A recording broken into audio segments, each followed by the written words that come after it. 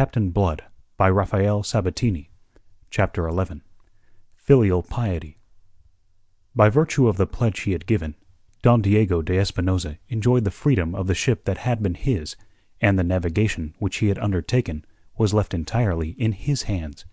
And because those who manned her were new to the seas of the Spanish Main, and because even the things that had happened in Bridgetown were not enough to teach them to regard every Spaniard as a treacherous, cruel dog to be slain at sight, they used him with the civility which his own suave urbanity invited. He took his meals in the great cabin with Blood and the three officers elected to support him, Hagthorpe, Wolverstone, and Dyke. They found Don Diego an agreeable, even an amusing companion, and their friendly feeling towards him was fostered by his fortitude and brave equanimity in this adversity. That Don Diego was not playing fair it was impossible to suspect. Moreover, there was no conceivable reason why he should not. And he had been of the utmost frankness with them. He had denounced their mistake in sailing before the wind upon leaving Barbados. They should have left the island to leeward, heading into the Caribbean and away from the archipelago. As it was, they would now be forced to pass through this archipelago again, so as to make Curacao, and this passage was not to be accomplished without some measure of risk to themselves. At any point between the islands they might come upon an equal or superior craft. Whether she were Spanish or English would be equally bad for them, and being undermanned, they were in no case to fight. To lessen this risk as far as possible, Don Diego directed at first a southerly and then a westerly course, and so, taking a line midway between the islands of Tobago and Grenada, they won safely through the danger zone, and came into the comparative security of the Caribbean Sea. "If this wind holds," he told them that night at supper, after he had announced to them their position, "we should reach Curacao inside 3 days." For 3 days the wind held. Indeed, it freshened a little on the second, and yet when the third night descended upon them, they had still made no landfall. The Cinco Llagas was ploughing through a sea contained on every side by the blue bowl of heaven. Captain Blood uneasily mentioned it to Don Diego. "It will be for tomorrow morning," he was answered, with calm conviction. "By all the saints, it is always tomorrow morning with you Spaniards, and tomorrow never comes, my friend." "But this tomorrow is coming, rest assured. However early you may be astir, you shall see land ahead, Don Pedro." Captain Blood passed on, content, and went to visit Jerry Pitt, his patient, to whose condition Don Diego owed his chance of life. For 24 hours now the fever had left the sufferer, and under Peter Blood's dressings his lacerated back was beginning to heal satisfactorily. So far, indeed, was he recovered, that he complained of his confinement, of the heat in his cabin.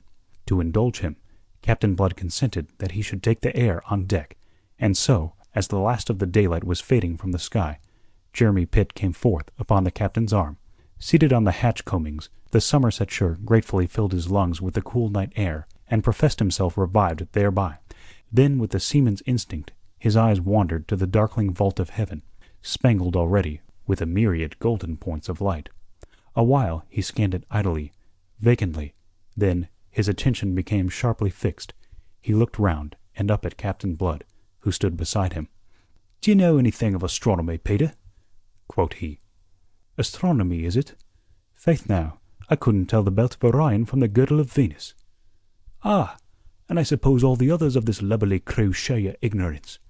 It would be more amiable of you to suppose that they exceed it." Jeremy pointed ahead to a spot of light in the heavens over the starboard bow. "That is the North Star," said he. "Is it now? Glory be, I wonder you can pick it out from the rest." "And the North Star ahead almost over your starboard bow means that we're steering a course north, northwest, or maybe north by west, for I doubt if we are standing more than 10 degrees westward." "And why shouldn't we?" wondered Captain Blood. "You told me, didn't you, that we came west of the archipelago between Tobago and Grenada, steering for Curacao? If that were our present course, we should have the North Star abeam, out yonder." On the instant, Mr. Blood shed his laziness.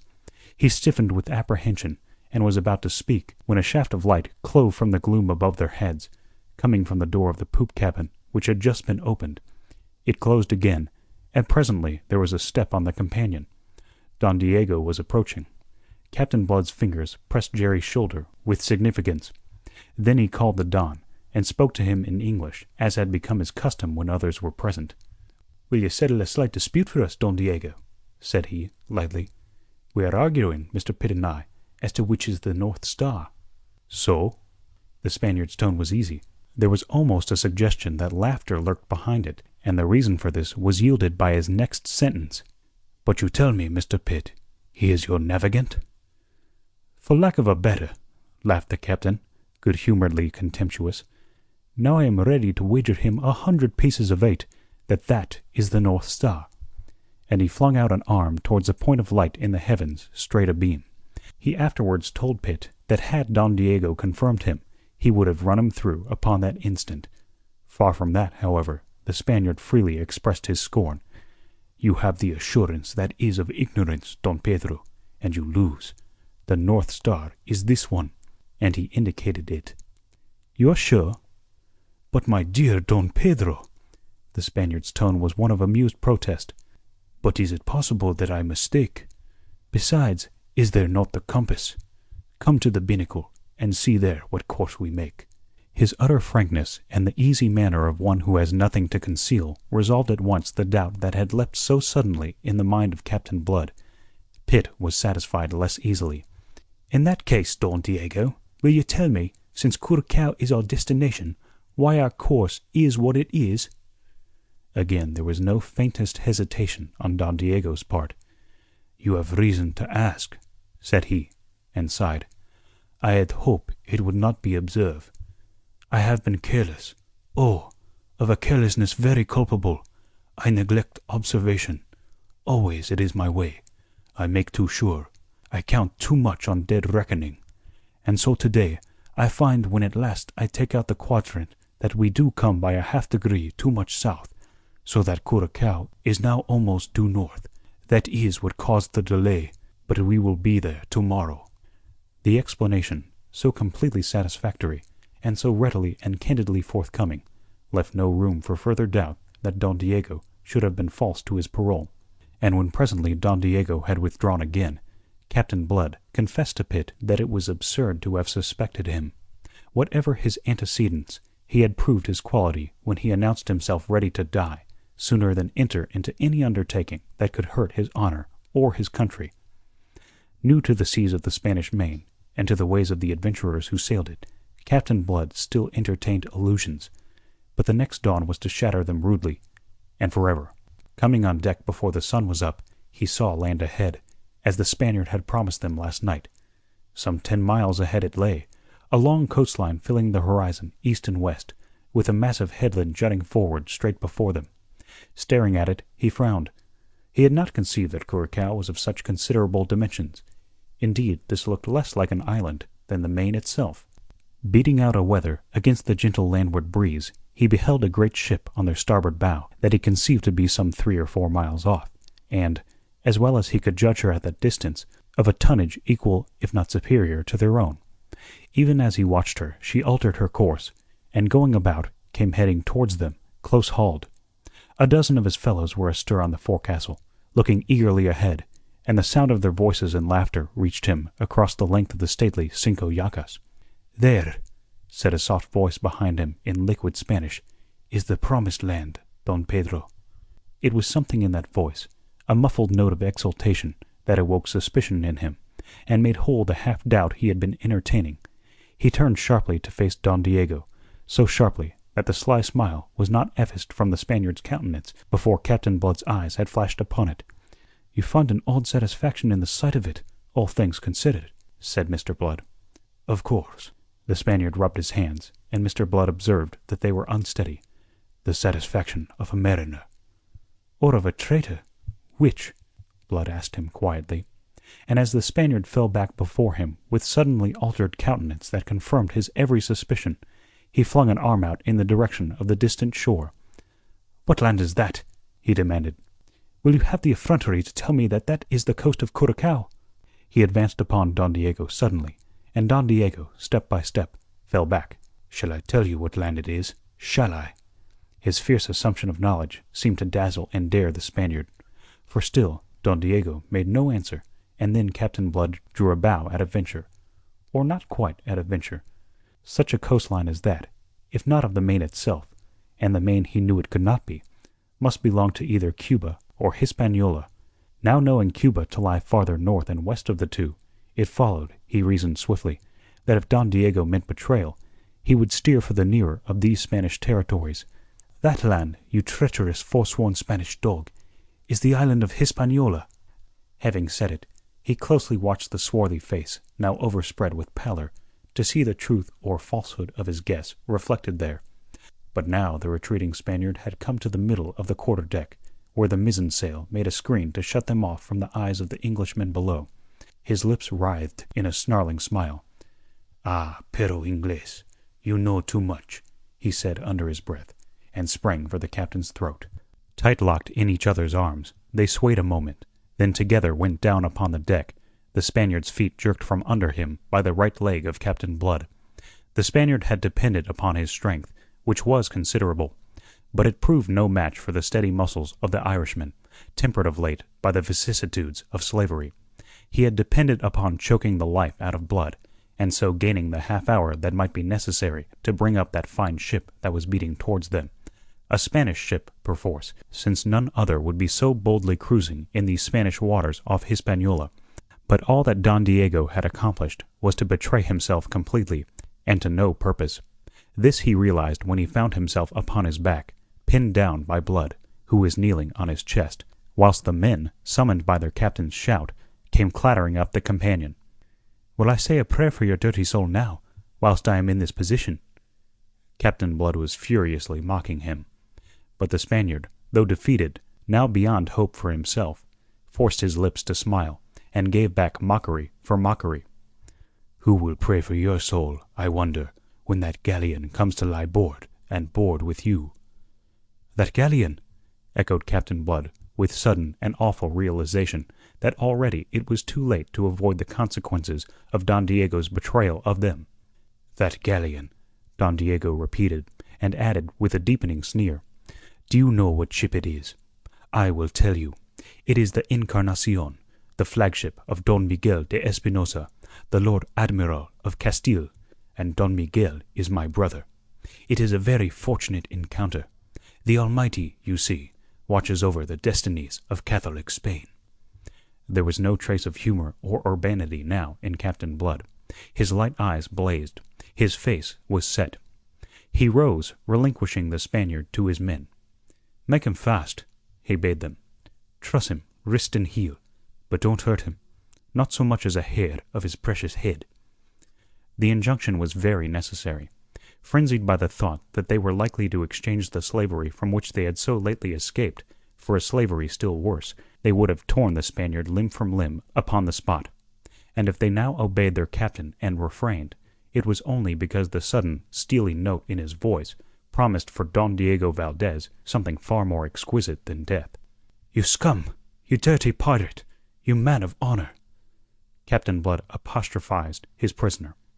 But Don Diego looked up at him and laughed. "You underrated me." He spoke English so that all might hear. "I tell you that I was not fear death, and I show you that I was not fear it. You no understand. You just an English dog." "Irish, if you please," Captain Blood corrected him. "And your parole, you tyke of Spain?" "You think I give my parole to leave you sons of filth with this beautiful Spanish ship, to go make war upon other Spaniards? Ha!" Don Diego laughed in his throat. "You fool. You can kill me. Pish, it is very well. I die with my work well done. In less than an hour you will be the prisoners of Spain, and the Cinco Llagas will go belong to Spain again." Captain Blood regarded him steadily out of a face which, if impassive, had paled under its deep tan. About the prisoner, clamant, infuriated, ferocious, the rebel's convict surged, almost literally athirst for his blood. "Wait," Captain Blood imperiously commanded, and turning on his heel, he went aside to the rail. As he stood there deep in thought, he was joined by Hagthorpe, Wolverstone, and Ogle the gunner. In silence they stared with him across the water at that other ship.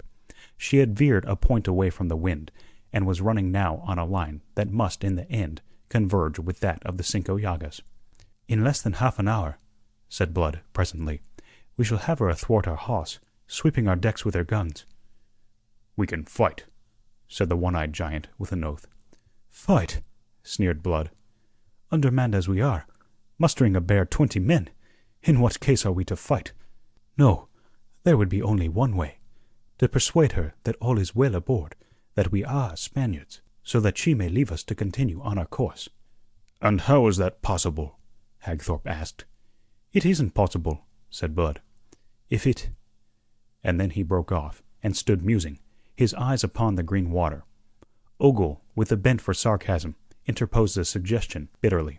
"We might send Don Diego de Espinosa in a boat manned by his Spaniards to assure his brother the admiral that we are all loyal subjects of his Catholic Majesty."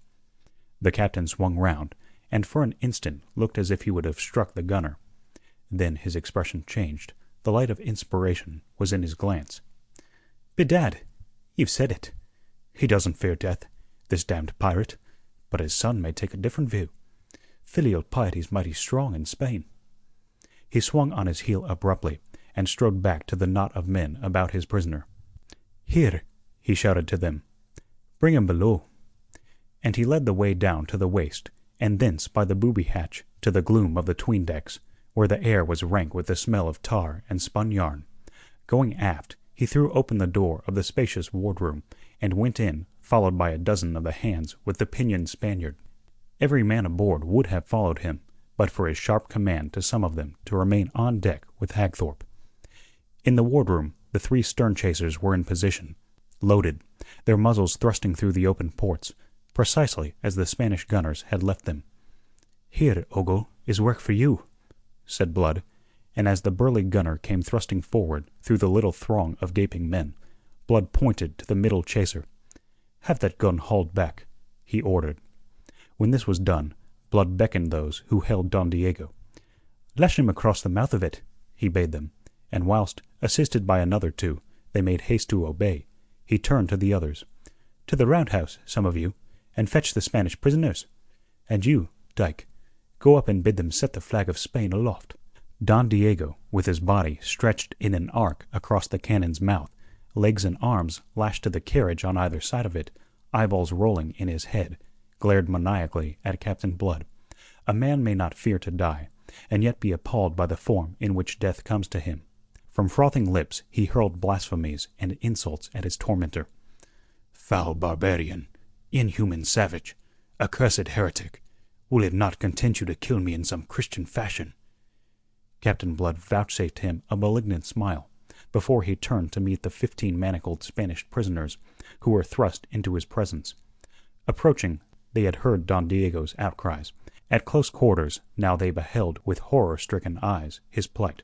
From amongst them a comely, olive-skinned stripling, distinguished in bearing and apparel from his companions, started forward with an anguished cry of "Father!" Writhing in the arms that made haste to seize and hold him, he called upon heaven and hell to avert this horror, and lastly addressed to Captain Blood an appeal for mercy that was at once fierce and piteous. Considering him, Captain Blood thought with satisfaction that he displayed the proper degree of filial piety. He afterwards confessed that for a moment he was in danger of weakening, that for a moment his mind rebelled against the pitiless thing it had planned, but to correct the sentiment, he evoked a memory of what these Spaniards had performed in Bridgetown. Again he saw the white face of that child, Mary Trail, as she fled in horror before the jeering ruffian whom he had slain, and other things even more unspeakable seen on that dreadful evening rose now before the eyes of his memory to stiffen his faltering purpose. The Spaniards had shown themselves without mercy or sentiment or decency of any kind. Stuffed with religion, they were without a spark of that Christianity, the symbol of which was mounted on the mainmast of the approaching ship. A moment ago this cruel, vicious Don Diego had insulted the Almighty by his assumption that he kept a specially benevolent watch over the destinies of Catholic Spain. Don Diego should be taught his error. Recovering the cynicism in which he had approached his task, the cynicism essential to its proper performance, he commanded Ogle to kindle a match and remove the leaden apron from the touch-hole of the gun that bore Don Diego. Then, as the younger Espinosa broke into fresh intercessions mingled with imprecations, he wheeled upon him sharply. "Peace!" he snapped. "Peace, and listen. It is no part of my intention to blow your father to hell as he deserves, or indeed to take his life at all." Having surprised the lad into silence by that promise, a promise surprising enough in all the circumstances, he proceeded to explain his aims in that faultless and elegant Castilian of which he was fortunately master, as fortunately for Don Diego as for himself. "It is your father's treachery that has brought us into this plight, and deliberately into risk of capture and death aboard that ship of Spain. Just as your father recognized his brother's flagship, so will his brother have recognized the Cinco Llagas. So far, then, all is well. But presently the Encarnacion will be sufficiently close to perceive that here all is not as it should be. Sooner or later she must guess or discover what is wrong, and then she will open fire or lay us board and board. Now, we are in no case to fight, as your father knew when he ran us into this trap. But fight we will, if we are driven to it. We make no tame surrender to the ferocity of Spain." He laid his hand on the breech of the gun that bore Don Diego. "Understand this clearly. To the first shot from the Encarnacion, this gun will fire the answer. I make myself clear, I hope?"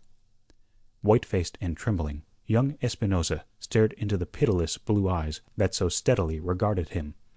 "If it is clear," he faltered, breaking the utter silence in which all were standing. "But, name of God, how should it be clear? How should I understand? Can you avert the fight? If you know a way, and if I, or these, can help you to it, if that is what you mean, in heaven's name let me hear it." "A fight would be averted if Don Diego de Espinosa were to go aboard his brother's ship, and by his presence and assurances inform the admiral that all is well with the Cinco Llagas, that she is indeed still a ship of Spain, as her flag now announces. But of course Don Diego cannot go in person, because he is otherwise engaged. He has a slight touch of fever, shall we say, that detains him in his cabin. But you, his son, may convey all this and some other matters, together with his homage to your uncle. You shall go in a boat manned by 6 of these Spanish prisoners, and I, a distinguished Spaniard delivered from captivity in Barbados by your recent raid, will accompany you to keep you in countenance. If I return alive, and without accident of any kind to hinder our free sailing hence, Don Diego shall have his life, as shall every one of you. But if there is the least misadventure, be it from treachery or ill fortune, I care not which, the battle, as I have had the honour to explain, will be opened on our side by this gun, and your father will be the first victim of the conflict." He paused a moment. There was a hum of approval from his comrades, an anxious stirring among the Spanish prisoners. Young Espinosa stood before him, the colour ebbing and flowing in his cheeks.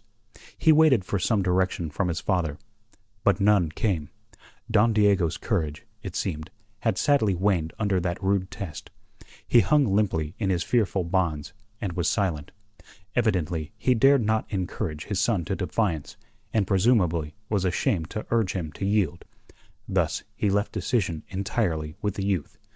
"Come," said Blood. "I have been clear enough, I think. What do you say?" Don Esteban moistened his parched lips, and with the back of his hand mopped the anguished sweat from his brow. His eyes gazed wildly a moment upon the shoulders of his father, as if beseeching guidance. But his father remained silent. Something like a sob escaped the boy. I accept," he answered at last, and swung to the Spaniards. "And you will accept too," he insisted passionately. "For Don Diego's sake, and for your own, for all our sakes. If you do not, this man will butcher us all without mercy."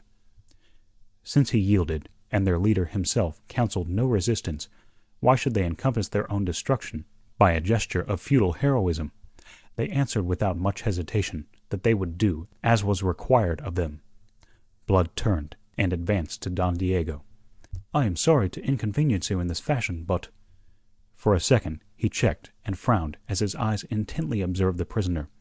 Then, after that scarcely perceptible pause, he continued, "But I do not think that you have anything beyond this inconvenience to apprehend, and you may depend upon me to shorten it as far as possible." Don Diego made him no answer. Peter Blood waited a moment, observing him. Then he bowed and stepped back. End of chapter 11. Robinson. Captain Blood, by Rafael Sabatini. Chapter 12. Don Pedro Sangre. The Cinco Llagas and the Encarnacion, after a proper exchange of signals, lay hove to within a quarter of a mile of each other, and across the intervening space of gently heaving, sunlit waters sped a boat from the former, manned by 6 Spanish seamen, and bearing in her stern sheets Don Esteban de Espinosa and Captain Peter Blood. She also bore 2 treasure chests containing 50,000 pieces of eight. Gold has at all times been considered the best of testimonies of good faith, and Blood was determined that in all respects appearances should be entirely on his side. His followers had accounted this a supererogation of pretense, but Blood's will in the matter had prevailed. He carried further a bulky package addressed to a grande of Spain, heavily sealed with the arms of Espinosa, another piece of evidence hastily manufactured in the cabin of the Cinco Llagas, and he was spending these last moments in completing his instructions to his young companion. Don Esteban expressed his last lingering uneasiness. "But if you should betray yourself?" he cried. "It will be unfortunate for everybody. I advised your father to say a prayer for our success. I depend upon you to help me more materially." "I will do my best. God knows I will do my best," the boy protested. Blood nodded thoughtfully, and no more was said until they bumped alongside the towering mass of the Encarnacion. Up the ladder went Don Esteban, closely followed by Captain Blood. In the waist stood the Admiral himself to receive them, a handsome, self-sufficient man, very tall and stiff, a little older and grayer than Don Diego, whom he closely resembled. He was supported by 4 officers and a friar in the black and white habit of Saint Dominic. Don Miguel opened his arms to his nephew, whose lingering panic he mistook for pleasurable excitement, and having enfolded him to his bosom, turned to greet Don Esteban's companion. Peter Blood bowed gracefully, entirely at his ease, so far as might be judged from appearances. "I am," he announced, making a literal translation of his name, "Don Pedro Sangre, an unfortunate gentleman of Leon, lately delivered from captivity by Don Esteban's most gallant father." And in a few words he sketched the imagined conditions of his capture by, and deliverance from, those accursed heretics who held the island of Barbados. "Benedicamus Domino," said the friar to his tale. "Ex hoc nunc et usque in seculum," replied Blood, the occasional papist, with lowered eyes. The Admiral and his attending officers gave him a sympathetic hearing and a cordial welcome. Then came the dreaded question. "But where is my brother? Why has he not come himself to greet me?" It was young Espinosa who answered this. "My father is afflicted at denying himself that honour and pleasure. But unfortunately, sir uncle, he is a little indisposed. Oh, nothing grave, merely sufficient to make him keep his cabin. It is a little fever, the result of a slight wound taken in the recent raid upon Barbados, which resulted in this gentleman's happy deliverance." "Nay, nephew, nay," Don Miguel protested with ironic repudiation. "I can have no knowledge of these things. I have the honour to represent upon the seas His Catholic Majesty, who is at peace with the King of England. Already you have told me more than it is good for me to know. I will endeavour to forget it, and I will ask you, sirs," he added, glancing at his officers, "to forget it also." But he winked into the twinkling eyes of Captain Blood, then added matter that at once extinguished that twinkle. "But since Diego cannot come to me, why, I will go across to him." For a moment Don Esteban's face was a mask of pallid fear. Then Blood was speaking in a lowered, confidential voice that admirably blended suavity, impressiveness, and sly mockery. "If you please, Don Miguel, but that is the very thing you must not do, the very thing Don Diego does not wish you to do. You must not see him until his wounds are healed. That is his own wish. That is the real reason why he is not here. For the truth is that his wounds are not so grave as to have prevented his coming.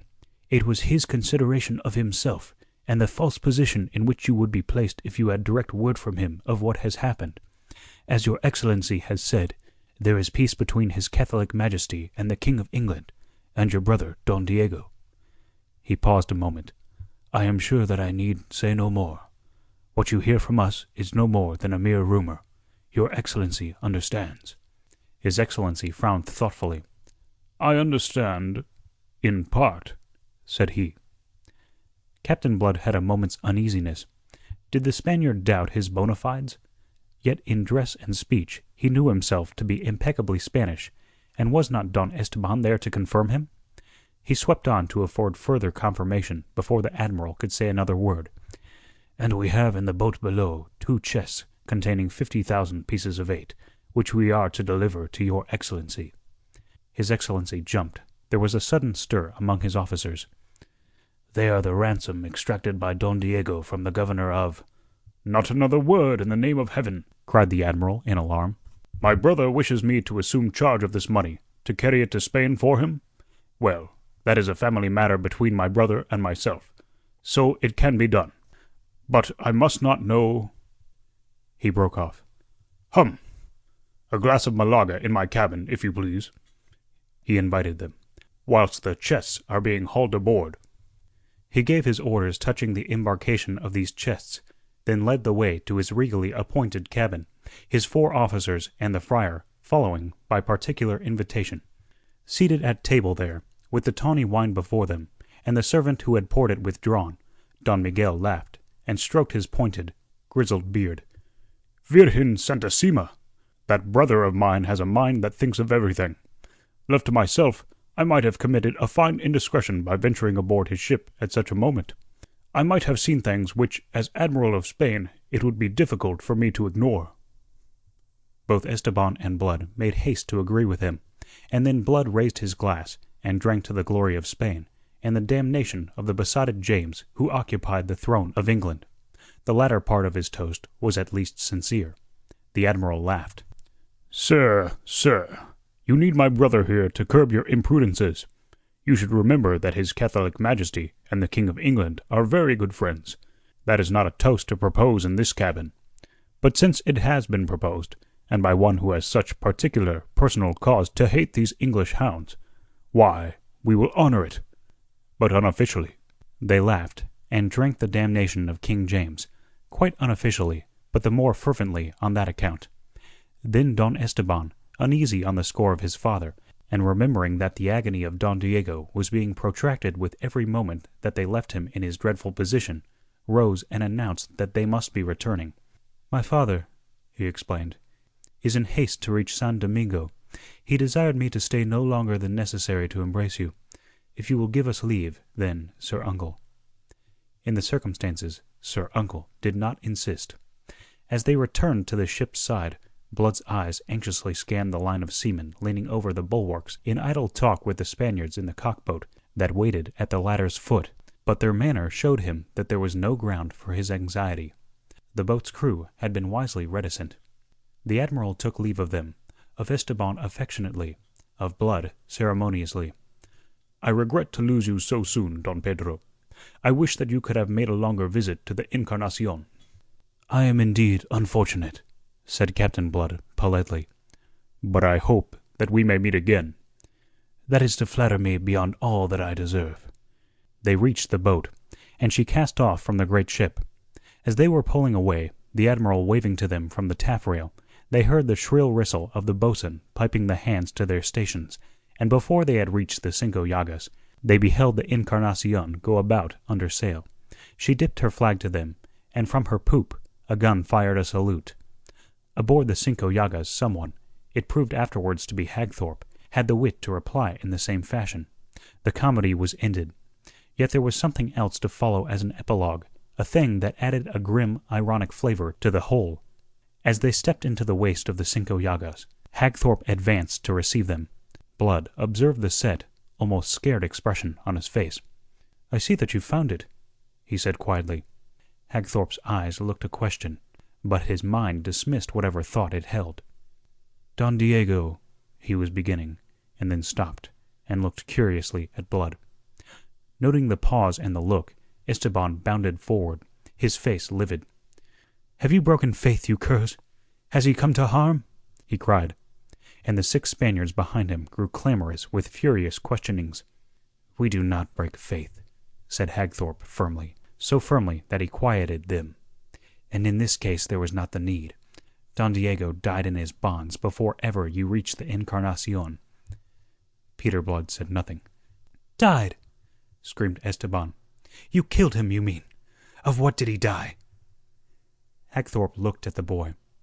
"If I am a judge," he said, "Don Diego died of fear." Don Esteban struck Hagthorpe across the face at that, and Hagthorpe would have struck back, but that Blood got between, whilst his followers seized the lad. "Let be," said Blood. "You provoked the boy by your insult to his father." "I was not concerned to insult," said Hagthorpe, nursing his cheek. "It is what has happened. Come and look." "I have seen," said Blood. "He died before I left the Cinco Llagas. He was hanging dead in his bonds when I spoke to him before leaving." "What are you saying?" cried Esteban. Blood looked at him gravely, yet for all his gravity he seemed almost to smile, though without mirth. "If you had known that, eh?" he asked at last. For a moment Don Esteban stared at him, wide-eyed, incredulous. "I don't believe you," he said at last. "Yet you may. I am a doctor, and I know death when I see it." Again there came a pause, whilst conviction sank into the lad's mind. "If I had known that," he said at last in a thick voice, "you would be hanging from the yardarm of the Encarnacion at this moment." "I know," said Blood. "I am considering it, the profit that a man may find in the ignorance of others."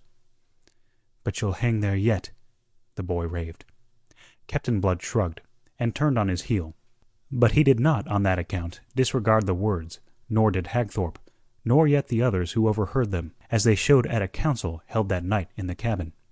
This council was met to determine what should be done with their Spanish prisoners, considering that Curacao now lay beyond their reach, as they were running short of water and provisions, and also that Pitt was hardly yet in case to undertake the navigation of the vessel. It had been decided that, going east of Hispaniola, and then sailing along its northern coast, they should make for Tortuga, that haven of the buccaneers, in which lawless port they had at least no danger of recapture to apprehend.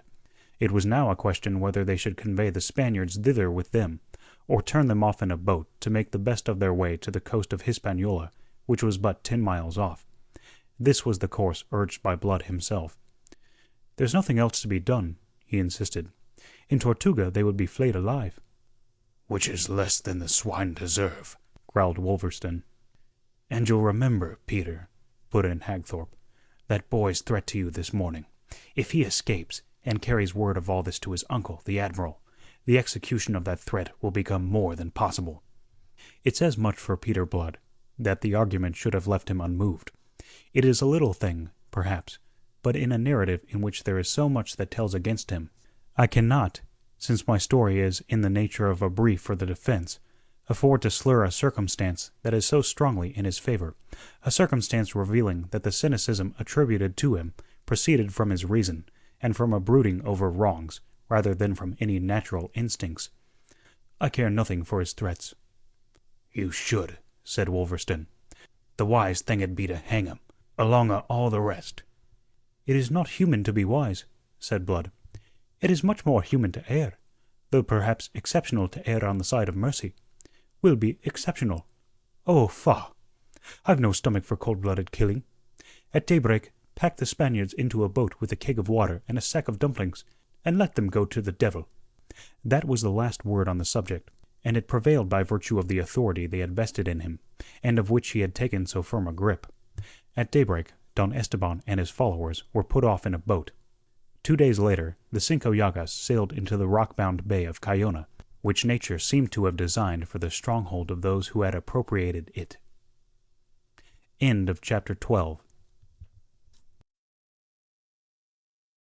By Rafael Sabatini. Chapter 13. Tortuga. It is time fully to disclose the fact that the survival of the story of Captain Blood's exploits is due entirely to the industry of Jeremy Pitt, the Somersetshire shipmaster. In addition to his ability as a navigator, this amiable young man appears to have wielded an indefatigable pen, and to have been inspired to indulge its fluency by the affection he very obviously bore to Peter Blood. He kept the log of the 40-gun frigate Arabella, on which he served as master, or, as we should say today, navigating officer, as no log I have ever seen was ever kept. It runs into some 20-odd volumes of assorted sizes. some of which are missing altogether, and others of which are so sadly depleted of leaves as to be of little use. But if at times in the laborious perusal of them they are preserved in the library of Mr. James Speke of Comerton, I have inveighed against these lacunae; at others I have been equally troubled by the excessive prolixity of what remains, and the difficulty of disintegrating from the confused whole the really essential parts. I have a suspicion that Esquemeling, though how or where I can make no surmise, must have obtained access to these records, and that he plucked from them the brilliant feathers of several exploits to stick them into the tail of his own hero, Captain Morgan. But that is by the way.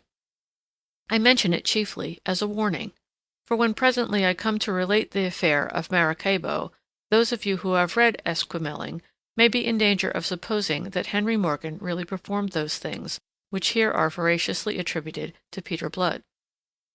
I think, however, that when you come to weigh the motives actuating both Blood and the Spanish admiral in that affair, and when you consider how integrally the event is a part of Blood's history, whilst merely a detached incident in Morgan's, you will reach my own conclusion as to which is the real plagiarist. The first of these logs of Pitt's is taken up almost entirely with a retrospective narrative of the events up to the time of Blood's first coming to Tortuga. This and the Tannatt collection of state trials are the chief, though not the only, sources of my history so far. Pitt lays great stress upon the fact that it was the circumstances upon which I have dwelt, and these alone, that drove Peter Blood to seek an anchorage at Tortuga. He insists at considerable length, and with a vehemence which in itself makes it plain that an opposite opinion was held in some quarters, that it was no part of the design of Blood or of any of his companions in misfortune to join hands with the buccaneers, who, under a semi-official French protection, made of Tortuga a lair whence they could sally out to drive their merciless piratical trade, chiefly at the expense of Spain. It was, Pitt tells us, Blood's original intention to make his way to France or Holland, but in the long weeks of waiting for a ship to convey him to one or the other of these countries, his resources dwindled and finally vanished. Also, his chronicler thinks that he detected signs of some secret trouble in his friend, and he attributes to this the abuses of the potent West Indian spirit of which Blood became guilty in those days of inaction, thereby sinking to the level of the wild adventurers with whom ashore he associated. I do not think that Pitt is guilty in this merely of special pleading, that he is putting forward excuses for his hero. I think that in those days there was a good deal to oppress Peter Blood. There was the thought of Arabella Bishop, and that this thought loomed large in his mind we are not permitted to doubt. He was maddened by the tormenting lure of the unattainable. He desired Arabella, yet knew her beyond his reach irrevocably, and for all time. Also, whilst he may have desired to go to France or Holland, he had no clear purpose to accomplish when he reached one or the other of these countries. He was, when all is said, an escaped slave, an outlaw in his own land, and a homeless outcast in any other. There remained the sea, which is free to all, and particularly alluring to those who feel themselves at war with humanity.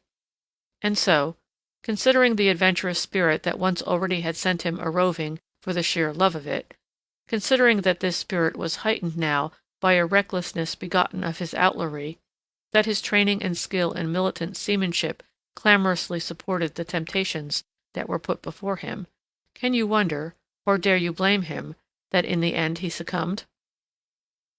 And remember that these temptations proceeded not only from adventurous buccaneering acquaintances in the taverns of that evil haven of Tortuga, but even from Monsieur d'Ogeron, the governor of the island, who levied as his harbor dues a percentage of 1/10 of all spoils brought into the bay, and who profited further by commissions upon money which he was desired to convert into bills of exchange upon France. A trade that might have worn a repellent aspect when urged by greasy, half-drunken adventurers, boucan hunters, lumbermen, beach-combers, English, French, and Dutch, became a dignified, almost official form of privateering when advocated by the courtly, middle-aged gentleman who, in representing the French West India Company, seemed to represent France herself. Moreover, to a man, not excluding Jeremy Pitt himself, in whose blood the call of the sea was insistent and imperative, those who had escaped with Peter Blood from the Barbados plantations, and who consequently, like himself, knew not whither to turn, were all resolved upon joining the great brotherhood of the coast, as those rovers called themselves. And they united theirs to the other voices that were persuading Blood, demanding that he should continue now in the leadership which he had enjoyed since they had left Barbados, and swearing to follow him loyally whithersoever he should lead them. And so, to condense all that Jeremy has recorded in the matter, Blood ended by yielding to external and internal pressure, abandoned himself to the stream of destiny. Fata viam invenerant is his own expression of it. If he resisted so long, it was, I think, the thought of Arabella Bishop that restrained him. That they should be destined never to meet again did not weigh at first, or indeed ever. He conceived the scorn with which she would come to hear of his having turned pirate, and the scorn, though as yet no more than imagined, hurt him as if it were already a reality.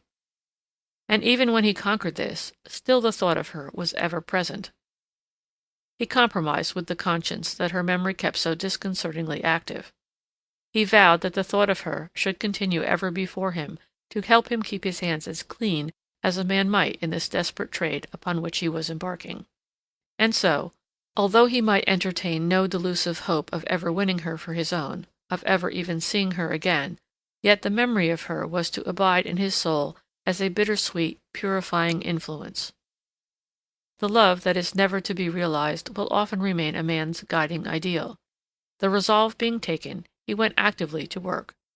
Ogeron, most accommodating of governors, advanced him money for the proper equipment of his ship, the Cinco Llagas, which he renamed the Arabella.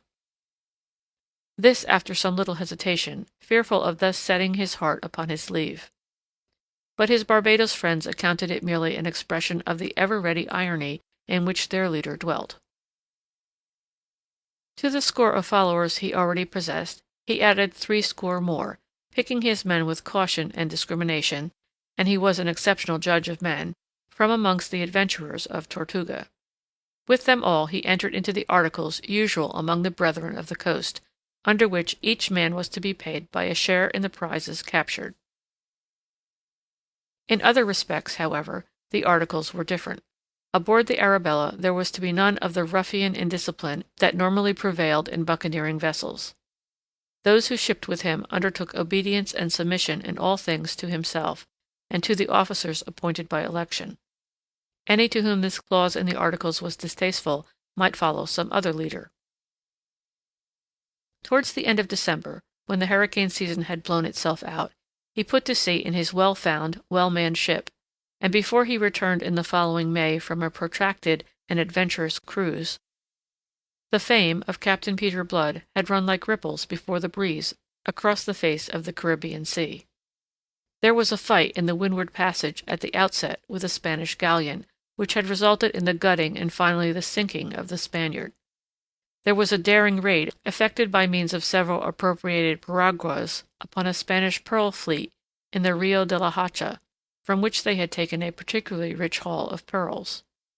There was an overland expedition to the goldfields of the Santa Maria on the Main, the full tale of which is hardly credible, and there were lesser adventures, through all of which the crew of the Arabella came with credit and profit, if not entirely unscathed. And so it happened that before the Arabella came homing to Tortuga in the following May to refit and repair, for she was not without scars, as you conceive, the fame of her and of Peter Blood, her captain, had swept from the Bahamas to the Windward Isles, from New Providence to Trinidad. An echo of it had reached Europe, and at the court of St. James angry representations were made by the ambassador of Spain, to whom it was answered that it must not be supposed that this Captain Blood held any commission from the King of England, that he was, in fact, a proscribed rebel, an escaped slave, and any measures against him by his Catholic Majesty would receive the cordial approbation of King James II. Don Miguel de Espinosa, the admiral of Spain in the West Indies, and his nephew Don Esteban, who sailed with him, did not lack the will to bring the adventurer to the yardarm. With them this business of capturing Blood, which was now an international affair, was also a family matter. Spain, through the mouth of Don Miguel, did not spare her threats. The report of them reached Tortuga, and with it the assurance that Don Miguel had behind him not only the authority of his own nation, but that of the English king as well. It was a brutum fulmen that inspired no terrors in Captain Blood, nor was he likely, on account of it, to allow himself to run to rust in the security of Tortuga. For what he had suffered at the hands of man, he had chosen to make Spain the scapegoat. Thus he accounted that he served a twofold purpose. He took compensation, and at the same time served, not indeed the Stuart king whom he despised, but England, and, for that matter, all the rest of civilized mankind, which cruel, treacherous, greedy, bigoted Castile sought to exclude from intercourse with the New World. One day, as he sat with Hagthorpe and Wolverstone over a pipe and a bottle of rum in the stifling reek of tar and stale tobacco of a waterside tavern, he was accosted by a splendid ruffian in a gold-laced coat of dark blue satin, with a crimson sash a foot wide about the waist. "C'est vous qu'on appelle le sang?" the fellow hailed him. Captain Blood looked up to consider the questioner before replying. The man was tall and built on lines of agile strength, with a swarthy, aquiline face that was brutally handsome. A diamond of great price flamed on the indifferently clean hand resting on the pommel of his long rapier, and there were gold rings in his ears, half concealed by long ringlets of oily chestnut hair. Captain Blood took the pipe stem from between his lips. "My name," he said, "is Peter Blood. The Spaniards know me for Don Pedro Sangre, and a Frenchman may call me Le Sang, if he pleases." "Good," said the gaudy adventurer in English, and without further invitation he drew up a stool and sat down at the greasy table. "My name," he informed the three men, two of whom at least were eyeing him askance, "it is Levasseur. You may have heard of me." They had, indeed.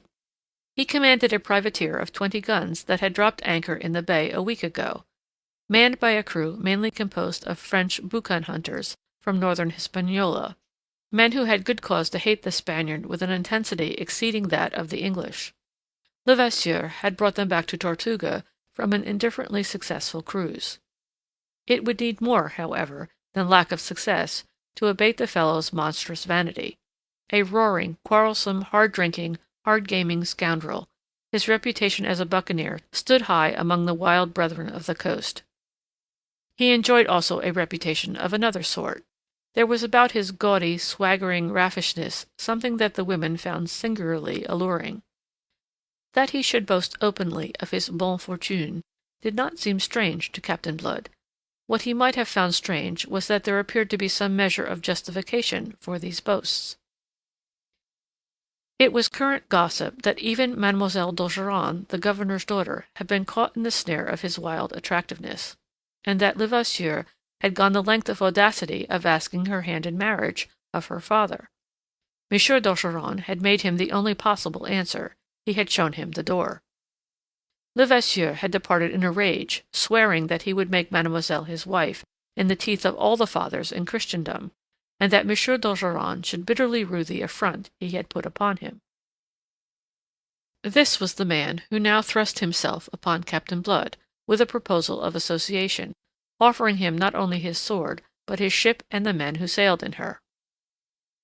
A dozen years ago, as a lad of barely 20, Levasseur had sailed with that monster of cruelty, l'Olonnais, and his own subsequent exploits bore witness and did credit to the school in which he had been reared. I doubt if in his day there was a greater scoundrel among the brethren of the coast than this Levasseur, and yet, repulsive though he found him, Captain Blood could not deny that the fellow's proposals displayed boldness, imagination, and resource, and he was forced to admit that jointly they could undertake operations of a greater magnitude than was possible singly to either of them.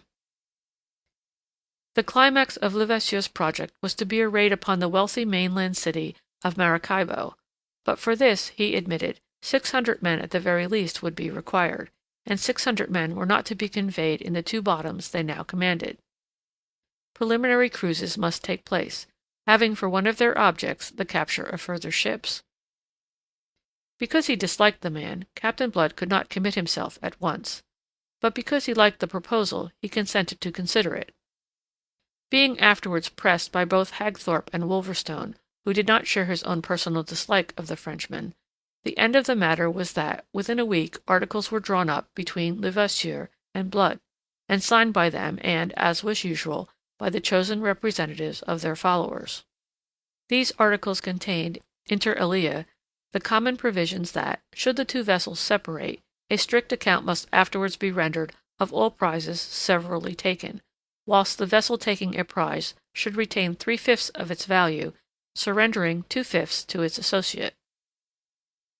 These shares were subsequently to be subdivided among the crew of each vessel, in accordance with the articles already obtaining between each captain and his own men.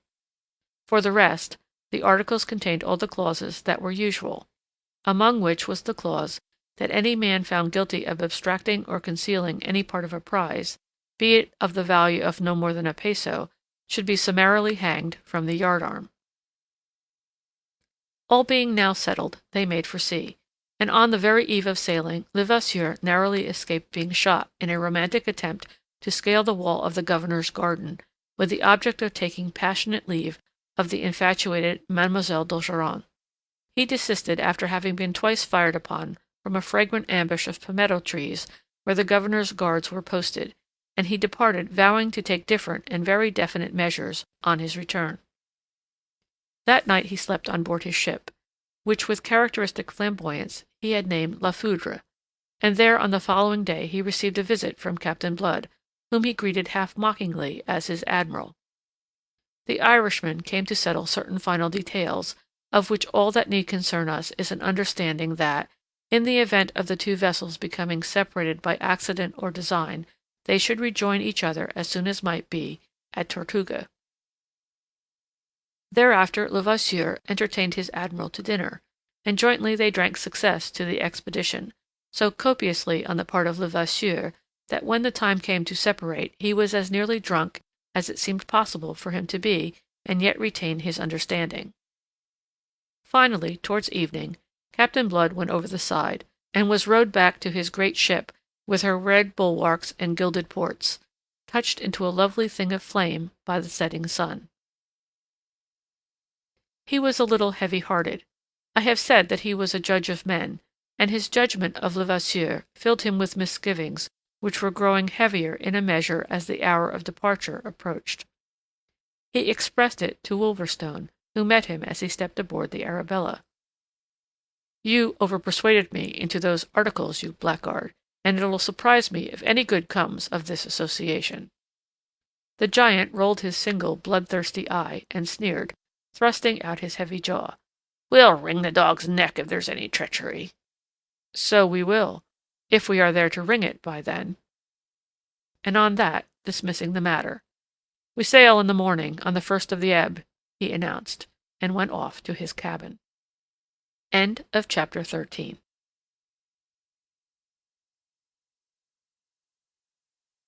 Here, please visit LibriVox.org. Captain Blood by Rafael Sabatini. Section 14. Levasseur's Heroics. It would be somewhere about 10 o'clock on the following morning, a full hour before the time appointed for sailing, when a canoe brought up alongside La Foudre, and a half-caste Indian stepped out of her and went up the ladder. He was clad in drawers of hairy, untanned hide, and a red blanket served him for a cloak. He was the bearer of a folded scrap of paper for Captain Levasseur. The captain unfolded the letter, sadly soiled and crumpled by contact with the half-caste person. Its contents may be roughly translated thus: "My well-beloved, I am in the Dutch brig Jean Gros, which is about to sail. Resolved to separate us forever, my cruel father is sending me to Europe in my brother's charge. I implore you, come to my rescue. Deliver me, my well-beloved hero.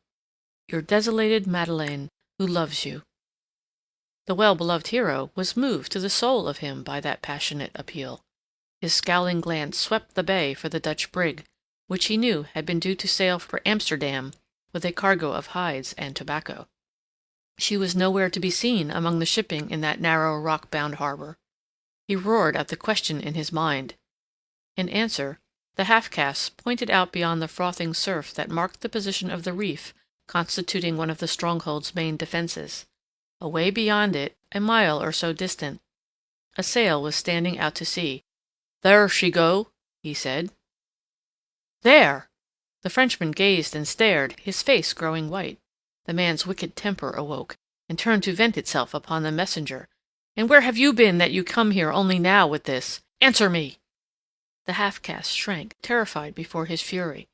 His explanation, if he had one, was paralyzed by fear. Levasseur took him by the throat, shook him twice, snarling the while, then hurled him into the scuppers. The man's head struck the gunwale as he fell, and he lay there, quite still, a trickle of blood issuing from his mouth. Levasseur dashed one hand against the other as if dusting them.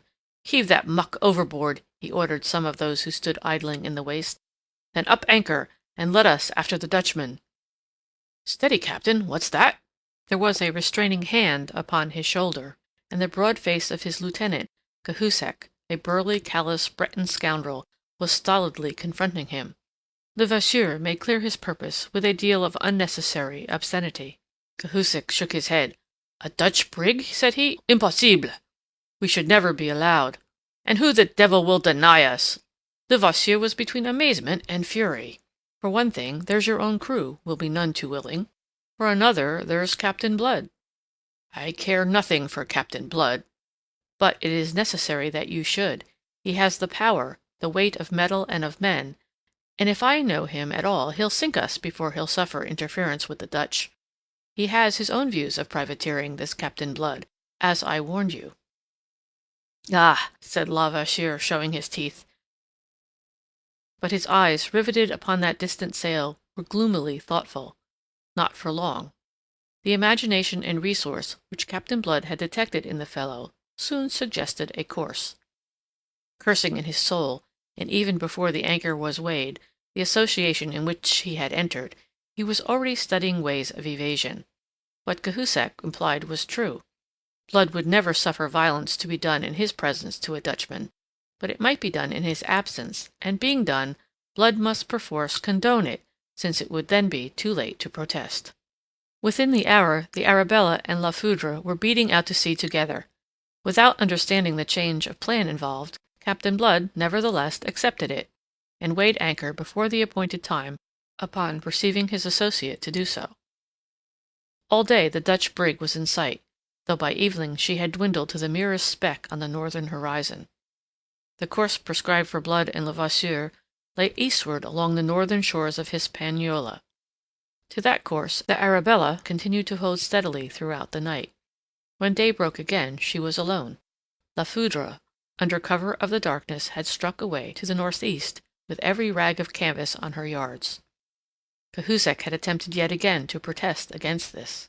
"The devil take you," Levasseur had answered him. "A ship's a ship, be she Dutch or Spanish, and ships are our present need. That will suffice for the men." His lieutenant said no more, but from his glimpse of the letter, knowing that a girl and not a ship was his captain's real objective, he gloomily shook his head as he rolled away on his bowed legs to give the necessary orders. Dawn found La Foudre close on the Dutchman's heels, not a mile astern, and the sight of her very evidently flustered the young vrouw. No doubt Mademoiselle's brother, recognizing Levasseur's ship, would be responsible for the Dutch uneasiness. They saw the young vrouw crowding canvas in a futile endeavor to outsail them, whereupon they stood off to starboard and raced on until they were in a position whence they could send a warning shot across her bow. The young vrouw veered, showed them her rudder, and opened fire with her stern chasers. The small shot went whistling through La Foudre's shrouds with some slight damage to her canvas. Followed a brief running fight, in the course of which the Dutchman let fly a broadside. 5 minutes after that they were board and board, the Jongvrow held tight in the clutches of La Foudre's grapnels, and the buccaneers pouring noisily into her waist. The Dutchman's master, purple in the face, stood forward to beard the pirate, followed closely by an elegant, pale-faced young gentleman, in whom Levasseur recognized his brother-in-law elect. "Captain Levasseur, this is an outrage for which you shall be made to answer. What do you seek aboard my ship?" "At first I sought only that which belongs to me, something of which I am being robbed. But since you chose war and opened fire on me with some damage to my ship, and loss of life to 5 of my men, why war it is, and your ship a prize of war." From the quarter-rail, Mademoiselle d'Ogeron looked down with glowing eyes in breathless wonder upon her well-beloved hero. Gloriously heroic he seemed as he stood towering there, masterful, audacious, beautiful. He saw her, and with a glad shout sprang towards her. The Dutch master got in his way with hands upheld to arrest his progress. Levasseur did not stay to argue with him. He was too impatient to reach his mistress. He swung the poleaxe that he carried, and the Dutchman went down in blood with a cloven skull. The eager lover stepped across the body and came on, his countenance joyously alight. But Mademoiselle was shrinking now in horror. She was a girl upon the threshold of glorious womanhood, of a fine height and nobly moulded, with heavy coils of glossy black hair above and about a face that was the color of old ivory. Her countenance was cast in lines of arrogance, stressed by the low lids of her full dark eyes. In a bound her well-beloved was beside her. Flinging away his bloody poleaxe, he opened wide his arms to enfold her, but she still shrank, even within his embrace, which would not be denied. A look of dread had come to temper the normal arrogance of her almost perfect face. "Mine, mine at last, and in spite of it all!" he cried exultantly, theatrically, truly heroic. But she, endeavoring to thrust him back, her hands against his breast, could only falter, Why did you kill him?" He laughed, as a hero should, and answered her heroically, with the tolerance of a god for the mortal to whom he condescends. "He stood between us. Let his death be a symbol, a warning. Let all who would stand between us mark it, and beware." It was so splendidly terrific, the gesture of it was so broad and fine, and his magnetism so compelling, that she cast her silly tremors and yielded herself freely, intoxicated, to his fond embrace. Thereafter he swung her to his shoulder, and stepping with ease beneath that burden, bore her in a sort of triumph, lustily cheered by his men, to the deck of his own ship. Her inconsiderate brother might have ruined that romantic scene, but for the watchful Cahusac, who quietly tripped him up, then trussed him like a fowl. Thereafter, what time the captain languished in his lady's smile within the cabin, Cahusac was dealing with the spoils of war. The Dutch crew was ordered into the longboat, and bidden go to the devil. Fortunately, as they numbered fewer than 30, the longboat, though perilously overcrowded, could yet contain them. Next, Cahusac, having inspected the cargo, put a quartermaster and a score of men aboard the Jongvrow, and left her to follow La Foudre, which he now headed south for the Leeward Islands. Cahusac was disposed to be ill-humored. The risk they had run in taking the Dutch brig and doing violence to members of the family of the governor of Tortuga was out of all proportion to the value of their prize.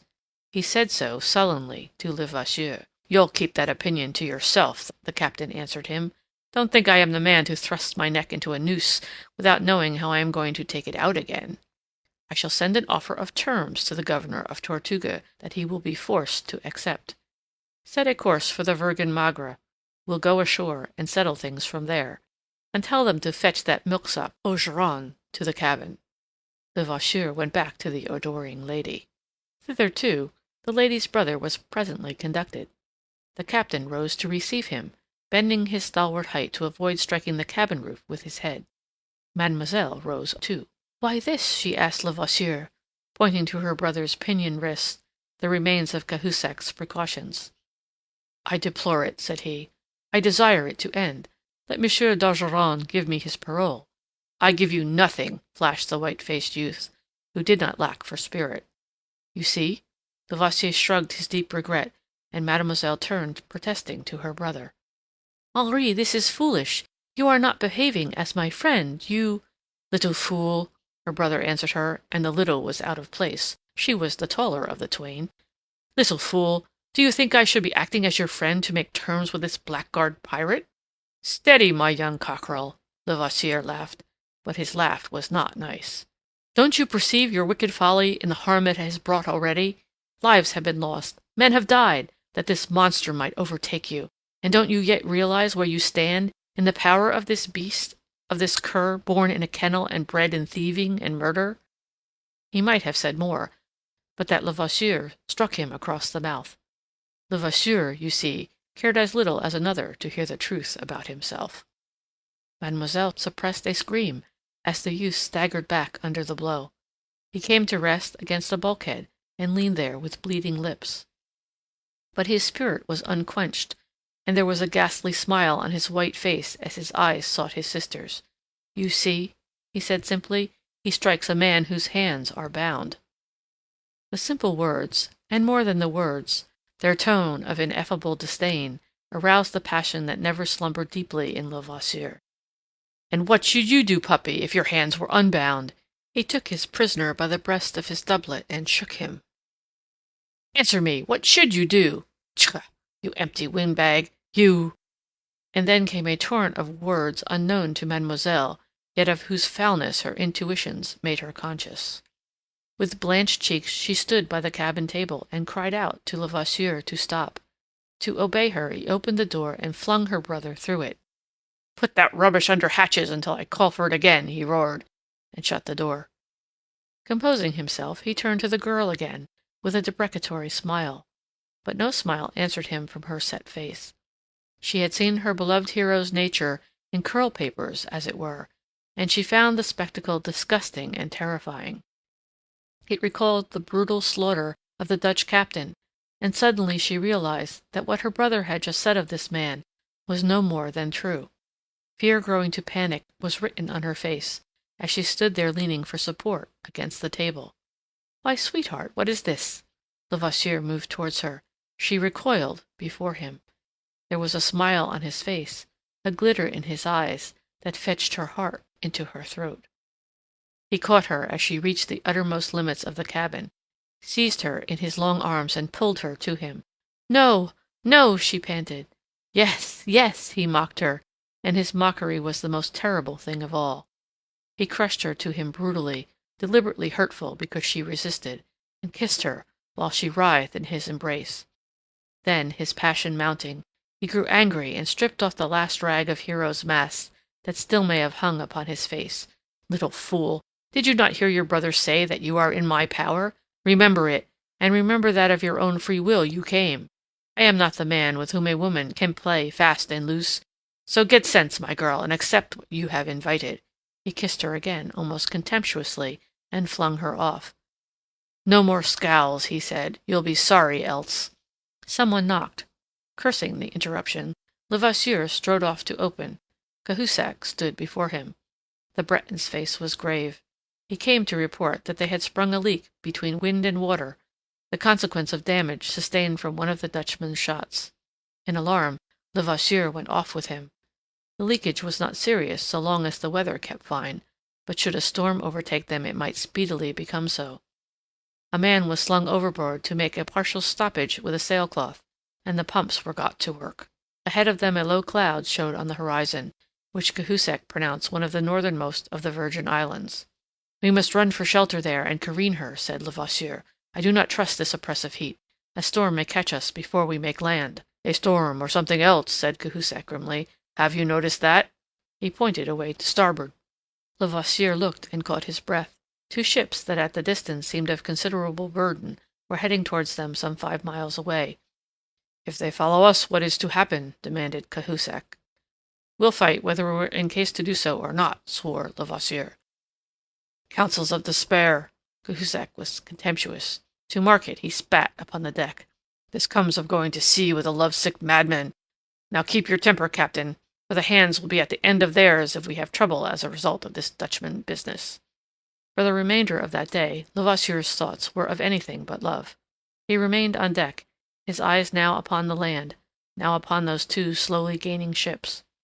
To run for the open could avail him nothing, and in his leaky condition would provide an additional danger. He must stand at bay and fight. And then, towards evening, when within 3 miles of shore, and when he was about to give the order to strip for battle, he almost fainted from relief to hear a voice from the crow's nest above announce that the larger of the two ships was the Arabella. Her companion was presumably a prize. But the pessimism of Cahusac abated nothing. "This is but the lesser evil," he growled. "What will Blood say about this Dutchman?" "Let him say what he pleases." Levasseur laughed in the immensity of his relief. "And what about the children of the governor of Tortuga?" "He must not know." "He'll come to know in the end." "Aye, but by then, morbleu, the matter will be settled. I shall have made my peace with the governor. I tell you, I know the way to compel Ogeron to come to terms."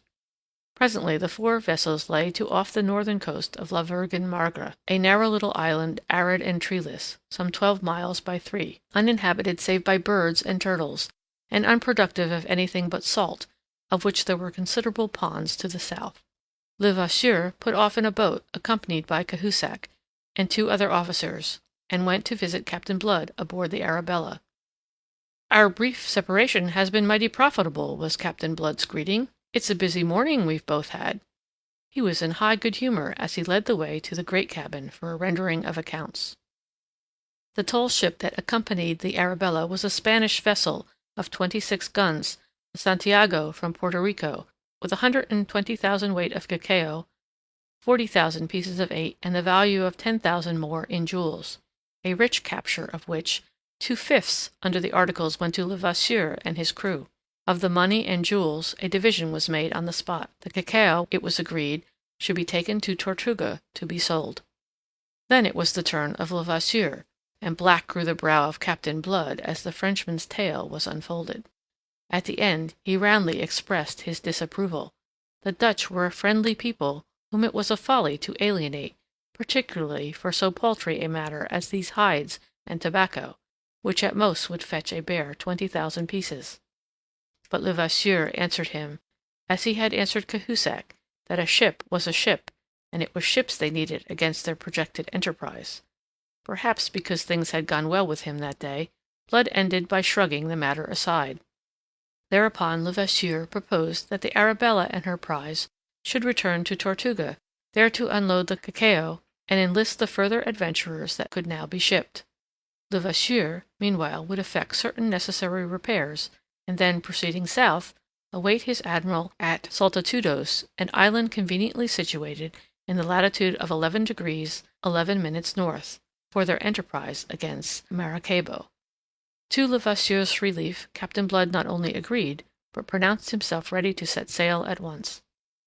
No sooner had the Arabella departed than Levasseur brought his ships into the lagoon, and set his crew to work upon the erection of temporary quarters ashore for himself, his men, and his enforced guests, during the careening and repairing of La Foudre. At sunset that evening the wind freshened. It grew to a gale, and from that to such a hurricane that Levasseur was thankful to find himself ashore and his ships in safe shelter.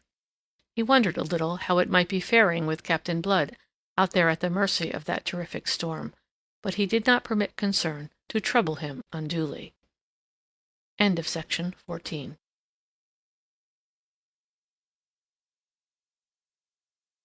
Please visit LibriVox.org. Captain Blood by Rafael Sabatini. Section 15. The Ransom. In the glory of the following morning, sparkling and clear after the storm, with an invigorating briny tang in the air from the salt ponds on the south of the island, a curious scene was played on the beach of the Virgen Magra, at the foot of a ridge of bleached dunes, beside the spread of sail from which Levasseur had improvised a tent. Enthroned upon an empty cask sat the French filibuster to transact important business, the business of making himself safe with the governor of Tortuga. A guard of honor of a half-dozen officers hung about him. 5 of them were rude boucan hunters, in stained jerkins and leather breeches. The 6th was Cahusac. Before him, guarded by 2 half-naked negroes, stood young d'Ogeron, in frilled shirt and satin small-clothes and fine shoes of Cordovan leather. He was stripped of doublet, and his hands were tied behind him. The young gentleman's comely face was haggard. Near at hand, and also under guard, but unpinioned, Mademoiselle his sister sat hunched upon a hillock of sand. She was very pale, and it was in vain that she sought to veil in a mask of arrogance the fears by which she was assailed. Levasseur addressed himself to Monsieur d'Ogeron. He spoke at long length. In the end, "I trust, monsieur," said he, with mock suavity, "that I have made myself quite clear. So that there may be no misunderstandings, I will recapitulate. Your ransom is fixed at 20,000 pieces of 8, and you shall have liberty on parole to go to Tortuga to collect it. In fact, I shall provide the means to convey you thither, and you shall have a month in which to come and go. Meanwhile, your sister remains with me as a hostage. Your father should not consider such a sum excessive as the price of his son's liberty, and to provide a dowry for his daughter. Indeed, if anything, I am too modest. Pardi, Monsieur de Charon is reputed a wealthy man." Monsieur de Charon the younger raised his head and looked the captain boldly in the face. "I refuse utterly and absolutely, do you understand? So do your worst, and be damned for a filthy pirate without decency and without honor." "But what words!" laughed Levasseur. "What heat, and what foolishness! You have not considered the alternative. When you do, you will not persist in your refusal. You will not do that in any case. We have spurs for the reluctant, and I warn you against giving me your parole under stress, and afterwards playing me false. I shall know how to find and punish you. Meanwhile, remember your sister's honor is in pawn to me. Should you forget to return with the dowry, you will not consider it unreasonable that I forget to marry her." Levasseur's smiling eyes, intent upon the young man's face, saw the horror that crept into his glance. Monsieur d'Ogeron cast a wild glance at mademoiselle, and observed the gray despair that had almost stamped the beauty from her face. Disgust and fury swept across his countenance. Then he braced himself and answered resolutely, "No, you dog, 1,000 times no! You are foolish to persist."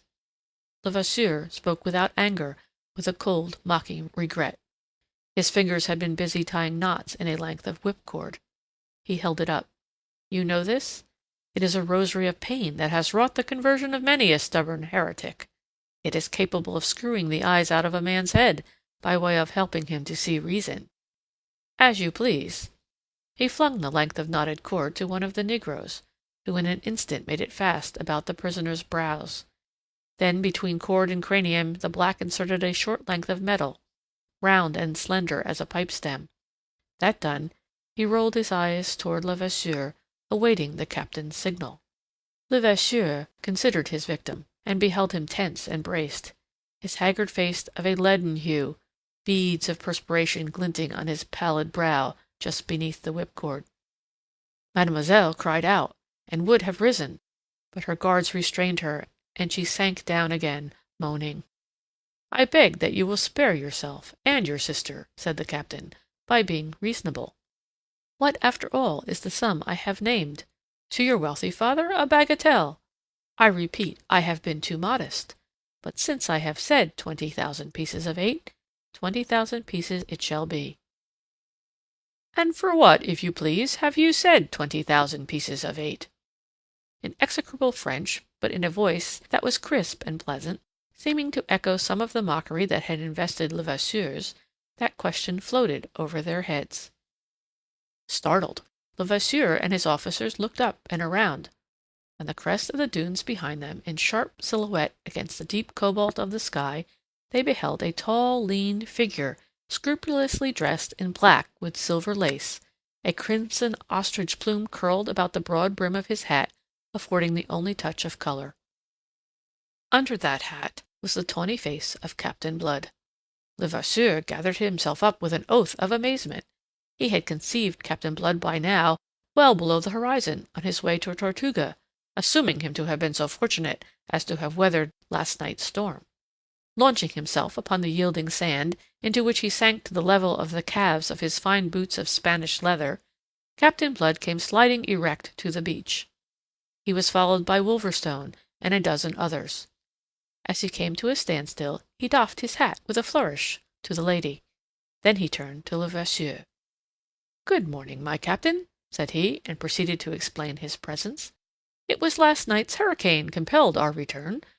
We had no choice but to ride before it with stripped poles, and it drove us back the way we had gone.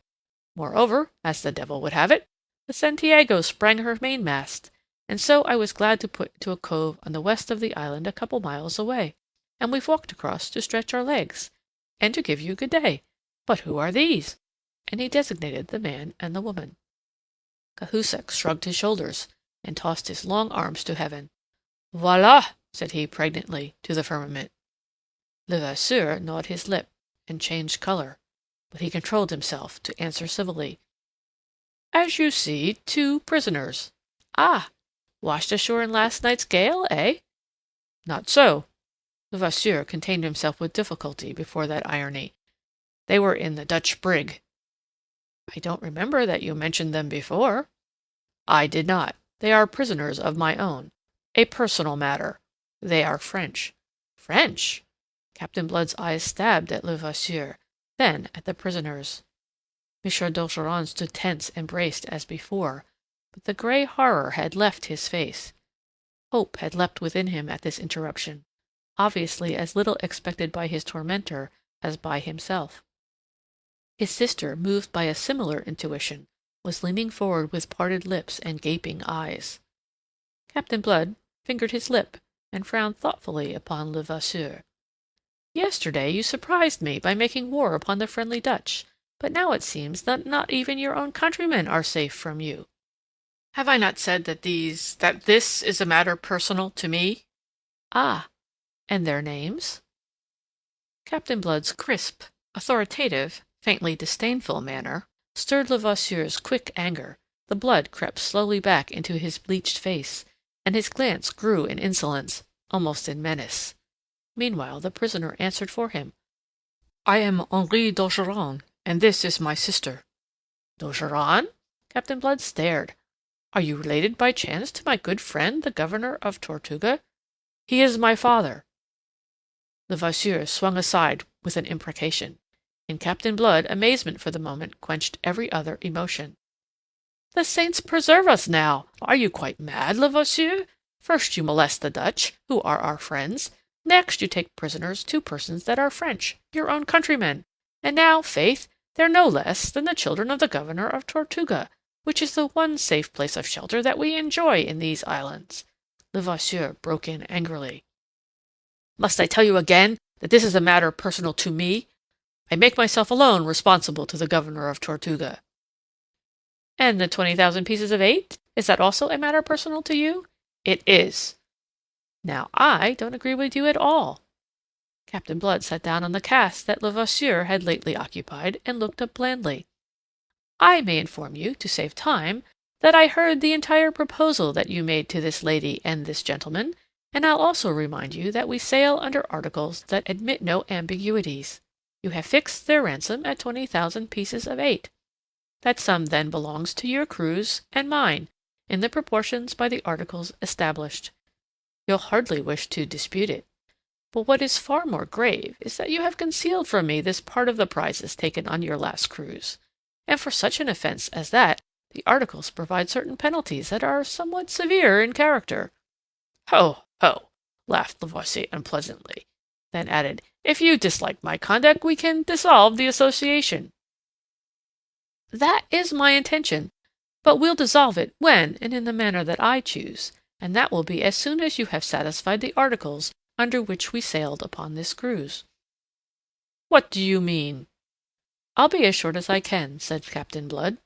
I'll waive for the moment the unseemliness of making war upon the Dutch, of taking French prisoners, and of provoking the anger of the governor of Tortuga.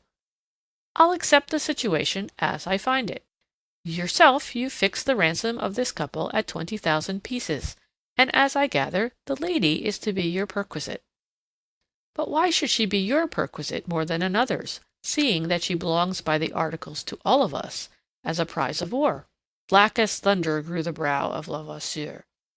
However, added Captain Blood, I'll not dispute her to you if you are prepared to buy her. Buy her? At the price you have set upon her. Levasseur contained his rage, that he might reason with the Irishman. That is the ransom of the man. It is to be paid for him by the governor of Tortuga. No, no, ye've parcelled the twain together. Very oddly, I confess. Ye've set their value at 20,000 pieces, and for that sum you may have them, since you desire it, but you'll pay for them the 20,000 pieces that are ultimately to come to you, as the ransom of one and the dowry of the other, and that sum shall be divided among our crews. So that you do that, it is conceivable that our followers may take a lenient view of your breach of the articles we jointly signed. Levasseur laughed savagely. "Ah ça! Credieu! The good jest!" "I quite agree with you," said Captain Blood. To Levasseur the jest lay in that Captain Blood, with no more than a dozen followers, should come there attempting to hector him, who had 100 men within easy call. But it seemed that he had left out of his reckoning something which his opponent had counted in. For, as laughing still, Levasseur swung to his officers, he saw that which choked the laughter in his throat. Captain Blood had shrewdly played upon the cupidity that was the paramount inspiration of those adventurers, and Levasseur now read clearly on their faces how completely they adopted Captain Blood's suggestion that all must participate in the ransom which their leader had thought to appropriate to himself. It gave the gaudy ruffian pause, and whilst in his heart he cursed those followers of his who could be faithful only to their greed, he perceived, and only just in time, that he had best tread warily. "You misunderstand," he said, swallowing his rage. "The ransom is for division when it comes. The girl, meanwhile, is mine on that understanding."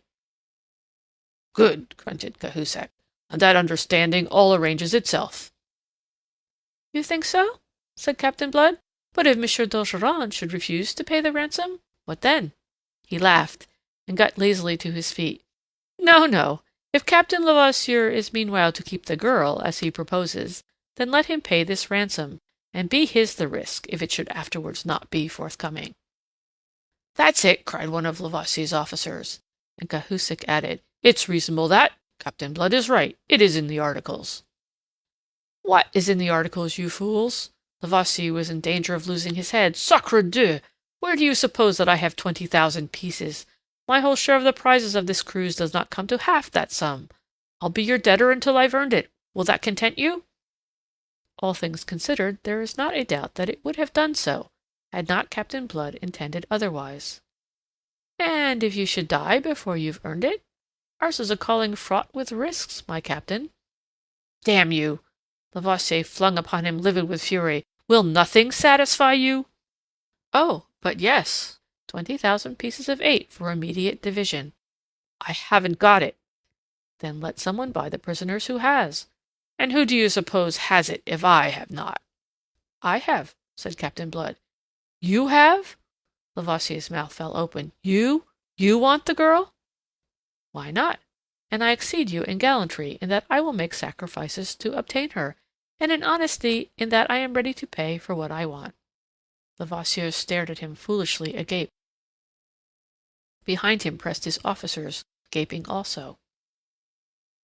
Captain Blood sat down again on the cask, and drew from an inner pocket of his doublet a little leather bag.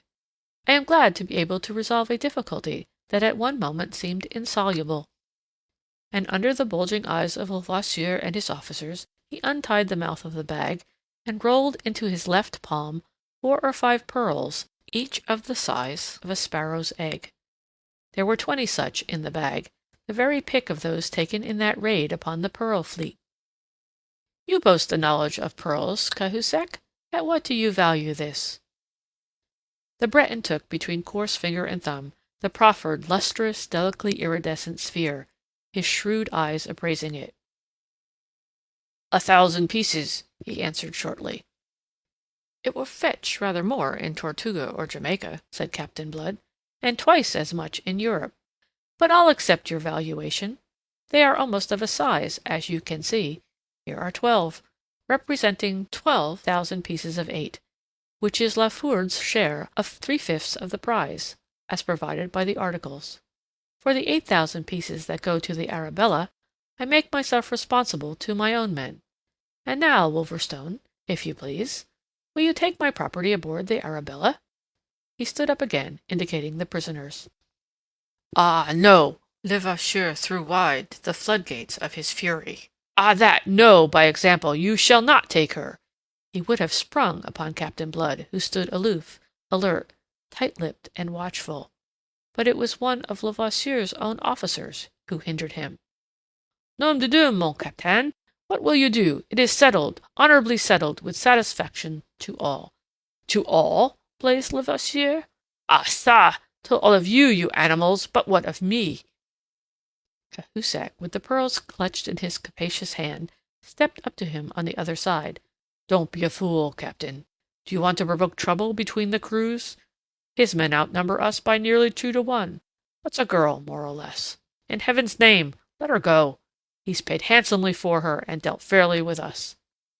"Dealt fairly!" roared the infuriated captain. "You—" In all his foul vocabulary he could find no epithet to describe his lieutenant. He caught him a blow that almost sent him sprawling. The pearls were scattered in the sand. Cahusac dived after them, his fellows with him. Vengeance must wait. For some moments they groped there on hands and knees, oblivious of all else. And yet in those moments vital things were happening. Levasseur, his hand on his sword, his face a white mask of rage, was confronting Captain Blood to hinder his departure. "You do not take her while I live," he cried. "Then I'll take her when you're dead," said Captain Blood, and his own blade flashed in the sunlight. "The articles provide that any man of whatever rank, concealing any part of a prize, be it of the value of no more than a peso, shall be hanged at the yardarm. It's what I intended for you in the end, but since ye prefer this way, ye muckrake, faith, I'll be humoring you." He waved away the men who would have interfered, and the blades rang together. Monsieur d'Ogeron looked on, a man bemused, unable to surmise what the issue either way could mean for him. Meanwhile, 2 of Blood's men, who had taken the place of the Frenchman's negro guards, had removed the crown of whipcord from his brow. As for mademoiselle, she had risen, and was leaning forward, a hand pressed tightly to her heaving breast, her face deathly pale, a wild terror in her eyes. It was soon over. The brute strength upon which Levasseur so confidently counted could avail nothing against the Irishman's practised skill. When, with both lungs transfixed, he lay prone on the white sand, coughing out his rascally life, Captain Blood looked calmly at Cahusac across the body. "I think that cancels the articles between us," he said. With soulless, cynical eyes, Cahusac considered the twitching body of his recent leader. Had Levasseur been a man of different temper, the affair might have ended in a very different manner. But then it is certain that Captain Blood would have adopted in dealing with him different tactics. As it was, Levasseur commanded neither love nor loyalty. The men who followed him were the very dregs of that vile trade, and cupidity was their only inspiration. Upon that cupidity Captain Blood had deftly played, until he had brought them to find Levasseur guilty of the one offence they deemed unpardonable, the crime of appropriating to himself something which might be converted into gold and shared amongst them all. Thus, now the threatening mob of buccaneers that came hastening to the theatre of that swift tragi-comedy were appeased by a dozen words of Cahusac's. Whilst they hesitated, Blood added something to quicken their decision. "If you will come to our anchorage, you shall receive at once your share of the booty of the Santiago, which you may dispose of as you please." They crossed the island, the 2 prisoners accompanying them, and later that day, the division made, they would have parted company, but that Cahusac, at the instances of the men who had elected him Levasseur's successor, offered Captain Blood anew the services of that French contingent. "If you will sail with me again," the captain answered him, "you may do so on the condition that you make your peace with the Dutch, and restore the brig and her cargo." The condition was accepted, and Captain Blood went off to find his guests, the children of Governor Tortuga. Mademoiselle d'Ogeron and her brother, the latter now relieved of his bonds, sat in the great cabin of the Arabella, whither they had been conducted. Wine and food had been placed upon the table by Benjamin, Captain Blood's negro steward and cook, who had intimated to them that it was for their entertainment, but it had remained untouched. Brother and sister sat there in agonized bewilderment, conceiving that their escape was but from frying-pan to fire. At length, overwrought by the suspense, Mademoiselle flung herself upon her knees before her brother to implore his pardon for all the evil brought upon them by her wicked folly. Monsieur d'Ogeron was not in a forgiving mood. "I am glad that at least you realize what you have done. And now this other filibuster has bought you, and you belong to him. You realize that too, I hope." He might have said more, but he checked upon perceiving that the door was opening. Captain Blood, coming from settling matters with the followers of Levasseur, stood on the threshold. Monsieur d'Ogeron had not troubled to restrain his high-pitched voice, and the captain had overheard the Frenchman's last two sentences. Therefore, he perfectly understood why mademoiselle should bound up at the sight of him and shrink back in fear. "Mademoiselle," said he in his vile but fluent French, "I beg you to dismiss your fears. Aboard this ship you shall be treated with all honor. So soon as we are in case to put to sea again, we steer a course for Tortuga to take you home to your father. And pray do not consider that I have bought you, as your brother has just said. All I have done has been to provide the ransom necessary to bribe a gang of scoundrels to depart from obedience to the arch-scoundrel who commanded them, and so deliver you from all peril. Count it, if you please, a friendly loan, to be repaid entirely at your convenience." Mademoiselle stared at him in unbelief. Monsieur d'Ogeron rose to his feet. "Monsieur, is it possible that you are serious?" "I am." "It may not happen often nowadays. I may be a pirate, but my ways are not the ways of Levasseur, who should have stayed in Europe and practised purse-cutting. I have a sort of honor, shall we say some rags of honor, remaining me from better days." Then, on a brisker note, he added, "We dine in an hour, and I trust that you will honor my table with your company. Meanwhile, Benjamin will see, monsieur, that you are more suitably provided in the matter of wardrobe." He bowed to them and turned to depart again, but mademoiselle detained him. "Monsieur!" she cried sharply. He checked and turned, while slowly she approached him, regarding him between dread and wonder. "Oh, you are noble!" "I shouldn't put it as high as that myself," said he. "You are, and it is but right that you should know all." "Madelon!" her brother cried out to restrain her. But she would not be restrained. Her surcharged heart must overflow in confidence. "Monsieur, for what befell I am greatly at fault. This man, this Levasseur—" He stared incredulous in his turn. "My God, is it possible? That animal?" Abruptly she fell on her knees, caught his hand and kissed it before he could wrench it from her. "What do you do?" he cried. "En amende. In my mind I dishonored you by deeming you his like, by conceiving your fight with Levasseur a combat between jackals. On my knees, monsieur, I implore you to forgive me." Captain Blood looked down upon her, and a smile broke on his lips, irradiating the blue eyes that looked so oddly light in that tawny face. "Why, child," said he, "I might find it hard to forgive you the stupidity of having thought otherwise." As he handed her to her feet again, he assured himself that he had behaved rather well in the affair. Then he sighed. That dubious fame of his that had spread so quickly across the Caribbean would by now have reached the ears of Arabella Bishop. That she would despise him he could not doubt, deeming him no better than all the other scoundrels who drove this villainous buccaneering trade. Therefore he hoped that some echo of this deed might reach her also, and be set by her against some of that contempt. For the whole truth, which he withheld from Mademoiselle d'Ogeron, was that in venturing his life to save her, he had been driven by the thought that the deed must be pleasing in the eyes of Miss Bishop, could she but witness it. End of section 15.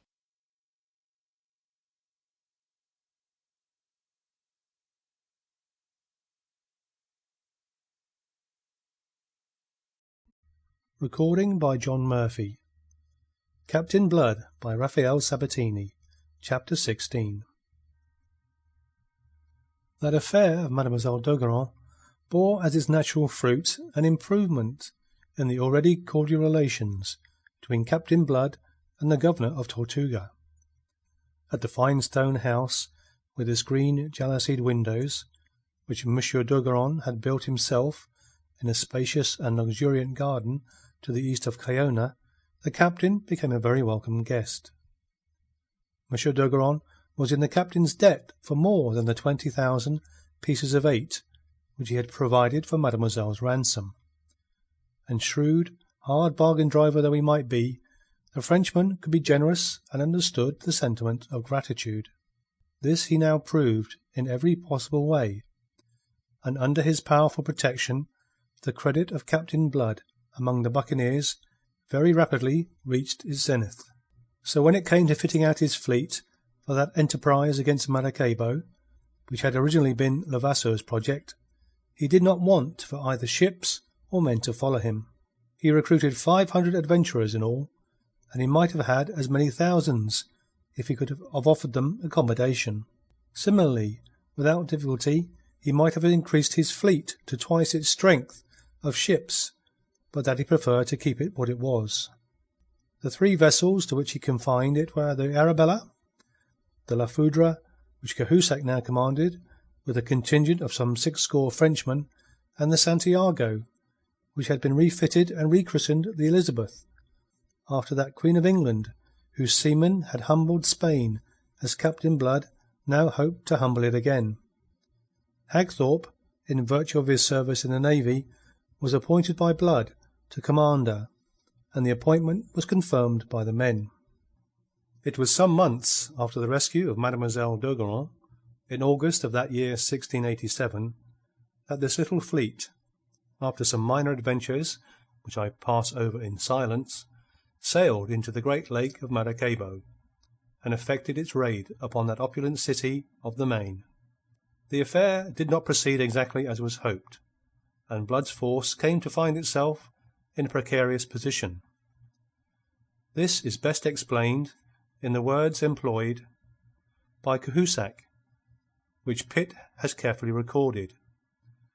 In the course of an altercation that broke out on the steps of the church of Nuestra Senora del Carmen, which Captain Blood had impiously appropriated for the purpose of a corps de garde.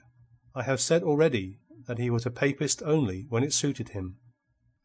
The dispute was being conducted by Hagthorpe, Wolverstone, and Pitt on the one side, and Cahusac, out of whose uneasiness it all arose, on the other. Behind them, in the sun-scorched, dusty square, sparsely fringed by palms, whose fronds drooped listlessly in the quivering heat, surged a couple of hundred wild fellows belonging to both parties, their own excitement momentarily quelled, so that they might listen to what passed among their leaders. Cahusac appeared to be having it all his own way, and he raised his harsh, querulous voice so that all might hear his truculent denunciation. He spoke, Pitt tells us, a dreadful kind of English, which the shipmaster, however, makes little attempt to reproduce. His dress was as discordant as his speech. It was of a kind to advertise his trade, and ludicrously in contrast with the sober garb of Hagthorpe and the almost foppish daintiness of Jeremy Pitt. His soiled and blood-stained shirt of blue cotton was open in front, to cool his hairy breast, and the girdle about the waist of his leather breeches carried an arsenal of pistols and a knife, whilst a cutlass hung from a leather baldric loosely slung about his body. Above his countenance, broad and flat as a Mongolian's, a red scarf was swathed, turban-wise, about his head. "Is it that I have not warned you from the beginning that all was too easy?" he demanded, between plaintiveness and fury. "I am no fool, my friends. I have eyes, me, and I see.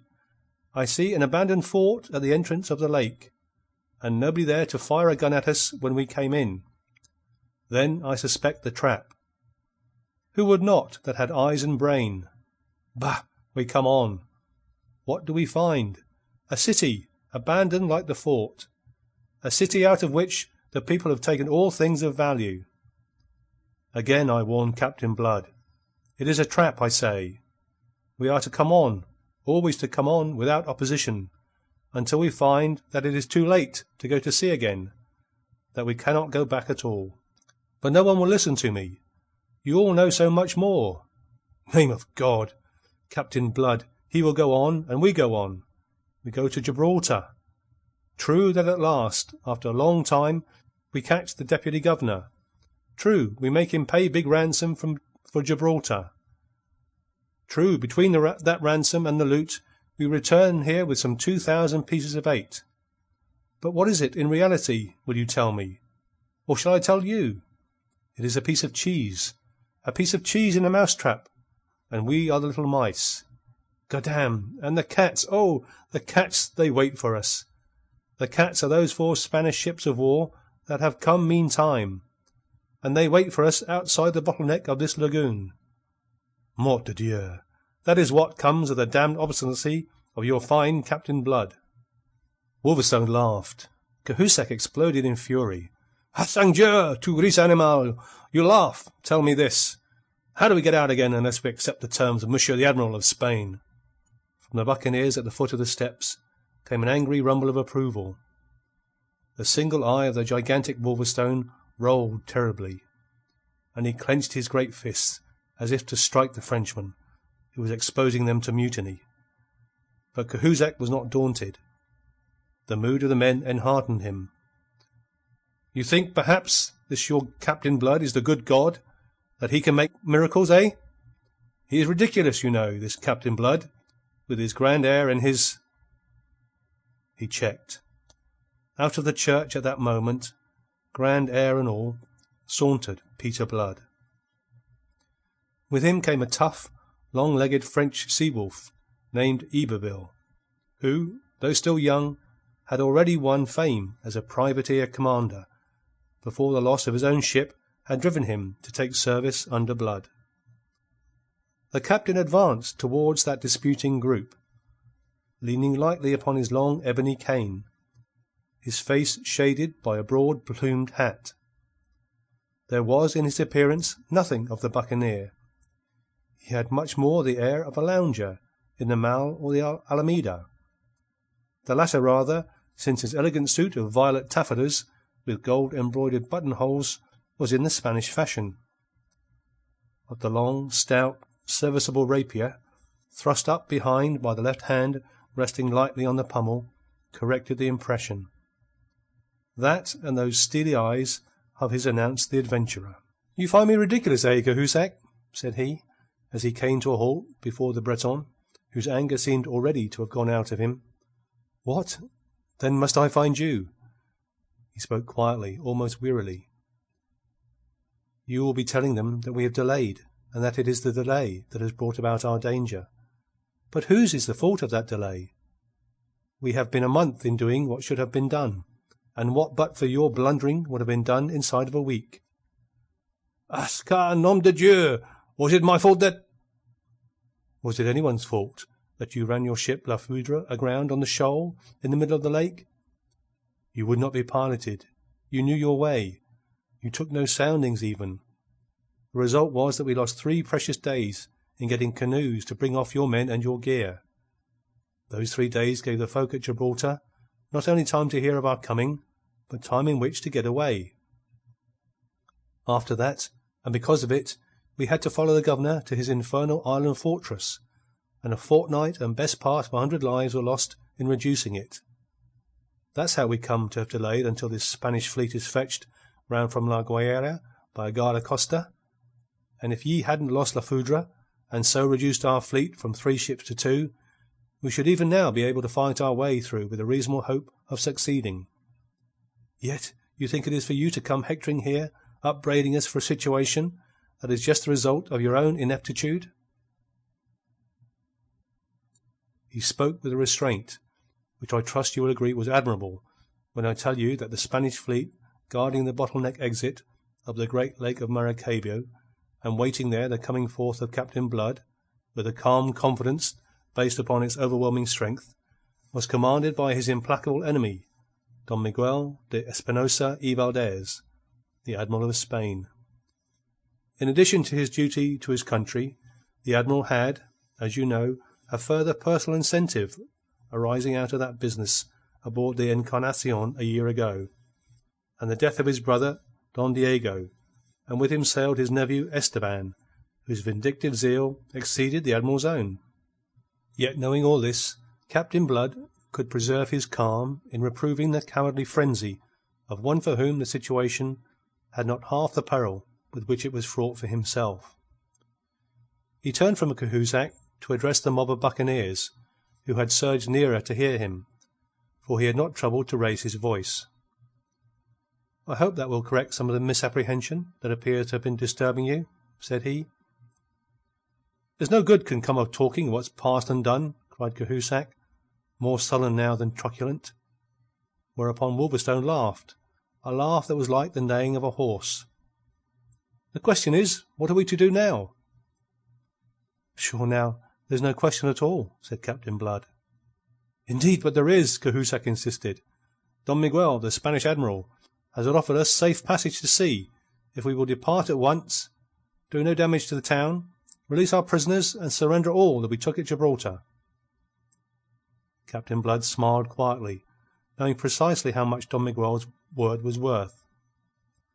It was Iberville who replied, in manifest scorn of his compatriot. "Which argues that, even at this disadvantage as he has us, the Spanish admiral is still afraid of us." "That can only be because he doesn't know our real weakness," was the fierce retort. "And anyway, we must accept these terms. We have no choice. That is my opinion." "Well, it's not mine now," said Captain Blood, "so I've refused them." "Refuse?" Cahusac's broad face grew purple. A muttering from the men behind him hardened him. "You have refused? You have refused? Already? And without consulting me?" "Your disagreement could have altered nothing. You'd have been outvoted, for Hagthorpe here was entirely of my own mind. Still," he went on, "if you and your own French followers wish to avail yourselves of the Spaniard's terms, we shall not hinder you. Send one of your prisoners to announce it to the Admiral. Don Miguel will welcome your decision, you may be sure." Cahusac glowered at him in silence for a moment. Then, having controlled himself, he asked in a concentrated voice, "Precisely what answer have you made to the Admiral?" A smile irradiated the face and eyes of Captain Blood. "I have answered him that unless, within 24 hours, we have his parole to stand out to sea, ceasing to dispute our passage or hinder our departure, and a ransom of 50,000 pieces of eight for Maracaibo, we shall reduce this beautiful city to ashes, and thereafter go out and destroy his fleet." The impudence of it left Cahusac speechless, but among the English buccaneers in the square there were many who savoured the audacious humour of the trapped dictating terms to the trappers. Laughter broke from them. It spread into a roar of acclamation, for bluff is a weapon dear to every adventurer. Presently, when they understood it, even Cahusac's French followers were carried off their feet by that wave of jocular enthusiasm, until in his truculent obstinacy Cahusac remained the only dissentient. He withdrew in mortification. Nor was he to be mollified until the following day brought him his revenge. This came in the shape of a messenger from Don Miguel, with a letter in which the Spanish admiral solemnly vowed to God that, since the pirates had refused his magnanimous offer to permit them to surrender with the honours of war, he would now await them at the mouth of the lake, there to destroy them on their coming forth. He added that should they delay their departure, he would, so soon as he was reinforced by a fifth ship, the Santo Nino, on its way to join him from La Guaira, himself come inside to seek them at Maracaibo. This time Captain Blood was put out of temper. "Trouble me no more," he snapped at Cahusac, who came growling to him again. "Send words to Don Miguel that you have seceded from me. He'll give you safe conduct, devil a doubt. Then take one of the sloops, order your men aboard, and put to sea, and the devil go with you." Cahusac would certainly have adopted that course if only his men had been unanimous in the matter. They, however, were torn between greed and apprehension. If they went, they must abandon their share of the plunder, which was considerable, as well as the slaves and other prisoners they had taken. If they did this, and Captain Blood should afterwards contrive to get away unscathed, and from their knowledge of his resourcefulness, the thing, however unlikely, need not be impossible, he must profit by that which they now relinquished. This was a contingency too bitter for contemplation. And so, in the end, despite all that Cahusac could say, the surrender was not to Don Miguel, but to Peter Blood. They had come into the venture with him, they asserted, and they would go out of it with him or not at all. That was the message he received from them that same evening by the sullen mouth of Cahusac himself. He welcomed it, and invited the Breton to sit down and join the council, which was even then deliberating upon the means to be employed. This council occupied the spacious patio of the governor's house, which Captain Blood had appropriated to his own uses. A cloistered stone quadrangle, in the middle of which a fountain played coolly under a trellis of vine. Orange trees grew on two sides of it, and the still evening air was heavy with the scent of them. It was one of those pleasant exterior interiors which Moorish architects had introduced to Spain, and the Spaniards had carried with them to the New World. Here that council of war, composed of 6 men in all, deliberated until late that night upon the plan of action which Captain Blood put forward. The great freshwater lake of Maracaybo, nourished by a score of rivers from the snow-capped ranges that surround it on two sides, is some 120 miles in length, and almost the same distance across at its widest. It is, as has been indicated, in the shape of a great bottle, having its neck towards the sea at Maracaybo. Beyond this neck it widens again, and then the two long, narrow strips of land, known as the islands of Vigilalis and Palomas, block the channel, standing lengthwise across it. The only passage out to sea for vessels of any draught lies in the narrow strait between these islands. Palomas, which is some 10 miles in length, is unapproachable for half a mile on either side by any but the shallowest craft, save at its eastern end, where, completely commanding the narrow passage out to sea, stands the massive fort which the buccaneers had found deserted upon their coming. In the broader water between this passage and the bar, the 4 Spanish ships were at anchor in mid-channel. The Admiral's Encarnacion, which we already know, was a mighty galleon of 48 great guns and 8 small. Next in importance was the Salvador, with 36 guns. The other two, the Infanta and the San Felipe, though smaller vessels, were still formidable enough with their 20 guns and 150 men apiece. Such was the fleet of which the gauntlet was to be run by Captain Blood, with his own Arabella of 40 guns, the Elizabeth of 26, and 2 sloops captured at Gibraltar, which they had indifferently armed with 4 culverins each. In men they had a bare 400 survivors of the 500-odd that had left Tortuga, to oppose a fully 1,000 Spaniards manning the galleons. The plan of action submitted by Captain Blood to that council was a desperate one, as Cahusac uncompromisingly pronounced it. "Why, so it is," said the captain. "But I've done things more desperate." Complacently he pulled at a pipe that was loaded with that fragrant sacerdote's tobacco for which Gibraltar was famous, and of which they had brought away some hogsheads. "And what is more, they succeeded. Audaces fortuna juvat. Bedad, they knew their world, the old Romans." He breathed into his companion, and even into Cahusac, some of his own spirit of confidence, and in confidence all went busily to work. For 3 days, from sunrise to sunset, the buccaneers laboured and sweated to complete the preparations for the action that was to procure them their deliverance. Time pressed. They must strike before Don Miguel de Espinosa received the reinforcement of that 5th galleon, the Santo Nino, which was coming to join him from La Guarda. Their principal operations were on the larger of the 2 sloops captured at Gibraltar, to which vessel was assigned the leading part in Captain Blood's scheme. They began by tearing down all bulkheads until they had reduced her to the merest shell, and in her sides they broke open so many ports that a gunwale was converted into the semblance of a grating. Next they increased by half a dozen the scuttles in her deck, whilst into her hull they packed all the tar and pitch and brimstone that they could find in the town, to which they added 6 barrels of gunpowder, placed on end like guns at the open ports on the larboard side. On the evening of the 4th day, everything being now in readiness, all were got aboard, and the empty, pleasant city of Maracaybo was at last abandoned. But they did not weigh anchor until some 2 hours after midnight.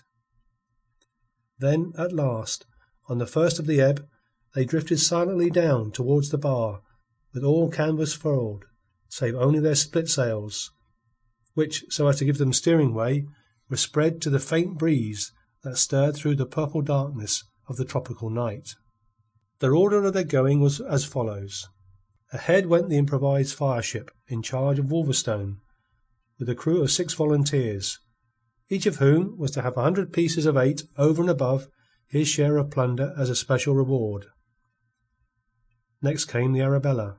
She was followed at a distance by the Elizabeth, commanded by Hagthorpe, with whom was the now shipless Cahusac and the bulk of his French followers.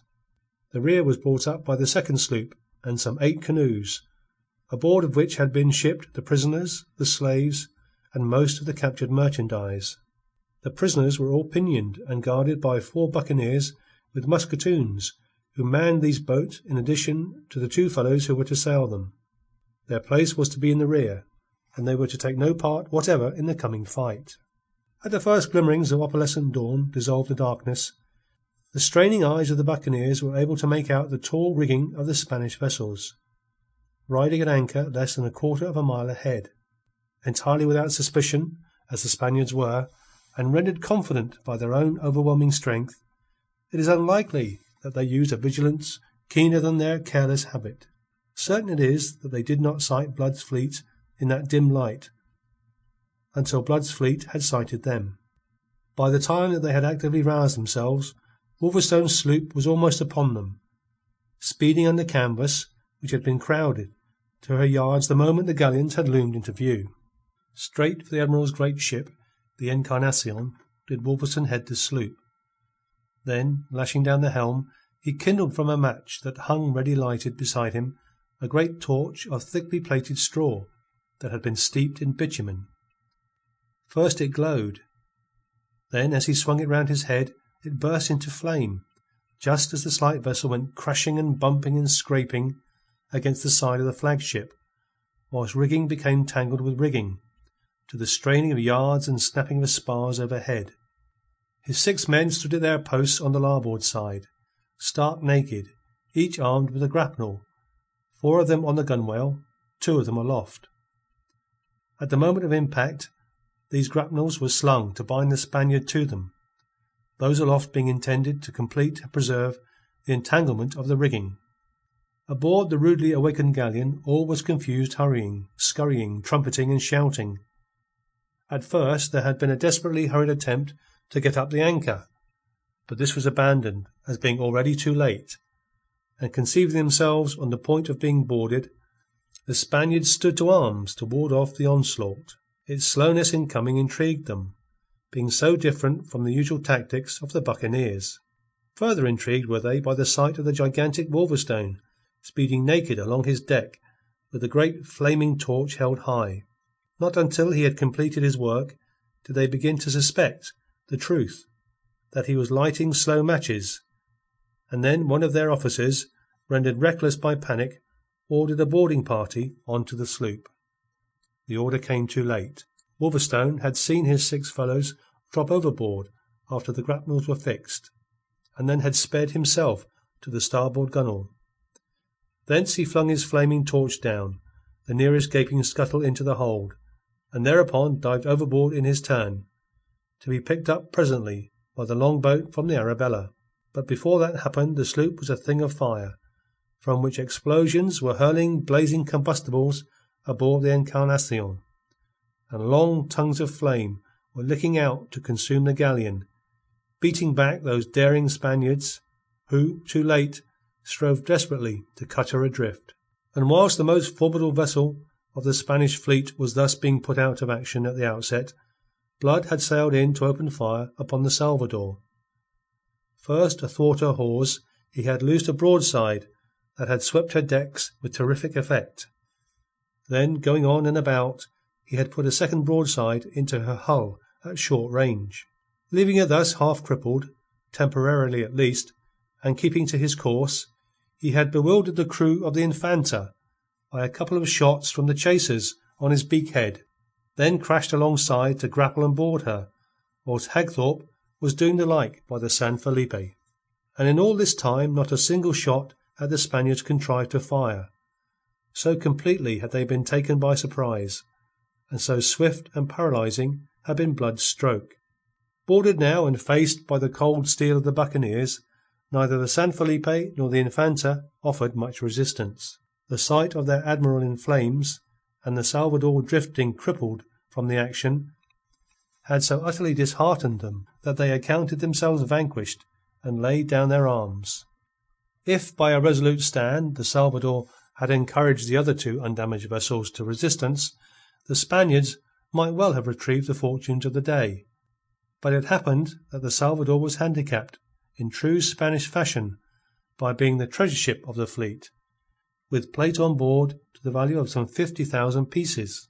Intent above all upon saving this from falling into the hands of the pirates, Don Miguel, who, with a remnant of his crew, had meanwhile transferred himself aboard her, headed her down towards Palomas and the fort that guarded the passage. This fort the admiral, in those days of waiting, had taken the precaution secretly to garrison and rearm. For the purpose he had stripped the fort of Cogero, farther out on the Gulf, of its entire armament, which included some cannon royal of more than ordinary range and power. With no suspicion of this, Captain Blood gave chase, accompanied by the Infanta, which was manned now by a prize crew under the command of Iberville. The stern chasers of the Salvador desultorily returned the punishing fire of the pursuers. But such was the damage she herself sustained that presently coming under the guns of the fort she began to sink, and finally settled down in the shallows, with part of her hull above water. Thence, some in boats and some by swimming, the admiral got his crew ashore on Palomas as best he could. And then, just as Captain Blood accounted the victory won, and that his way out of that trap to the open sea beyond lay clear, the fort suddenly revealed its formidable and utterly unsuspected strength. With a roar the cannons royal proclaimed themselves, and the Arabella staggered under a blow that smashed her bulwarks at the waist and scattered death and confusion among the seamen gathered there. Had not Pitt, her master, himself seized the whipstaff and put the helm hard over to swing her sharply off to starboard, she must have suffered still worse from the second volley that followed fast upon the first. Meanwhile it had fared even worse with the frailer Infanta. Although hit by one shot only, this had crushed her larboard timbers on the waterline, starting a leak that must presently have filled her, but for the prompt action of the experienced Iberville in ordering her larboard guns to be flung overboard. Thus lightened, and listing now to starboard, he fetched her about, and went staggering after the retreating Arabella, followed by the fire of the fort, which did them, however, little further damage. Out of range at last, they lay to, joined by the Elizabeth and the San Felipe, to consider their position. End of chapter 16.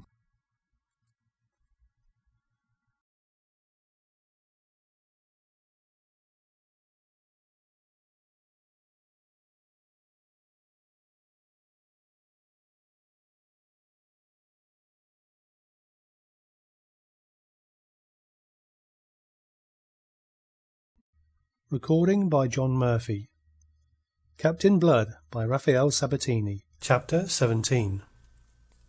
It was a crestfallen Captain Blood who presided over that hastily summoned council held on the poop deck of the Arabella in the brilliant morning sunshine. It was, he declared afterwards, one of the bitterest moments in his career.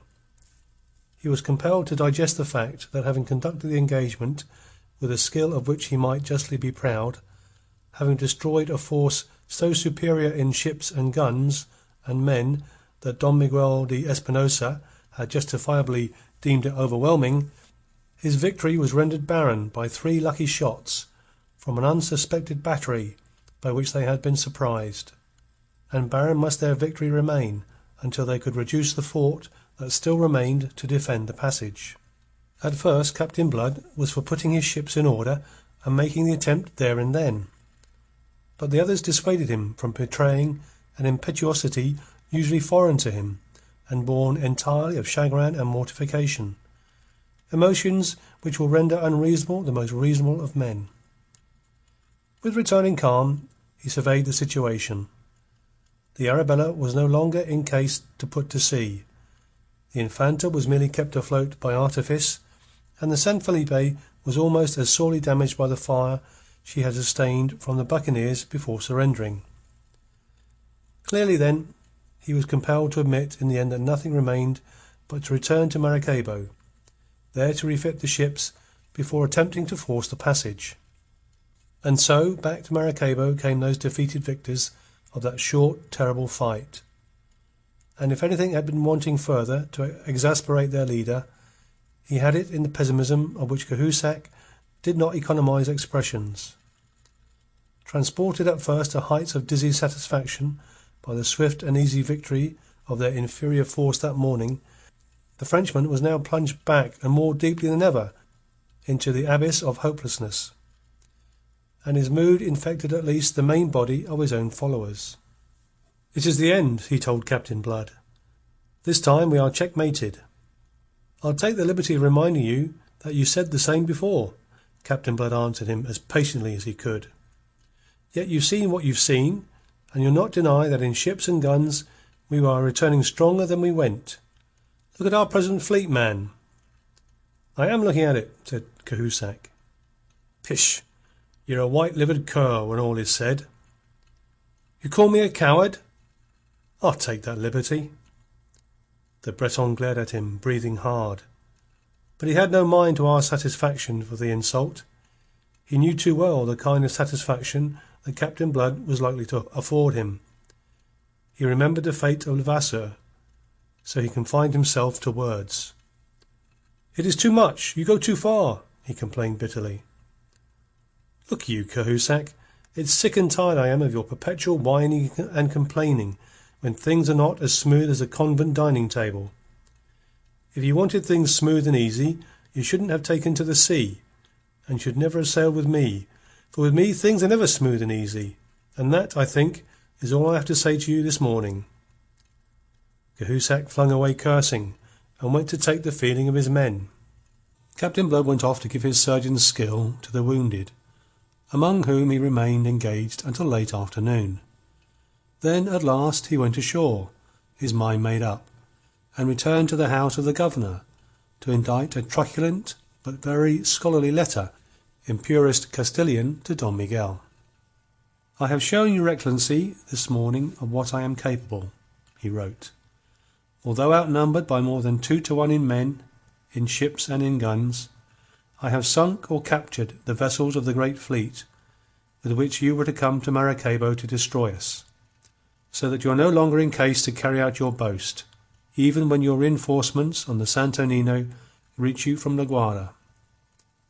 From what has occurred, you may judge of what must occur. I should not trouble your excellency with this letter, but that I am a humane man, abhorring bloodshed. Therefore, before proceeding to deal with your fort, which you may deem invincible, as I have dealt already with your fleet, which you deemed invincible, I make you, purely out of humanitarian considerations, this last offer of terms. I will spare this city of Maracaibo, and forthwith evacuate it, leaving behind me the 40 prisoners I have taken, in consideration of your paying me the sum of 50,000 pieces of 8, and 100 head of cattle as a ransom, thereafter granting me unmolested passage of the bar. My prisoners, most of whom are persons of consideration, I will retain as hostages until after my departure, sending them back in the canoes which we shall take with us for that purpose. If your excellency should be so ill-advised as to refuse these terms, and thereby impose upon me the necessity of reducing your fort at the cost of some lives, I warn you that you may expect no quarter from us, and that I shall begin by leaving a heap of ashes where this pleasant city of Maracaibo now stands." The letter written, he bade them bring him from among the prisoners the deputy governor of Maracaibo, who had been taken at Gibraltar. Disclosing its contents to him, he dispatched him with it to Don Miguel. His choice of a messenger was shrewd. The deputy governor was of all men the most anxious for the deliverance of his city, the one man who on his own account would plead most fervently for its preservation at all costs from the fate with which Captain Blood was threatening it. And, as he reckoned, so it befell. The deputy governor added his own passionate pleading to the proposals of the letter. But Don Miguel was of stouter heart. True, his fleet had been partly destroyed and partly captured, but then, he argued, he had been taken utterly by surprise. That should not happen again. There should be no surprising the fort. Let Captain Blood do his worst at Maracaibo. There should be a bitter reckoning for him when eventually he decided, as sooner or later decide he must, to come forth. The Deputy Governor was flung into panic. He lost his temper and said some hard things to the Admiral. But they were not as hard as the thing the Admiral said to him in answer. Had you been as loyal to your king in hindering the entrance of these cursed pirates as I shall be in hindering their going forth, we should not now find ourselves in our present straits. So weary me no more with your coward counsels. I make no terms with Captain Blood. I know my duty to my king, and I intend to perform it. I also know my duty to myself. I have a private score with this rascal, and I intend to settle it. Take you that message back. So back to Maracaibo, back to his own handsome house, in which Captain Blood had established his quarters, came the Deputy Governor with the Admiral's answer. And because he had been shamed into a show of spirit by the Admiral's own stout courage in adversity, he delivered it as truculently as the Admiral could have desired. "And is it like that?" said Captain Blood with a quiet smile, though the heart of him sank at this failure of his bluster. "Well, well, it's a pity now that the Admiral's so headstrong. It was that way he lost his fleet, which was his own to lose. This pleasant city of Maracaibo isn't. So no doubt he'll lose it with fewer misgivings. I am sorry. Waste like bloodshed is a thing abhorrent to me. But there you are. I'll have the faggots to the place in the morning, and maybe when he sees the blaze tomorrow night, he'll begin to believe that Peter Blood is a man of his word. Ye may go, Don Francisco." The Deputy Governor went out with dragging feet, followed by guards, his momentary truculence utterly spent. But no sooner had he departed than up leapt Cahusac, who had been of the council assembled to receive the Admiral's answer. His face was white and his hands shook as he held them out in protest. "Death of my life! What have you to say now?" he cried, his voice husky. And without waiting to hear what it might be, he raved on. "I knew you'd not frighten the Admiral so easily. He holds us entrapped, and he knows it.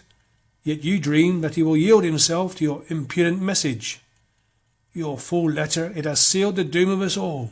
"Have you done?" quoth Blood quietly, as the Frenchman paused for breath. "No, I have not." "Then spare me the rest. It'll be of the same quality, devil a doubt, and it doesn't help us to solve the riddle that's before us." "But what are you going to do? Is it that you will tell me?" It was not a question, it was a demand. "How the devil do I know? I was hoping you'd have some ideas yourself. But since you're so desperately concerned to save your skin, you and those that think like you are welcome to leave us. I've no doubt at all the Spanish Admiral will welcome the abatement of our numbers, even at this late date. You shall have the sloop as a parting gift from us, and you can join Don Miguel in the fort for all I care, or for all the good that you're likely to be to us in this present pass." "It is to my men to decide," Cahusac retorted, swallowing his fury, and on that stalked out to talk to them, leaving the others to deliberate in peace. Next morning early he sought Captain Blood again. He found him alone in the patio, pacing to and fro, his head sunk on his breast. Cahusac mistook consideration for dejection. Each of us carries in himself a standard by which to measure his neighbour. "We have taken you at your word, Captain," he announced between sullenness and defiance. Captain Blood paused, shoulders hunched, hands behind his back, and mildly regarded the buccaneer in silence. Cahusac explained himself. "Last night I sent one of my men to the Spanish Admiral with a letter. I make him an offer to capitulate if he will accord us passage with the honours of war.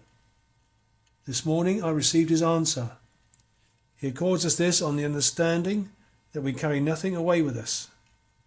My men are embarking on the sloop, We sail at once." "Bon voyage," said Captain Blood, and with a nod he turned on his heel again to resume his interrupted meditation. "Is that all you have to say to me?" cried Cahusac. "There are other things," said Blood over his shoulder, "but I know you wouldn't like them." "Ha! Then it's adieu, my captain." Venomously he added, "It is my belief that we shall not meet again." "Your belief is my hope," said Captain Blood. Cahusac flung away, obscenely vituperative. Before noon he was under way with his followers, some 60 dejected men, who had allowed themselves to be persuaded by him into that empty-handed departure, in spite even of all that Iberville could do to prevent it. The Admiral kept faith with him, and allowed him free passage out to sea, which, from his knowledge of Spaniards, was more than Captain Blood had expected. Meanwhile, no sooner had the deserters weighed anchor than Captain Blood received word that the Deputy Governor begged to be allowed to see him again. Admitted, Don Francisco at once displayed the fact that a night's reflection had quickened his apprehensions for the city of Maracaibo and his condemnation of the Admiral's intransigence. Captain Blood received him pleasantly. "Good morning to you, Don Francisco. I have postponed the bonfire until nightfall.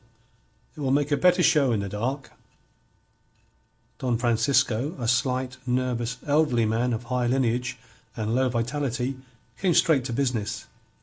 "I am here to tell you, Don Pedro, that if you will hold your hand for 3 days, I will undertake to raise the ransom you demand, which Don Miguel de Espinosa refuses." Captain Blood confronted him, a frown contracting the dark brows above his light eyes. "And where will you be raising it?" quoth he, faintly betraying his surprise. Don Francisco shook his head. "That must remain my affair," he answered. "I know where it is to be found, and my compatriots must contribute.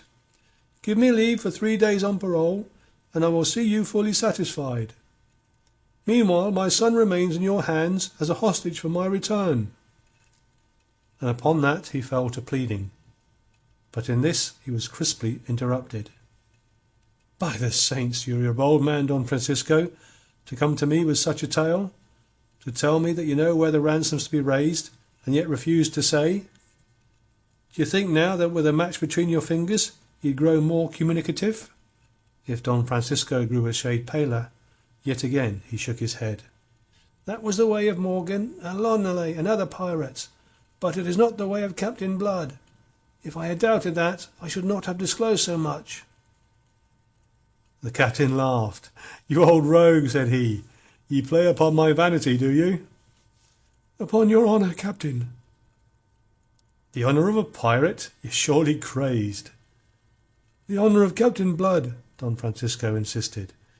"You have the repute of making war like a gentleman." Captain Blood laughed again, on a bitter, sneering note that made Don Francisco fear the worst. He was not to guess that it was himself the captain mocked. "That's merely because it's more remunerative in the end, and that is why you are accorded the 3 days you ask for. So about it, Don Francisco. You shall have what mules you need. I'll see to it."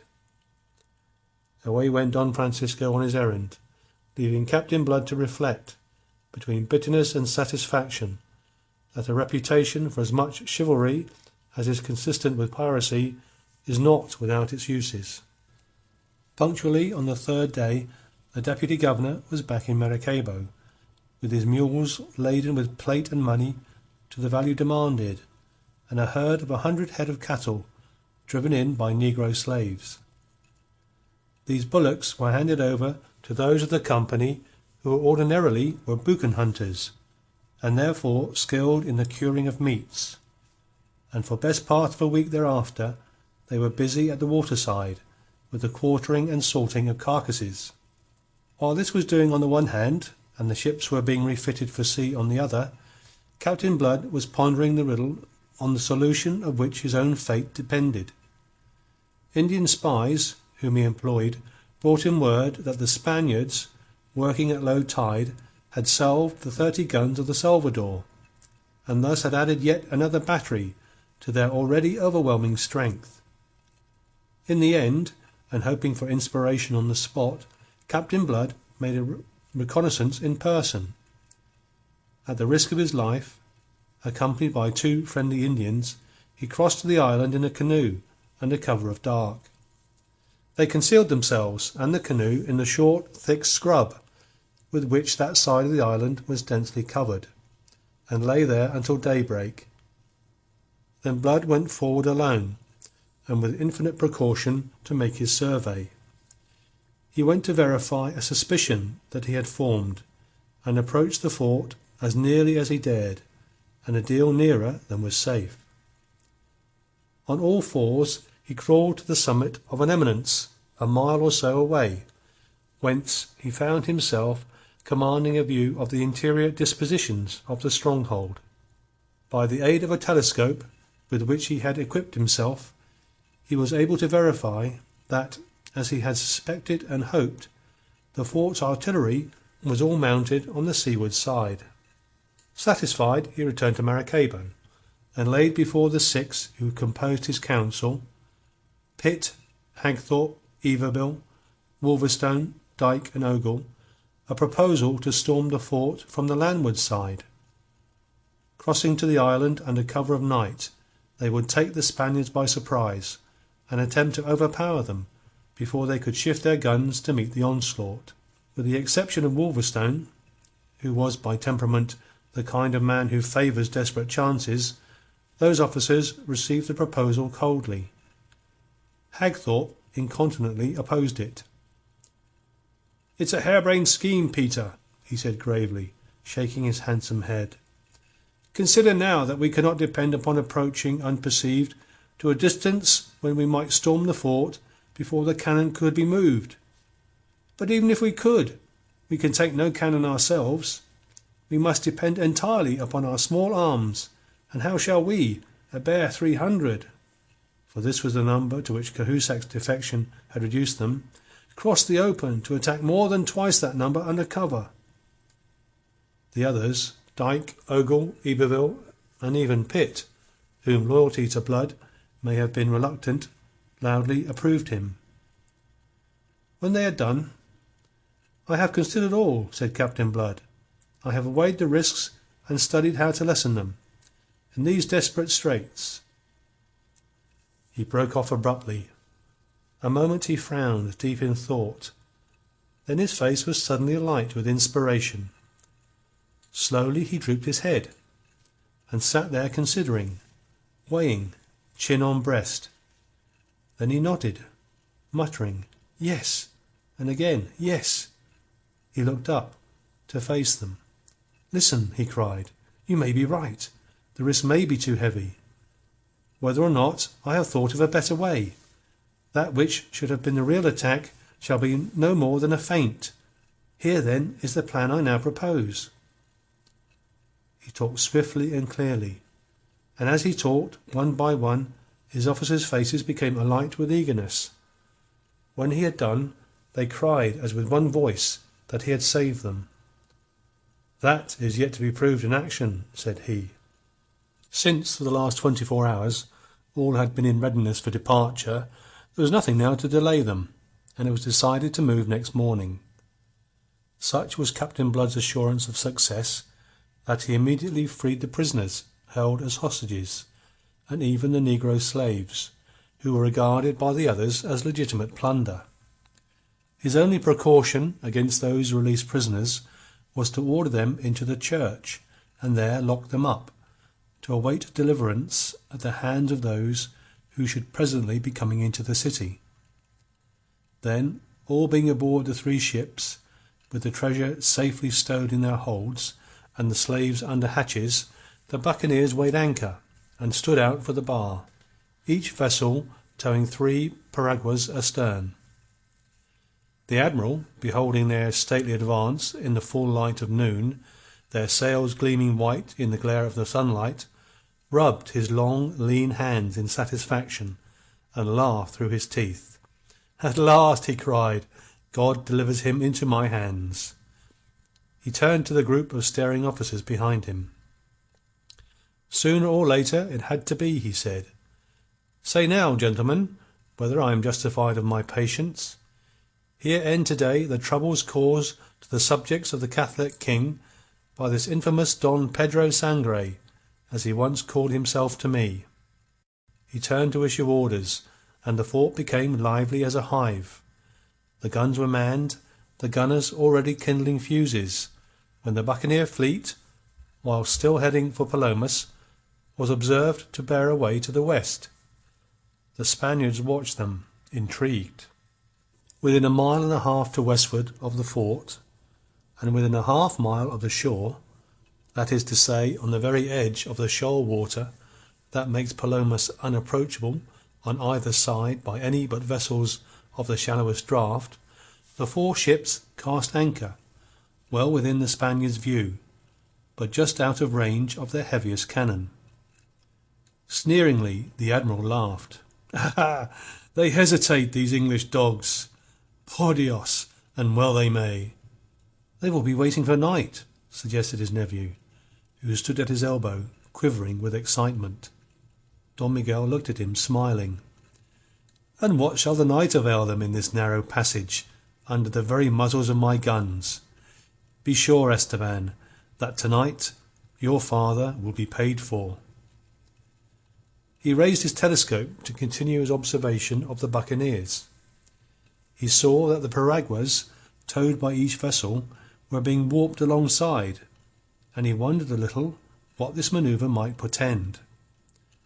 A while those piraguas were hidden from view behind the hulls.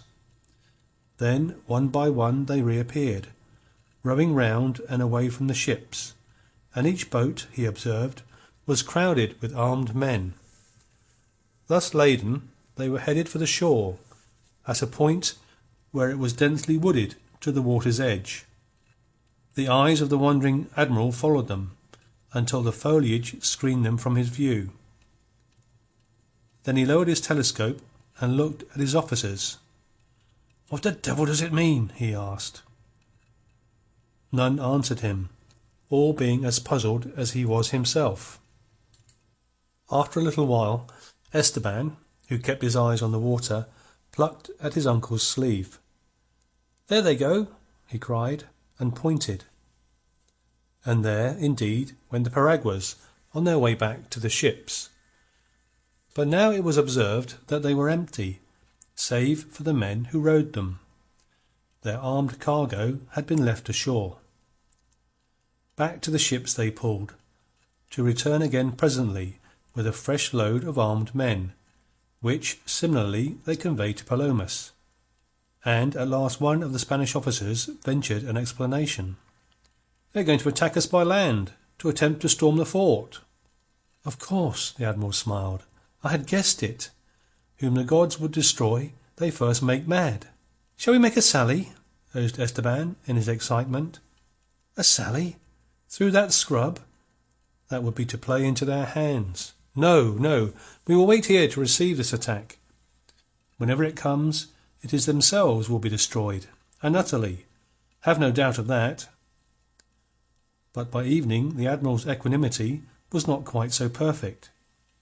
By then the piraguas had made 6 journeys with their loads of men, and they had landed also, as Don Miguel had clearly observed through his telescope, at least 12 guns. His countenance no longer smiled. It was a little wrathful and a little troubled now as he turned again to his officers. "Who was the fool who told me that they number but 300 men in all? They have put at least twice that number ashore already." Amazed as he was, his amazement would have been deeper had he been told the truth, that there was not a single buccaneer or a single gun ashore on Palomas. The deception had been complete. Don Miguel could not guess that the men he had beheld in those piraguas were always the same, that on the journeys to the shore they sat and stood upright in full view, and that on the journeys back to the ships they lay invisible at the bottom of the boats, which were thus made to appear empty. The growing fears of the Spanish soldiery at the prospect of a night attack from the landward side by the entire buccaneer force, and a force twice as strong as they had suspected the pestilent Blood to command, began to be communicated to the admiral. In the last hours of fading daylight, the Spaniards did precisely what Captain Blood so confidently counted that they would do, precisely what they must do to meet the attack, preparations for which had been so thoroughly simulated. They set themselves to labour like the damned at those ponderous guns emplaced to command the narrow passage out to sea. Groaning and sweating, urged on by the curses and even the whips of their officers, they toiled in a frenzy of panic-stricken haste to shift the greater number and the more powerful of their guns across to the landward side, there to emplace them anew, so that they might be ready to receive the attack which at any moment now might burst upon them from the woods not half a mile away. Thus, when night fell, although in mortal anxiety of the onslaught of those wild devils, whose reckless courage was a byword on the seas of the main, at least the Spaniards were tolerably prepared for it. Waiting, they stood to their guns.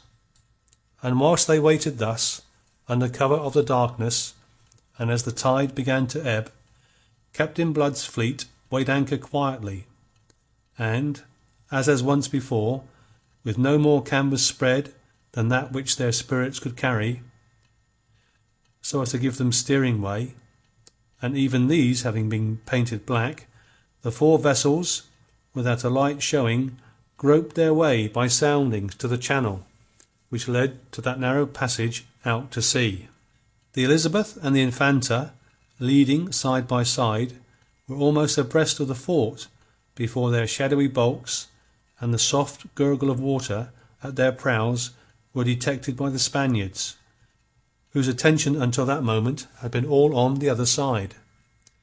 And now there arose on the night air such a sound of human baffled fury as may have resounded about Babel at the confusion of tongues. To heighten that confusion, and to scatter disorder among the Spanish soldiery, the Elizabeth emptied her larboard guns into the fort, as she was swept past on the swift ebb. At once realizing, though not yet how, he had been duped, and that his prey was in the very act of escaping after all, the Admiral frantically ordered the guns that had been so laboriously moved to be dragged back to their former emplacements, and commanded his gunners meanwhile to the slender batteries that of all his powerful but now unavailable armament still remained trained upon the channel. With these, after the loss of some precious moments, the fort at last made fire. It was answered by a terrific broadside from the Arabella, which had now drawn abreast, and was crowding canvas to her yards. The enraged and gibbering Spaniards had a brief vision of her as the line of flame spurted from her red flank, and the thunder of her broadside drowned the noise of the creaking halyards. After that they saw her no more. Assimilated by the friendly darkness, which the lesser Spanish guns were speculatively stabbing, the escaping ships fired never another shot that might assist their baffled and bewildered enemies to locate them. Some slight damage was sustained by Blood's fleet, but by the time the Spaniards had resolved their confusion into some order of dangerous offence, that fleet, well served by a southerly breeze, was through the narrows and standing out to sea. Thus, when Don Miguel de Espinosa left to chew the bitter cud of a lost opportunity, and to consider in what terms he would acquaint the Supreme Council of the Catholic King that Peter Blood had got away from Maracaibo, taking with him 2 20-gun frigates that were lately the property of Spain, to say nothing of 250,000 pieces of eight and other plunder. And all this in spite of Don Miguel's 4 galleons and his heavily armed fort that at one time had held the pirates so securely trapped. Heavy indeed grew the account of Peter Blood, which Don Miguel swore passionately to heaven should at all costs to himself be paid in full. Nor were the losses already detailed the full total of those suffered on this occasion by the King of Spain. For on the following evening, off the coast of Aruba, at the mouth of the Gulf of Venezuela, Captain Blood's fleet came upon the belated Santo Nino, speeding under full sail to reinforce Don Miguel at Maracaibo. At first the Spaniard had conceived that she was meeting the victorious fleet of Don Miguel, returning from the destruction of the pirates. When, at comparatively close quarters, the pennant of St. George soared to the Arabella's masthead to disillusion her, the Santo Nino chose the better part of valour and struck her flag. Captain Blood ordered her crew to take to the boats and land themselves at Aruba or wherever else they pleased. So considerate was he that to assist them he presented them with several of the piraguas which he still had in tow. "You will find," said he to her captain, "that Don Miguel is in extremely bad temper. Commend me to him, and say that I venture to remind him that he must blame himself for all the ills that have befallen him. The evil has recoiled upon him, which he loosed when he sent his brother unofficially to make a raid upon the island of Barbados. Bid him think twice before he lets his devils loose upon an English settlement again."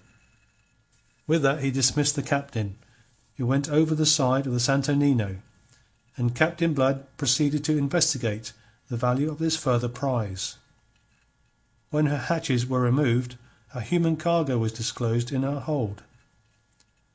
"Slaves," said Wolverstone, and persisted in that belief, cursing Spanish devilry until Cahusac crawled up out of the dark bowels of the ship and stood blinking in the sunlight. There was more than sunlight to make the Breton pirate blink, and those that crawled out after him, the remnants of his crew, cursed him horribly for the pusillanimity which had brought them into the ignominy of owning their deliverance to those whom they had deserted as lost beyond hope. Their sloop had encountered and had been sunk 3 days ago by the Santo Nino, and Cahusac had narrowly escaped hanging, merely that for some time he might be a mock among the brethren of the coast. For many a month thereafter he was to hear in Tortuga the jeering taunt, "Why do you spend the gold that you brought back from Maracaibo?" End of chapter 17.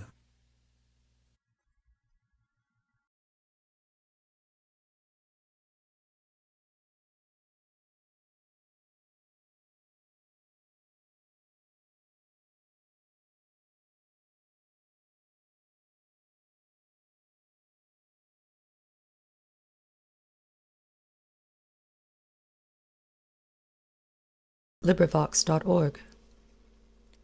Captain Blood by Rafael Sabatini. Chapter 18. The Milagrosa. The affair at Maracaibo is to be considered as Captain Blood's buccaneering masterpiece. Although there is scarcely one of the many actions that he fought, recorded in such particular detail by Jeremy Pitt, which does not afford some instance of his genius for naval tactics, yet in none is this more shiningly displayed than in those 2 engagements by which he won out of the trap which Don Miguel de Espinosa had sprung upon him.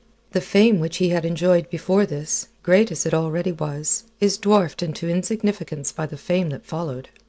It was a fame such as no buccaneer, not even Morgan, has ever boasted, before or since.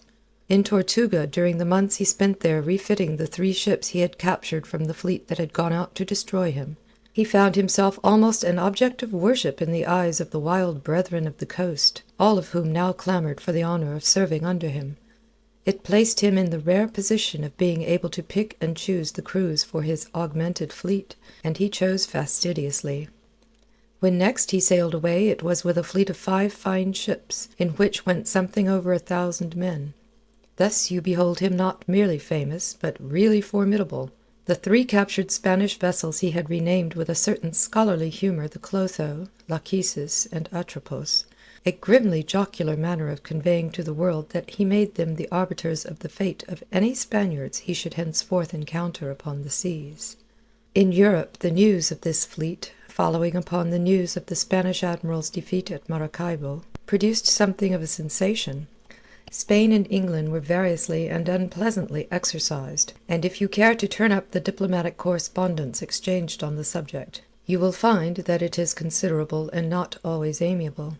And meanwhile in the Caribbean, the Spanish admiral Don Miguel de Espinosa might be said, to use a term not yet invented in his day, to have run amuck. The disgrace into which he had fallen as a result of the disasters suffered at the hands of Captain Blood had driven the Admiral all but mad. It is impossible, if we impose our minds impartially, to withhold a certain sympathy from Don Miguel. Hate was now this unfortunate man's daily bread, and the hope of vengeance an obsession to his mind. As a madman, he went raging up and down the Caribbean seeking his enemy, and in the meantime, as an hors d'oeuvre to his vindictive appetite, he fell upon any ship of England or of France that loomed above his horizon. I need say no more to convey the fact that this illustrious sea captain and great gentleman of Castile had lost his head, and was become a pirate in his turn.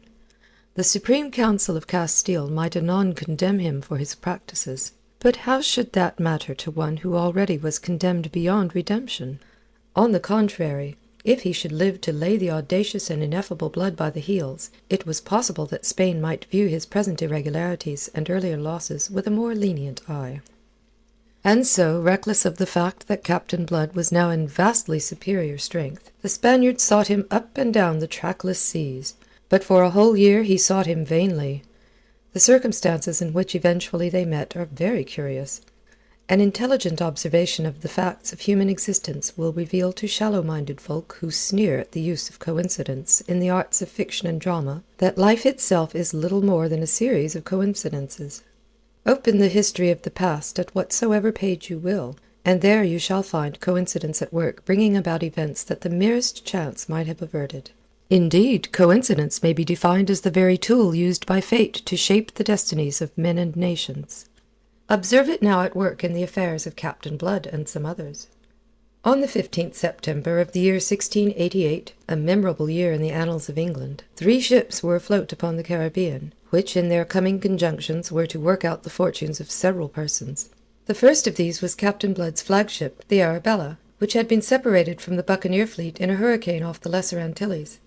In somewhere about 17 degrees north latitude and 74 degrees longitude, she was beating up for the windward passage, before the intermittent southerly breezes of that stifling season, homing for Tortuga, the natural rendezvous of the dispersed vessels. The second ship was the great Spanish galleon, the Milagrosa, which, accompanied by the smaller frigate Hidalga, lurked off the Quemites to the north of the long peninsula that thrusts out from the southwest corner of Hispaniola. Aboard the Milagrosa sailed the vindictive Don Miguel. The third and last of these ships with which we are at present concerned was an English man-of-war, which on the date I have given was at anchor in the French port of St. Nicholas on the northwest coast of Hispaniola. She was on her way from Plymouth to Jamaica, and carried on board a very distinguished passenger in the person of Lord Julian Wade, who came charged by his kinsman, my Lord Sunderland, with a mission of some consequence and delicacy, directly arising out of that vexatious correspondence between England and Spain. The French government, like the English, excessively annoyed by the depredations of the buccaneers, and the constant straining of relations with Spain that ensued, had sought in vain to put them down by enjoining the utmost severity against them upon her various overseas governors. But these, either, like the governor of Tortuga, throve out of a scarcely tacit partnership with the filibusters, or, like the governor of French Hispaniola, felt that they were to be encouraged as a check upon the power and greed of Spain, which might otherwise be exerted to the disadvantage of the colonies of other nations. They looked indeed with apprehension upon recourse to any vigorous measures which must result in driving many of the buccaneers to seek new hunting grounds in the South Sea. To satisfy King James's anxiety to conciliate Spain, and in response to the Spanish ambassador's constant and grievous expostulations, my Lord Sunderland, the Secretary of State, had appointed a strong man to the deputy governorship of Jamaica. This strong man was that Colonel Bishop, who for some years now had been the most influential planter in Barbados. Colonel Bishop had accepted the post, and departed from the plantations in which his great wealth was being amassed with an eagerness that had its roots in a desire to pay off a score of his own with Peter Blood. From his first coming to Jamaica, Colonel Bishop had made himself felt by the buccaneers. But do what he might, the one buccaneer whom he made his particular quarry, that Peter Blood who once had been his slave, eluded him ever, and continued undeterred and in great force to harass the Spaniards upon sea and land, and to keep the relations between England and Spain in a state of perpetual ferment, particularly dangerous in those days when the peace of Europe was precariously maintained. exasperated not only by his own accumulated chagrin, but also by the reproaches for his failure which reached him from London. Colonel Bishop actually went so far as to consider hunting his quarry in Tortuga itself, and making an attempt to clear the island of the buccaneers it sheltered. Fortunately for himself, he abandoned the notion of so insane an enterprise, deterred not only by the enormous natural strength of the place, but also by the reflection that a raid upon what was, nominally at least, a French settlement, must be attended by grave offence to France. Yet short of some such measure it appeared to Colonel Bishop that he was baffled. He confessed as much in a letter to the Secretary of State. This letter and the state of things which it disclosed made my Lord Sunderland despair of solving this vexatious problem by ordinary means. He turned to the consideration of extraordinary ones, and bethought him of the plan adopted with Morgan, who had been enlisted into the King's service under Charles II. It occurred to him that a similar course might be similarly effective with Captain Blood. His lordship did not omit the consideration that Blood's present outlawry might well have been undertaken not from inclination, but under stress of sheer necessity, that he had been forced into it by the circumstances of his transportation, and that he would welcome the opportunity of emerging from it. Acting upon this conclusion, Sunderland sent out his kinsman, Lord Julian Wade, with some commissions made out in blank, and full directions as to the course which the Secretary considered it desirable to pursue, and yet full discretion in the matter of pursuing them. The crafty Sunderland, master of all labyrinths of intrigue, advised his kinsman that in the event of finding Blood intractable, or judging for other reasons that it was not desirable to enlist him in the King's service, he should turn his attention to the officers serving under him, and by seducing them away from him leave him so weakened that he must fall an easy victim to Colonel Bishop's fleet. The Royal Mary, the vessel bearing that ingenious, tolerably accomplished, mildly dissolute, entirely elegant envoy of my Lord Sunderland's, made a good passage to St. Nicholas, and her last port of call before Jamaica. It was understood that as a preliminary Lord Julian should report himself to the Deputy Governor at Port Royal, whence at need he might have himself conveyed to Tortuga. Now it happened that the Deputy Governor's niece had come to St. Nicholas some months earlier on a visit to some relatives, and so that she might escape the insufferable heat of Jamaica in that season. The time for her return being now at hand, a passage was sought for her aboard the Royal Mary, and in view of her uncle's rank and position promptly accorded. Lord Julian hailed her advent with satisfaction. It gave a voyage that had been full of interest for him just the spice that it required to achieve perfection as an experience. His lordship was one of your gallants to whom existence that is not graced by womankind is more or less of a stagnation. Miss Arabella Bishop, this straight-up-and-down slip of a girl with her rather boyish voice and her almost boyish ease of movement, was not perhaps a lady who in England would have commanded much notice in my lord's discerning eyes. His very sophisticated, carefully educated tastes in such matters inclined him towards the plump, the languishing, and the quite helplessly feminine. Miss Bishop's charms were undeniable, but they were such that it would take a delicate-minded man to appreciate them, and my Lord Julian, whilst of a mind that was very far from gross, did not possess the necessary degree of delicacy.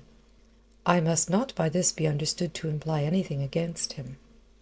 It remained, however, that Miss Bishop was a young woman and a lady, and in the latitude into which Lord Julian had strayed this was a phenomenon sufficiently rare to command attention.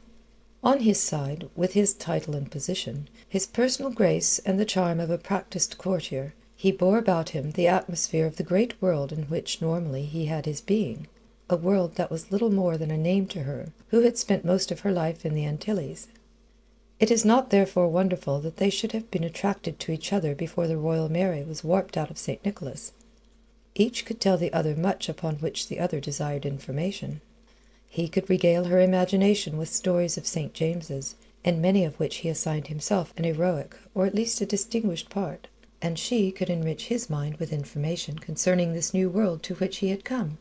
Before they were out of sight of St. Nicholas they were good friends, and his lordship was beginning to correct his first impressions of her and to discover the charm of that frank, straightforward attitude of comradeship which made her treat every man as a brother. Considering how his mind was obsessed with the business of his mission, it is not wonderful that he should have come to talk to her of Captain Blood. Indeed, there was a circumstance that directly led to it. "I wonder now," he said, as they were sauntering on the poop, "If you ever saw this fellow Blood, who was at one time on your uncle's plantations as a slave." Miss Bishop halted. She leaned upon the taffrail, looking out towards the receding land, and it was a moment before she answered in a steady, level voice. "I saw him often. I knew him very well." "You don't say!" His lordship was slightly moved out of an imperturbability that he had studiously cultivated. He was a young man of perhaps 8 and 20, well above the middle height in stature and appearing taller by virtue of his exceeding leanness. He had a thin, pale, rather pleasing hatchet face, framed in the curls of a golden periwig, a sensitive mouth and pale blue eyes that lent his countenance a dreamy expression, a rather melancholy pensiveness. But they were alert, observant eyes notwithstanding, although they failed on this occasion to observe the slight change of colour which his question had brought to Miss Bishop's cheeks, or the suspiciously excessive composure of her answer. "You don't say!" he repeated, and came to lean beside her. "And what manner of man did you find him?" "In those days I esteemed him for an unfortunate gentleman." "You were acquainted with his story?" "He told it me. That is why I esteemed him, for the calm fortitude with which he bore adversity. Since then, considering what he has done, I have almost come to doubt if what he told me of himself was true."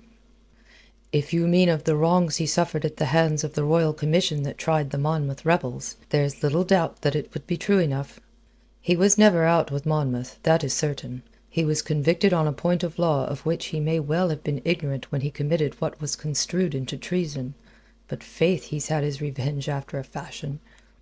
"That," she said in a small voice, "is the unforgivable thing. It has destroyed him, deservedly."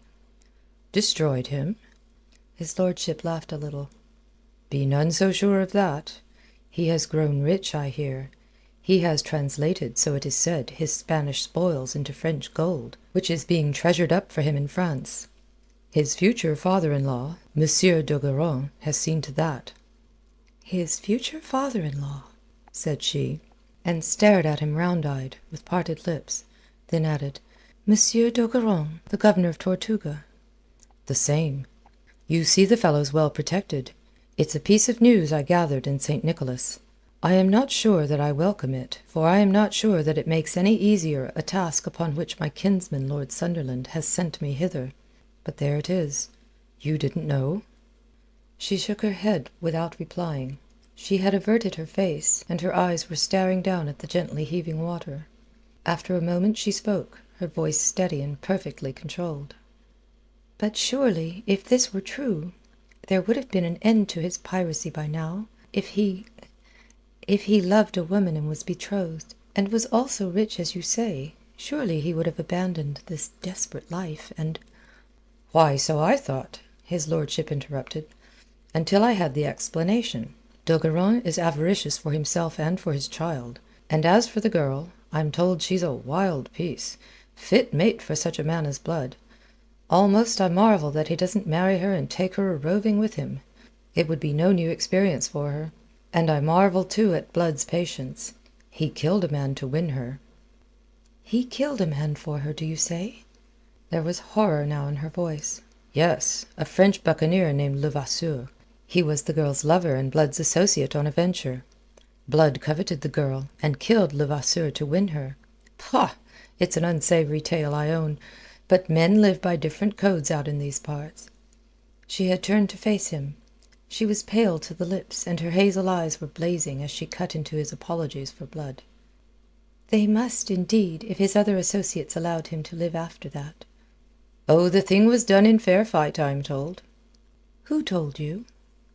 "A man who sailed with them, a Frenchman named Cahusac, whom I found in a waterside tavern in St. Nicholas. He was Levasseur's lieutenant, and he was present on the island where the thing happened, and when Levasseur was killed." "And the girl? Did he say the girl was present too?" "Yes. She was a witness of the encounter. Blood carried her off when he had disposed of his brother buccaneer." "And the dead man's followers allowed it?" He caught the note of incredulity in her voice, but missed the note of relief with which it was blent. "Oh, I don't believe the tale. I won't believe it." "I honour you for that, Miss Bishop. It strained my own belief that men should be so callous, until this Cahusac afforded me the explanation." "What?" She checked her unbelief, an unbelief that had uplifted her from an inexplicable dismay. Clutching the rail, she swung round to face his lordship with that question. Later he was to remember and perceive in her present behaviour a certain oddness which went disregarded now. Blood purchased their consent and his right to carry the girl off. He paid them in pearls that were worth more than 20,000 pieces of eight. His lordship laughed again with a touch of contempt. "Ha! A handsome price. Faith, they're scoundrels all, just thieving venal curs. And faith, it's a pretty tale this for a lady's ear." She looked away from him again, and found that her sight was blurred. After a moment, in a voice less steady than before, she asked him, "Why should this Frenchman have told you such a tale? Did he hate this Captain Blood?" "I did not gather that," said his lordship slowly. "He related it. Oh, just as a commonplace, an instance of buccaneering ways." "A commonplace?" said she. "My God, a commonplace!" "I dare say that we are all savages under the cloak that civilization fashions for us," said his lordship. "But this Blood, now, was a man of considerable parts, from what else this Cahusac told me. He was a bachelor of medicine." "That is true, to my own knowledge." "And he has seen much foreign service on sea and land. Cahusac said, though this I hardly credit, that he had fought under De Ruyter." "That is also true," said she. She sighed heavily. "Your Cahusac seems to have been accurate enough, alas." "You are sorry, then?" She looked at him. She was very pale, he noticed. "As we are sorry to hear of the death of one we have esteemed. Once I held him in regard for an unfortunate but worthy gentleman. Now—" She checked, and smiled a little crooked smile. "Such a man is best forgotten." And upon that she passed at once to speak of other things. The friendship, which it was her great gift to command in all she met, grew steadily between those two in the little time remaining, until the event befell that marred what was promising to be the pleasantest stage of his lordship's voyage. The marplot was the mad-dog Spanish admiral, whom they encountered on the second day out, when halfway across the Gulf of Gonaves. The captain of the Royal Mary was not disposed to be intimidated even when Don Miguel opened fire on him. Observing the Spaniard's plentiful seaboard towering high above the water and offering him so splendid a mark, the Englishman was moved to scorn. If this Don who flew the banner of Castile wanted a fight, the Royal Mary was just the ship to oblige him. It may be that he was justified of his gallant confidence, and that he would that day have put an end to the wild career of Don Miguel de Espinosa, but that a lucky shot from the Milagrosa got among some powder stored in his forecastle, and blew up half his ship almost before the fight had started. How the powder came there will never now be known, and the gallant captain himself did not survive to inquire into it. Before the men of the Royal Mary had recovered from their consternation, their captain killed and a third of their number destroyed with them, the ship yawing and rocking helplessly in a crippled state, the Spaniards boarded her. In the captain's cabin under the poop, to which Miss Bishop had been conducted for safety, Lord Julian was seeking to comfort and encourage her with assurances that all would yet be well, at the very moment when Don Miguel was stepping aboard. Lord Julian himself was none so steady, and his face was undoubtedly pale. Not that he was by any means a coward. But this cooped-up fighting on an unknown element in a thing of wood that might at any moment founder under his feet into the depths of the ocean was disturbing to one who could be brave enough ashore. Fortunately, Miss Bishop did not appear to be in desperate need of the poor comfort he was in case to offer. Certainly she, too, was pale, and her hazel eyes may have looked a little larger than usual, but she had herself well in hand. Half sitting, half leaning on the captain's table, she preserved her courage sufficiently to seek to calm the octoroon waiting-woman who was grovelling at her feet in a state of terror. And then the cabin door flew open, and Don Miguel himself, tall, sunburned, and aquiline of face, strode in. Lord Julian span round to face him, and clapped a hand to his sword. The Spaniard was brisk and to the point. "Don't be a fool," he said in his own tongue, "or you'll come by a fool's end. Your ship is sinking." There were 3 or 4 men in morions behind Don Miguel, and Lord Julian realized the position. He released his hilt, and a couple of feet or so of steel slid softly back into the scabbard. But Don Miguel smiled, with a flash of white teeth behind his grizzled beard, and held out his hand.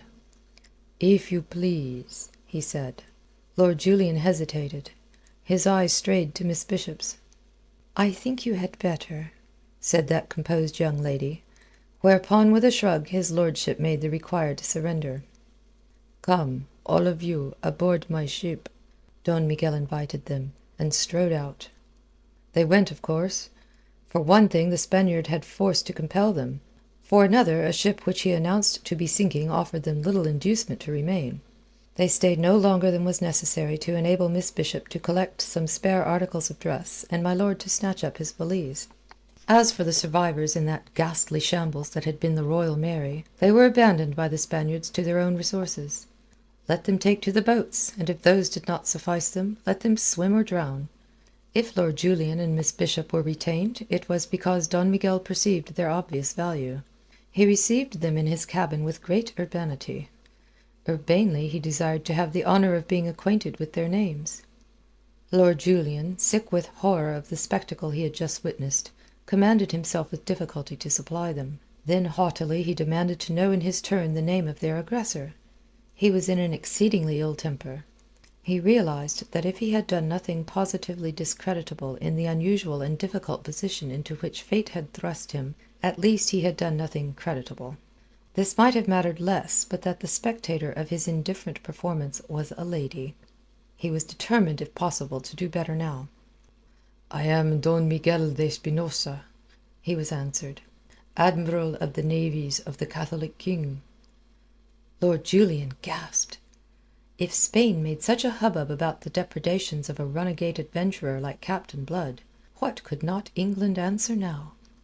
"Will you tell me, then, why you behave like a damned pirate?" he asked, and added, "I hope you realize what will be the consequences and the strict account to which you shall be brought for this day's work, for the blood you have murderously shed, and for your violence to this lady and myself."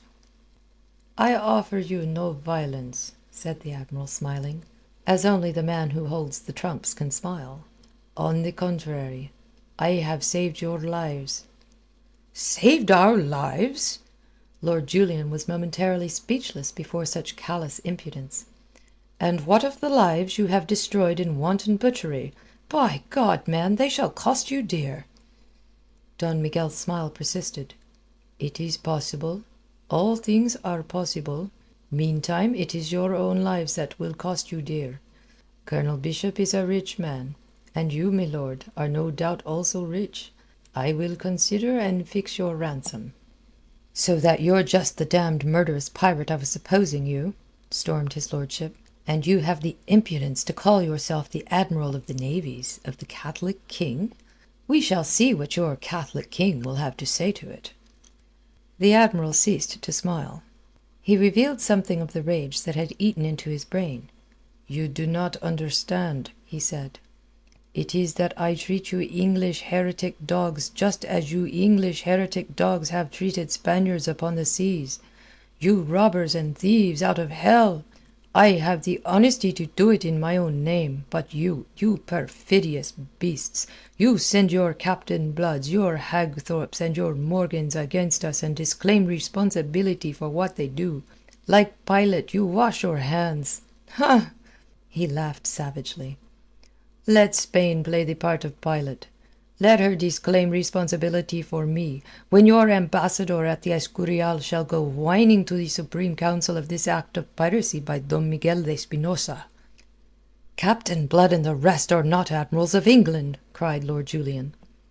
"Are they not? How do I know? How does Spain know? Are you not liars all, you English heretics?" "Sir!" Lord Julian's voice was harsh as a rasp. His eyes flashed.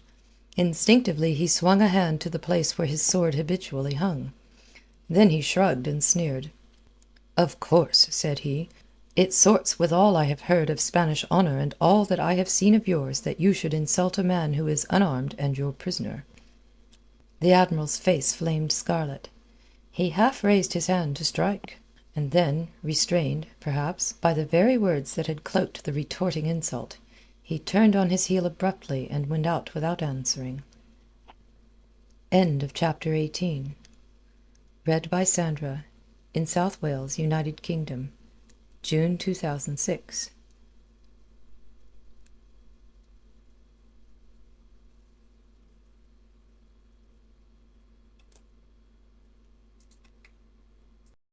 please visit LibriVox.org. Captain Blood by Rafael Sabatini. Chapter 19. The Meeting. As the door slammed after the departing admiral, Lord Julian turned to Arabella and actually smiled. He felt that he was doing better, and gathered from it an almost childish satisfaction, childish in all the circumstances. "Decidedly, I think I had the last word there," he said, with a toss of his golden ringlets. Miss Bishop, seated at the cabin table, looked at him steadily, without returning his smile. "Does it matter, then, so much having the last word? I am thinking of those poor fellows on the Royal Mary. Many of them have had their last word indeed. And for what? A fine ship sunk, a score of lives lost, thrice that number now in jeopardy, and all for what?" "You are overwrought, ma'am. Overwrought!" She uttered a single sharp note of laughter. "Ha! I assure you I am calm. I am asking you a question, Lord Julian. Why has this Spaniard done all this? To what purpose?" "You heard him." Lord Julian shrugged angrily. "Bloodlust," he explained shortly. "Bloodlust?" she asked. She was amazed. "Does such a thing exist, then? It is insane, monstrous." "Fiendish," his lordship agreed. "Devil's work."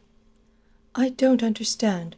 At Bridgetown 3 years ago there was a Spanish raid, and things were done that should have been impossible to men, horrible, revolting things which strain belief, which seem, when I think of them now, like the illusions of some evil dream. Are men just beasts?" "Men?" said Lord Julian, staring. "Say Spaniards, and I'll agree." He was an Englishman speaking of hereditary foes, and yet there was a measure of truth in what he said. "This is the Spanish way in the New World. Faith, almost it justifies such men as Blood of what they do." She shivered as if in cold, and setting her elbows on the table, she took her chin in her hands and sat staring before her. Observing her, his lordship noticed how drawn and white her face had grown. There was reason enough for that, and for worse. Not any other woman of his acquaintance would have preserved her self-control in such an ordeal, and of fear at least, at no time had Miss Bishop shown any sign. It is impossible that he did not find her admirable. A Spanish steward entered bearing a silver chocolate service and a box of Peruvian candies, which he placed on the table before the lady. "With the Admiral's homage," he said, and then bowed and withdrew. Miss Bishop took no heed of him or his offering, but continued to stare before her, lost in thought. Lord Julian took a turn in the long low cabin, which was lighted by a skylight above and great square windows astern. It was luxuriously appointed. There were rich Eastern rugs on the floor, well-filled bookcases stood against the bulkheads, and there was a carved walnut sideboard laden with silverware. On a long low chest standing under the middle stern port lay a guitar that was gay with ribbons. Lord Julian picked it up, twanged the strings once as if moved by nervous irritation, and put it down. He turned again to face Miss Bishop. "I came out here," he said, "to put down piracy. But, blister me, I begin to think that the French are right in desiring piracy to continue as a curb upon these Spanish scoundrels." He was to be strongly confirmed in that opinion before many hours were past. Meanwhile their treatment at the hands of Don Miguel was considerate and courteous. It confirmed the opinion, contemptuously expressed to his lordship by Miss Bishop, that since they were to be held to ransom they need not fear any violence or hurt. A cabin was placed at the disposal of the lady and her terrified woman, and another at Lord Julian's. They were given the freedom of the ship, and bidden to dine at the Admiral's table. Nor were his further intentions regarding them mentioned, nor yet his immediate destination. The Milagrosa, with her consort the Hidalga rolling after her, steered a south-by-westerly course, then veered to the southeast round Cape Tiburon, and thereafter, standing well out to sea, with the land no more than a cloudy outline to larboard, she headed directly east, and so ran straight into the arms of Captain Blood, who was making for the Windward Passage, as we know. That happened early on the following morning. After having systematically hunted his enemy in vain for a year, Don Miguel chanced upon him in this unexpected and entirely fortuitous fashion. But that is the ironic way of fortune. It was also the way of fortune that Don Miguel should thus come upon the Arabella at a time when, separated from the rest of the fleet, she was alone and at a disadvantage. It looked to Don Miguel as if the luck which so long had been on Blood's side had at last veered in his own favour.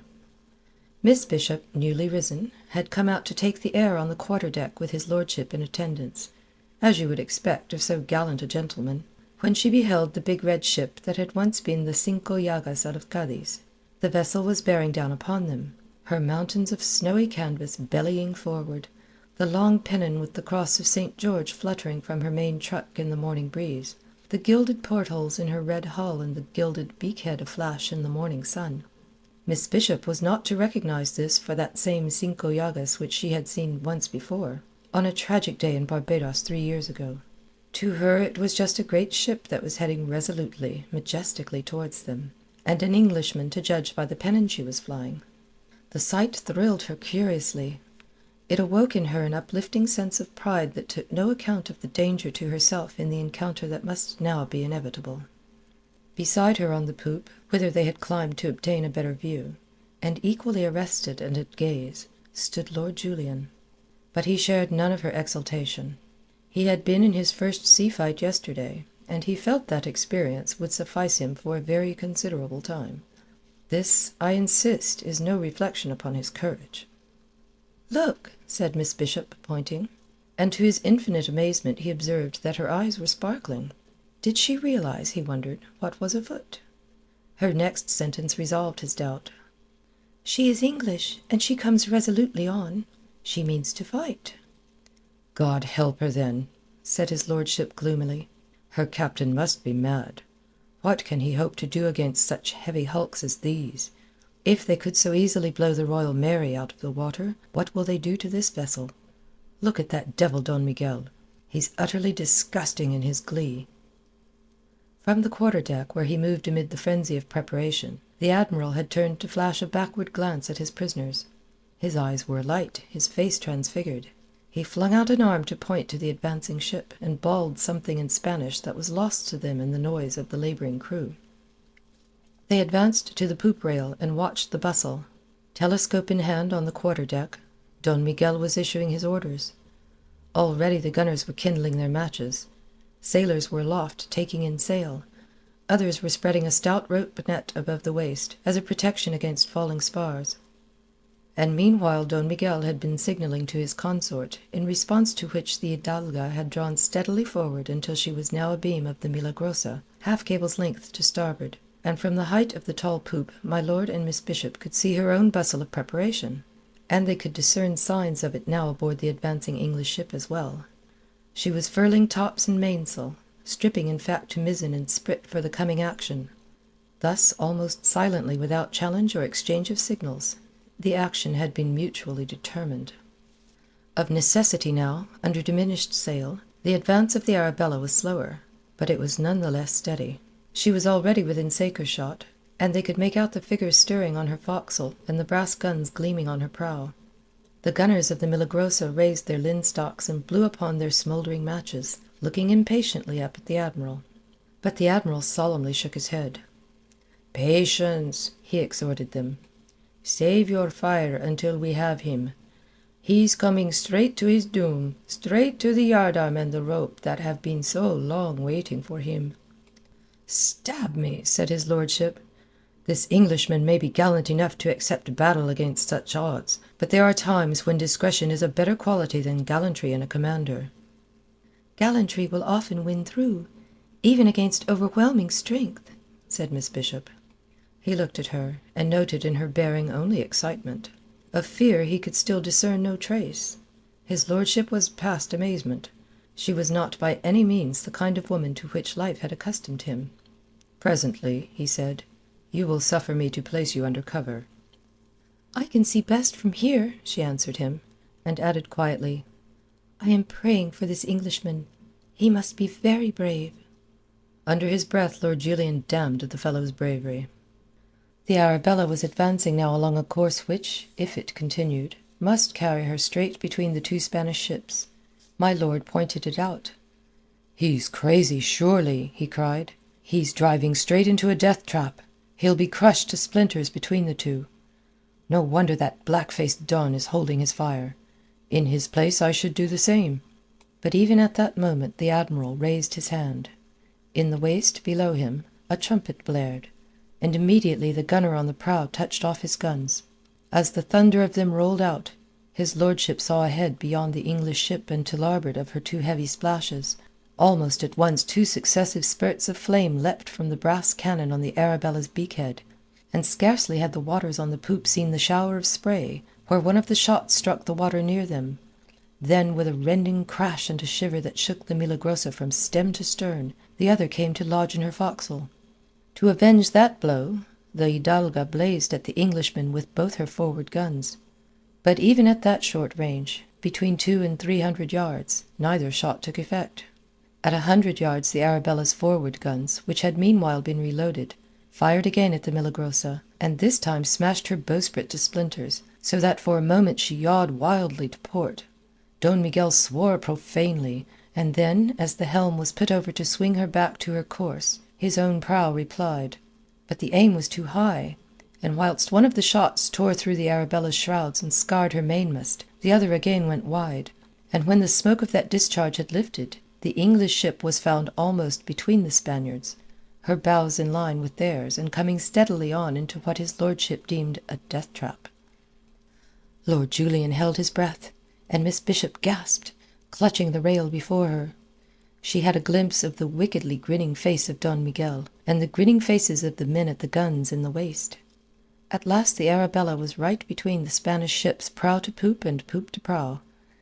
Don Miguel spoke to the trumpeter, who had mounted the quarter-deck and stood now at the admiral's elbow. The man raised the silver bugle that was to give the signal for the broadsides of both ships. But even as he placed it to his lips, the admiral seized his arm to arrest him. Only then had he perceived what was so obvious, or should have been to an experienced sea-fighter. He had delayed too long, and Captain Blood had outmanoeuvred him. In attempting to fire now upon the Englishman, the Milagrosa and her consort would also be firing into each other. Too late he ordered his helmsman to put the tiller hard over and swing the ship to larboard, as a preliminary to manoeuvring for a less impossible position of attack. At that very moment the Arabella seemed to explode as she swept by. 18 guns from each of her flanks emptied themselves at that point-blank range into the hulls of the two Spanish vessels. Half stunned by that reverberating thunder, and thrown off her balance by the sudden lurch of the ship under her feet, Miss Bishop hurtled violently against Lord Julian, who kept his feet only by clutching the rail on which he had been leaning. Billowing clouds of smoke to starboard blotted out everything, and its acrid odour, taking them presently in the throat, set them gasping and coughing. From the grim confusion and turmoil in the waist below arose a clamour of fierce Spanish blasphemies and the screams of maimed men. The Milagrosa staggered slowly ahead, a gaping rent in her bulwarks. Her foremast was shattered, fragments of the yards hanging in the netting spread below. Her beakhead was in splinters, and a shot had smashed through into the great cabin, reducing it to wreckage. Don Miguel was bawling orders wildly, and peering over and anon through the curtain of smoke that was drifting slowly astern, in his anxiety to ascertain how it might have fared with the Hidalga. Suddenly, and ghostly at first through that lifting haze, loomed the outline of a ship. Gradually the lines of her red hull became more and more sharply defined as she swept nearer with poles all bare save for the spread of canvas on her sprit. Instead of holding her to course as Don Miguel had expected she would, the Arabella had gone about under cover of the smoke, and sailing now in the same direction as the Milagrosa, was converging sharply upon her across the wind, and so sharply that almost before the frenzied Don Miguel had realized the situation his vessel staggered under the rending impact with which the other came hurtling alongside. There was a rattle and clank of metal as a dozen grapnels fell, and tore and caught in the timbers of the Milagrosa, and the Spaniard was firmly gripped in the tentacles of the English ship. Beyond her, and now well astern, the veil of smoke was rent at last, and the Hidalga was revealed in desperate case. She was bilging fast, with an ominous list to larboard, and it could be no more than a question of moments before she settled down. The attention of her hands was being entirely given to a desperate endeavour to launch the boats in time. Of this Don Miguel's anguished eyes had no more than a fleeting but comprehensive glimpse before his own decks were invaded by a wild, yelling swarm of boarders from the grappling ship. Never was confidence so quickly changed into despair. Never was hunter more swiftly converted into helpless prey. For helpless the Spaniards were. The swiftly executed boarding maneuver had caught them almost unawares in the moment of confusion following the punishing broadside they had sustained at such short range. For a moment there was a valiant effort by some of Don Miguel's officers to rally the men for a stand against these invaders. But the Spaniards, never at their best in close-quarter fighting, were here demoralized by knowledge of the enemies with whom they had to deal. Their hastily formed ranks were smashed before they could be steadied, driven across the waist to the break of the poop on the one side and up to the forecastle bulkheads on the other. The fighting resolved itself into a series of skirmishes between groups. And whilst this was doing above, another horde of buccaneers swarmed through the hatch to the main deck below to overpower the gun crews at their stations there. On the quarter-deck, towards which an overwhelming wave of buccaneers was sweeping, led by a one-eyed giant, who was naked to the waist, stood Don Miguel, numbed by despair and rage. Above and behind him on the poop, Lord Julian and Miss Bishop looked on, his lordship aghast at the fury of this cooped-up fighting, the lady's brave calm conquered at last by horror so that she reeled there sick and faint. Soon, however, the range of that brief fight was spent. They saw the banner of Castile come fluttering down from the masthead. A buccaneer had slashed the halyard with his cutlass. The boarders were in possession, and on the upper deck groups of disarmed Spaniards stood huddled now like herded sheep.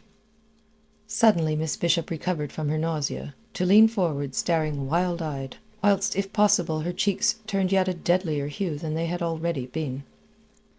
Picking his way daintily through the shambles in the waist came a tall man with a deeply tanned face that was shaded by a Spanish headpiece. He was armed in back and breast of black steel beautifully damascened with golden arabesques. Over this, like a stole, he wore a sling of scarlet silk, from each end of which hung a silver-mounted pistol. Upon the broad companion to the quarter-deck he came, toying with easy assurance, until he stood before the Spanish admiral. Then he bowed stiff and formally. A crisp, metallic voice, speaking perfect Spanish, reached those two spectators on the poop, and increased the admiring wonder in which Lord Julian had observed the man's approach. "We meet again at last, Don Miguel," it said. "I hope you are satisfied.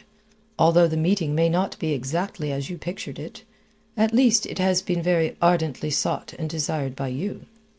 Speechless, livid of face, his mouth distorted and his breathing laboured, Don Miguel de Espinosa received the irony of a man to whom he attributed his ruin and more beside.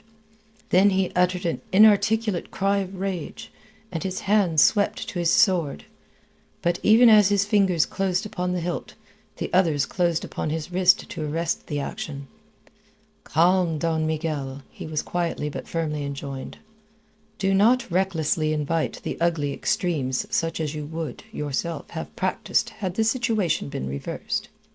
A moment they stood looking into each other's eyes. "What do you intend by me?" the Spaniard inquired at last, his voice hoarse. Captain Blood shrugged. The firm lips smiled a little. "All that I intend has been already accomplished, and lest it increase your rancour, I beg you to observe that you have brought it entirely upon yourself. You would have it so." He turned and pointed to the boats, which his men were heaving from the boom amidships. "Your boats are being launched. You are at liberty to embark in them with your men before we scuttle this ship. Yonder are the shores of Hispaniola. You should make them safely. And if you'll take my advice, sir, you'll not hunt me again. I think I am unlucky to you. Get you home to Spain, Don Miguel, and to concerns that you understand better than this trade of the sea."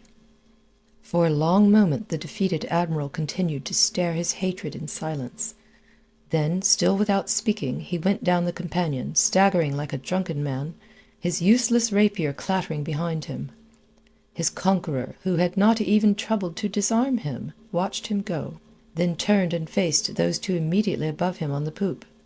Lord Julian might have observed, had he been less taken up with other things, that the fellow seemed suddenly to stiffen, and that he turned pale under his deep tan. A moment he stood at gaze. Then, suddenly and swiftly, he came up the steps.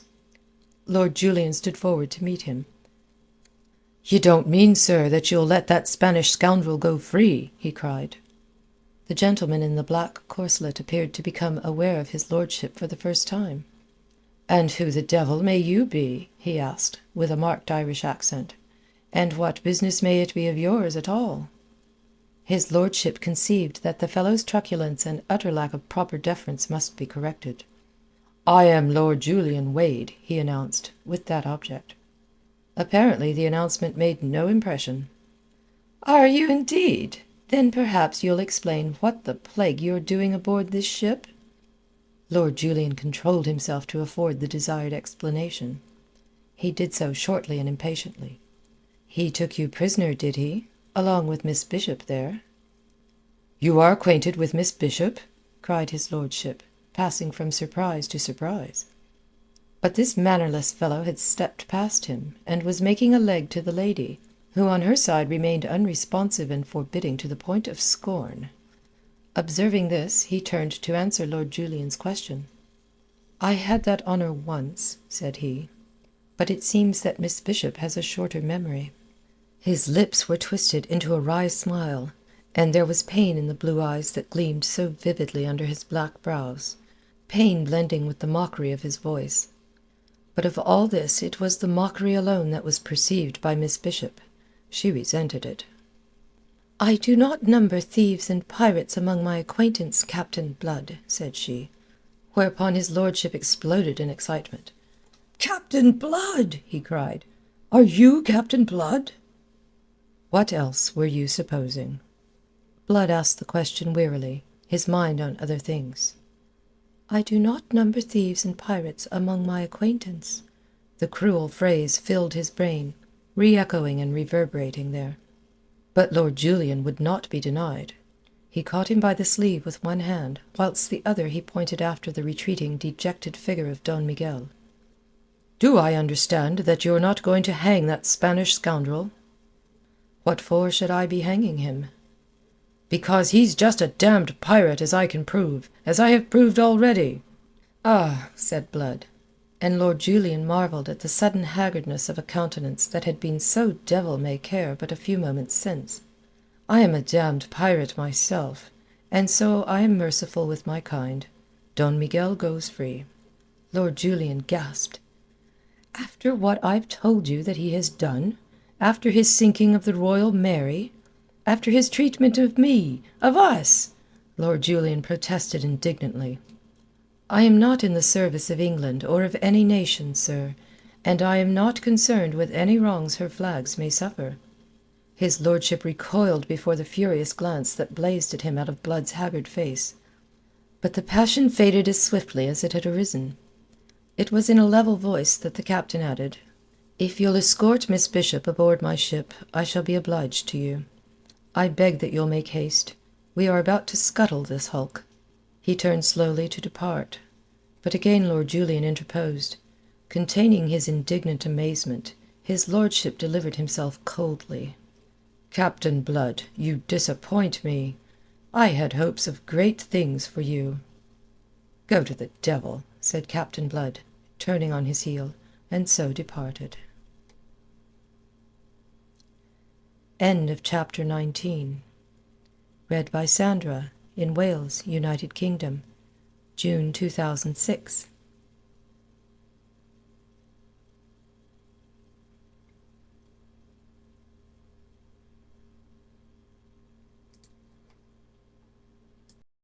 Read by Sayeth.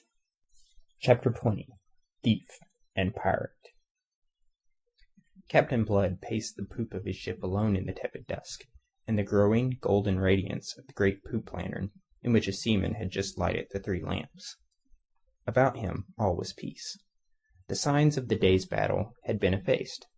The decks had been swabbed, and order was restored above and below. A group of men squatting about the main hatch were drowsily chanting, their hardened natures softened, perhaps, by the calm and beauty of the night. They were the men of the larboard watch, waiting for 8 bells, which was imminent. Captain Blood did not hear them. He did not hear anything save the echo of those cruel words which had dubbed him thief and pirate. Thief and pirate. It is an odd fact of human nature that a man may for years possess the knowledge that a certain thing may be of a certain fashion, and yet be shocked to discover, through his own senses, that the fact is in perfect harmony with his beliefs.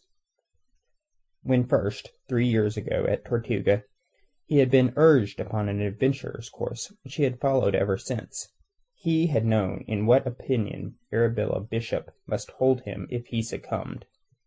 Only the conviction that already she was forever lost to him, by introducing a certain desperate recklessness into his soul, had supplied the final impulse to drive him upon his rover's course. That he should ever meet her again had not entered his calculations, had found no place in his dreams. They were, he conceived, irrevocably and forever parted. Yet, in spite of this, in spite even of the persuasion that to her this reflection that was his torment could bring no regrets, he had kept the thought of her ever before him in all those wild years of filibustering. He had used it as a curb, not only on himself, but also on those who followed him. Never had buccaneers so rigidly been held in hand, never had they been so firmly restrained, never so debarred from the excesses of rapine and lust that were usual in their kind, as those who sailed with Captain Blood. It was, you remember, stipulated in their articles that these, as in other matters, they must submit to the commands of their leader, and because of the singular good fortune which had attended his leadership, he had been able to impose that stern condition of a discipline unknown before among buccaneers. How would not these men laugh at him now if he were to tell them that this he had done out of respect for a slip of a girl of whom he had fallen romantically enamored? How would not that laughter swell if he added that this girl had that day informed him that she did not number thieves and pirates among her acquaintance? Thief and pirate! How the words clung, how they stung and burnt his brain! It did not occur to him, being no psychologist, nor learned in the tortuous workings of the feminine mind, that the fact that she should bestow upon him those epithets in the very moment and circumstance of their meeting was in itself curious. He did not perceive the problem thus presented, therefore he could not probe it.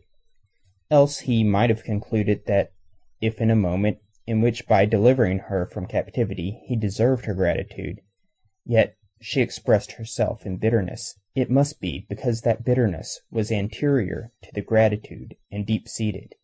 She had been moved to it by hearing of the course he had taken. Why? It was what he did not ask himself, or some ray of light may have come to brighten his dark, his utterly evil despondency. Surely she would have never been so moved if she had not cared. Had she not felt that in what he did there was a personal wrong to herself? Surely, he might have reasoned, nothing short of this could have moved her to such a degree of bitterness and scorn as that which she had displayed. That is how you would reason. Not so, however, reasoned Captain Blood. Indeed, that night he reasoned not at all. His soul was given up to conflict between the almost sacred love he had borne for her in all these years and the evil passion which had now awakened in him. Extremes touch, and in touching, may for a space become confused, indistinguishable. And the extremes of love and hate were tonight so confused in the soul of Captain Blood that in their fusion they made up a monstrous passion. Thief and pirate. That was what she had deemed him, without qualification. Oblivious of the deep wrongs he had suffered, the desperate case in which he had found himself after his escape from Barbados, and all the rest that had gone to make him what he was. That he should have conducted his filibustering with hands as clean as were possible to a man engaged in such undertakings had also not occurred to her as a charitable thought with which to mitigate her judgment of a man she had once esteemed. She had no charity for him, no mercy. She had summed it up, convicted him, and sentenced him in that one phrase. He was a thief and pirate in her eyes, nothing more, nothing less. What, then, was she? What are those who have no charity? He asked the stars. Well, as she had shaped him hitherto, let her shape him now. Thief and pirate she had branded him. She should be justified. Thief and pirate he should prove henceforth, no more nor less. as bowless, as remorseless as all the others who had deserved those names.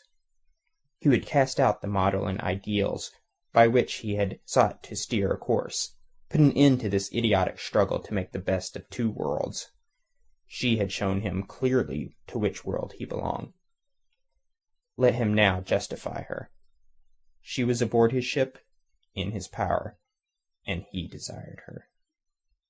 He laughed softly, jeeringly, as he leaned upon the taffrail, looking down at the phosphorescent gleam in his ship's wake, and his own laughter startled him by its evil note. He checked suddenly, and shivered. A sob broke from him to end that ribald burst of mirth.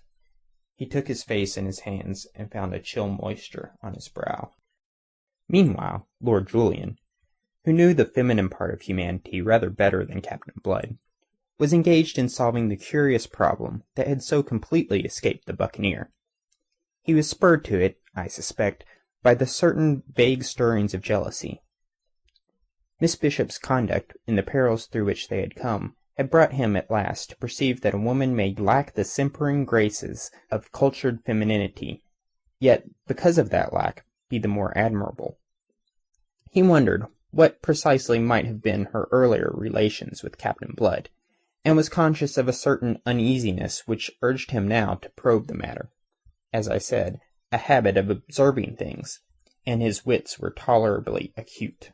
He was blaming himself now for not having observed certain things before, or, at the least, for not having studied them more closely, and he was busily connecting them with more recent observations made that very day. He had observed, for instance, that Blood's ship was named the Arabella, and he knew that Arabella was Miss Bishop's name. And he had observed all the odd particulars of the meeting of Captain Blood and Miss Bishop, and the curious change that meeting had wrought in each. The lady had been monstrously uncivil to the captain. It was a very foolish attitude for a lady in her circumstances to adopt toward a man in Blood's, and yet his lordship could not imagine Miss Bishop as normally foolish. Yet, in spite of her rudeness, in spite of the fact that she was the niece of a man who Blood must regard as his enemy, Miss Bishop and his lordship had been shown the utmost consideration aboard the captain's ship. A cabin had been placed at the disposal of each, to which their scanty remaining belongings and Miss Bishop's woman had been duly transferred. They were given the freedom of the great cabin, and they had sat down to the table with Pitt, the master, and Wolverstone, who was Blood's lieutenant, both of whom had shown them the utmost courtesy. Also, there was the fact that Blood, himself, had kept almost studiously from intruding upon them. His lordship's mind went swiftly but carefully down these avenues of thought, observing and connecting. Having exhausted them, he decided to seek additional information from Miss Bishop. For this, he must wait until Pitt and Wolverstone should have withdrawn. He was hardly made to wait long, for as Pitt rose from the table to follow Wolverstone, who had already departed, Miss Bishop detained him with a question. "Mr. Pitt," she asked, "were you not one of those who escaped from Barbados with Captain Blood?" "I was. I, too, was one of your uncle's slaves." "And have you been with Captain Blood ever since?" "His shipmaster always, ma'am." She nodded. She was very calm and self-contained, but his lordship observed that she was unusually pale, though considering what she had that day undergone, this afforded no matter for wonder. "Did you ever sail with a Frenchman named Cahusac?" "Cahusac?" Pitt laughed. The name evoked a ridiculous memory. "Aye, he was with us at Mercyboat." "And a Frenchman named Levasseur?" His lordship marvelled at her memory of these names. "Aye, Cahusac was Levasseur's lieutenant until he died." "Until who died?" "Levasseur. He was killed in one of the Virgin Islands 2 years ago." There was a pause. Then, in even a quieter voice than before, Miss Bishop asked, "Who killed him?" Pitt answered readily. There was no reason why he should not, though he began to find the catechism intriguing. "Captain Blood killed him." "Why?" Pitt hesitated. It was not a tale for maids' ears. "They quarreled," he said shortly. "Was it about a A lady. Miss Bishop relentlessly pursued him. You might put it that way. What was the lady's name? Pitt's eyebrows went up. Still he answered. Miss Dora John. She was the daughter of the governor of Tortuga. She had gone off with this fellow Levasseur, and Peter delivered her out of his dirty clutches. He was a black-hearted scoundrel, and deserved what Peter gave him. I see. And yet Captain Blood has not married her. Not yet, laughed Pitt, who knew the utter groundlessness of the common gossip in Tortuga, which pronounced Mademoiselle d'Orgeron the captain's future wife. Miss Bishop nodded in silence, and Jeremy Pitt turned to depart, relieved that the catechism was ended. He paused in the doorway to impart a piece of information. Maybe it'll comfort you to know that a captain has altered our course for your benefit. It's his intention to put you both ashore on the coast of Jamaica, as near to Port Royal as we dare venture. We've gone about, and if this wind holds, you'll soon be home again, mistress. Vastly obliging of him, drawled the lordship, sensing that Miss Bishop made no shift to answer. Sombre-eyed she sat, staring into vacancy. Indeed, you may say so, Pitt agreed. He's taking risks that few men would take in his place, but that's always been his way. He went out, leaving his lordship pensive, those dreamy blue eyes of his intently studying Miss Bishop's face for all their dreaminess, his mind increasingly uneasy. At length Miss Bishop looked at him. Your Cahusac told you no more than the truth, it seems.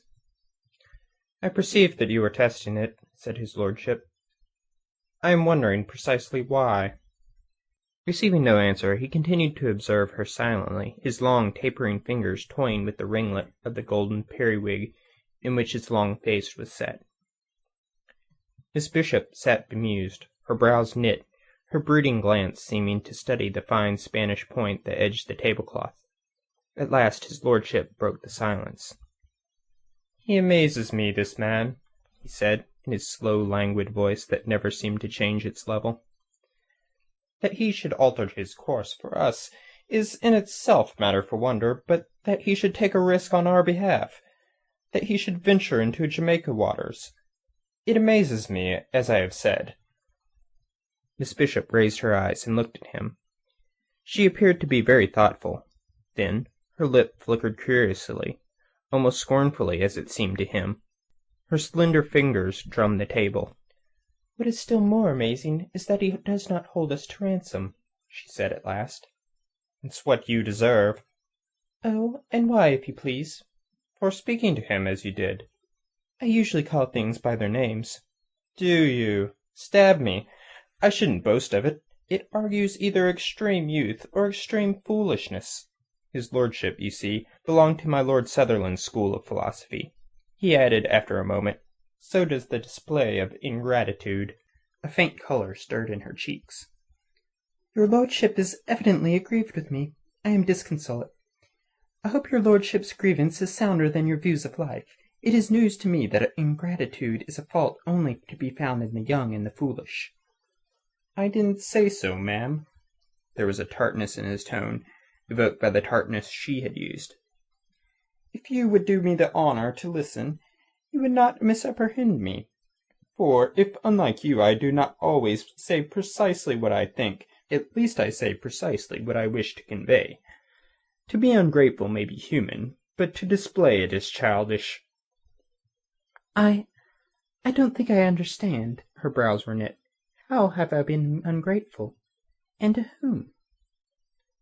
To whom? To Captain Blood. Didn't he come to our rescue?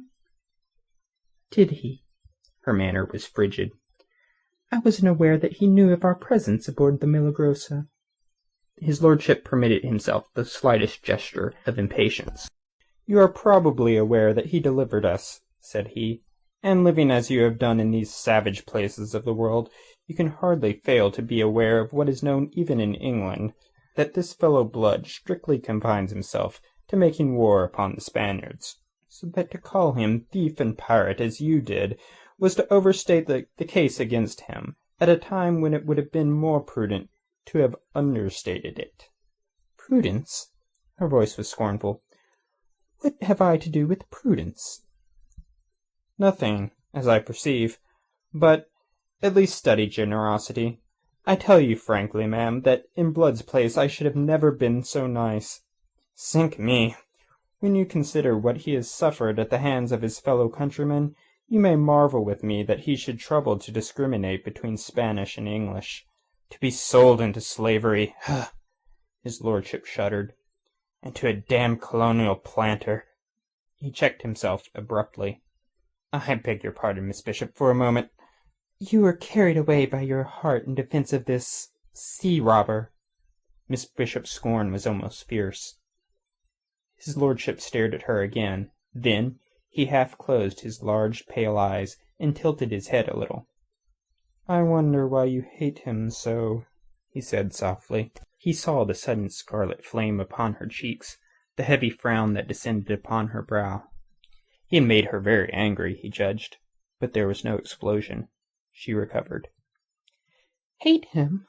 Lord, what a thought! I don't regard the fellow at all. Then you should, madam. His lordship spoke his thought frankly. He's worth regarding. He'd be an acquisition to the King's Navy, a man that can do those things that he did this morning.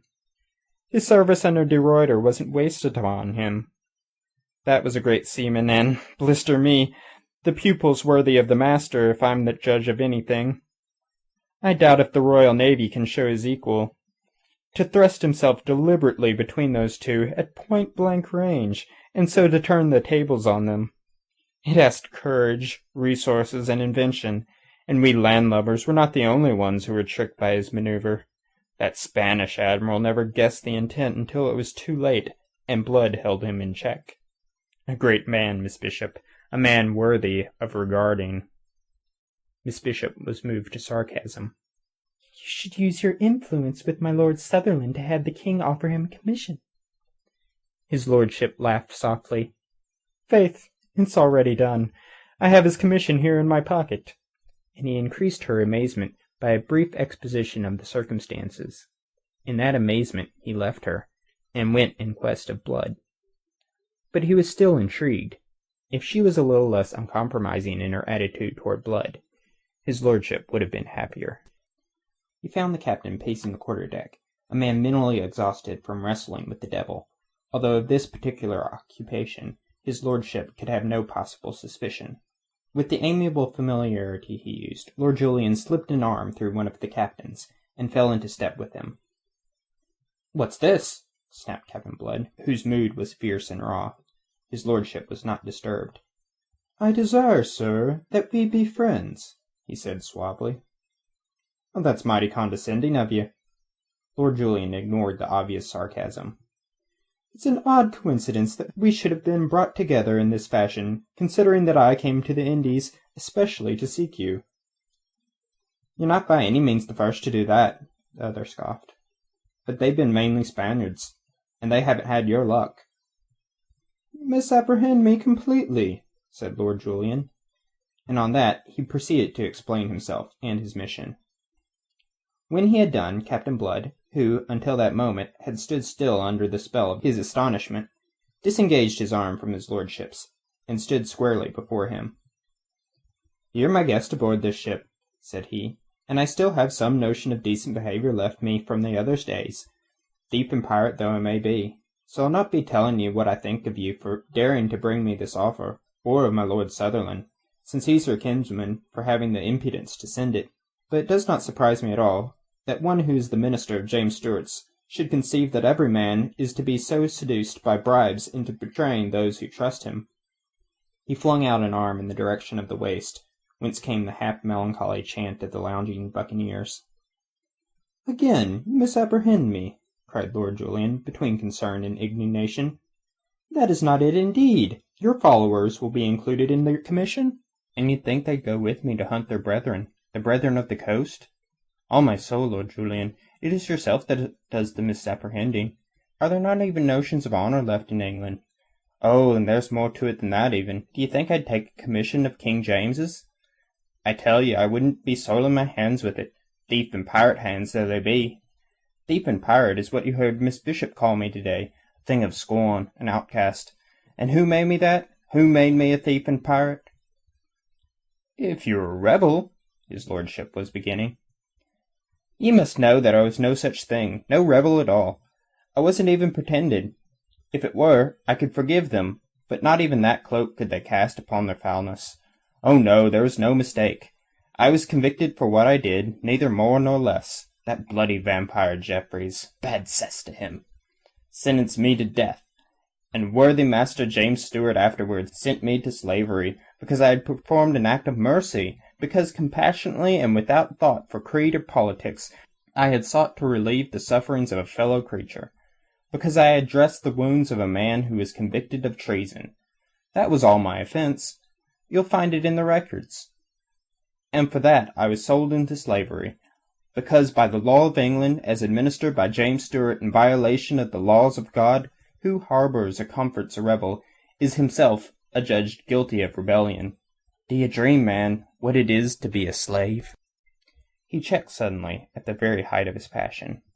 A moment he paused, then cast it from him as if it had been a cloak. His voice sank again. He uttered a little laugh of weariness and contempt. But there, I grow hot for nothing at all. I explain myself, I think, and God knows it is not my custom. I am grateful to you, Lord Julian, for your kindly intentions. I am so. But you'll understand, perhaps. You look as if you might. Lord Julian stood still. He was deeply stricken by the other's words, his passion, the eloquent outburst that in a few sharp, clear-cut strokes had so convincingly presented the man's bitter case against humanity, his complete apologia and justification for all that could be laid to his charge. His lordship looked at the keen, intrepid face gleaming lividly in the light of the great poop lantern, and his own eyes were troubled. He was abashed. He fetched a heavy sigh. Pity, he said slowly. Oh, blister me, a cursed pity. He held out his hand, moved it to a sudden generous impulse. But no offence between us, Captain Blood. Oh, no offence. But I'm a thief and pirate. He laughed without mirth, and, disregarding the proffered hand, swung on his heel. Lord Julian stood a moment, watching the tall figure as it moved away toward the taffrail. Then, letting his arms fall hopelessly to his sides in dejection, he departed. Just within the doorway of the alley leading to the cabin, he ran into Miss Bishop. Yet she had not been coming out, for her back was toward him. She was moving in the same direction. He followed her, his mind too full of Captain Blood to be concerned just then with her movements. In the cabin he flung into a chair and exploded with a violence altogether foreign to his nature. Damn if I ever met a man I liked better, or even a man I liked as well. Yet there's nothing to be done with him. So I heard, she admitted in a small voice. She was very white, and she kept her eyes upon her folded hands. He looked up in surprise, then sat conning her with brooding glance.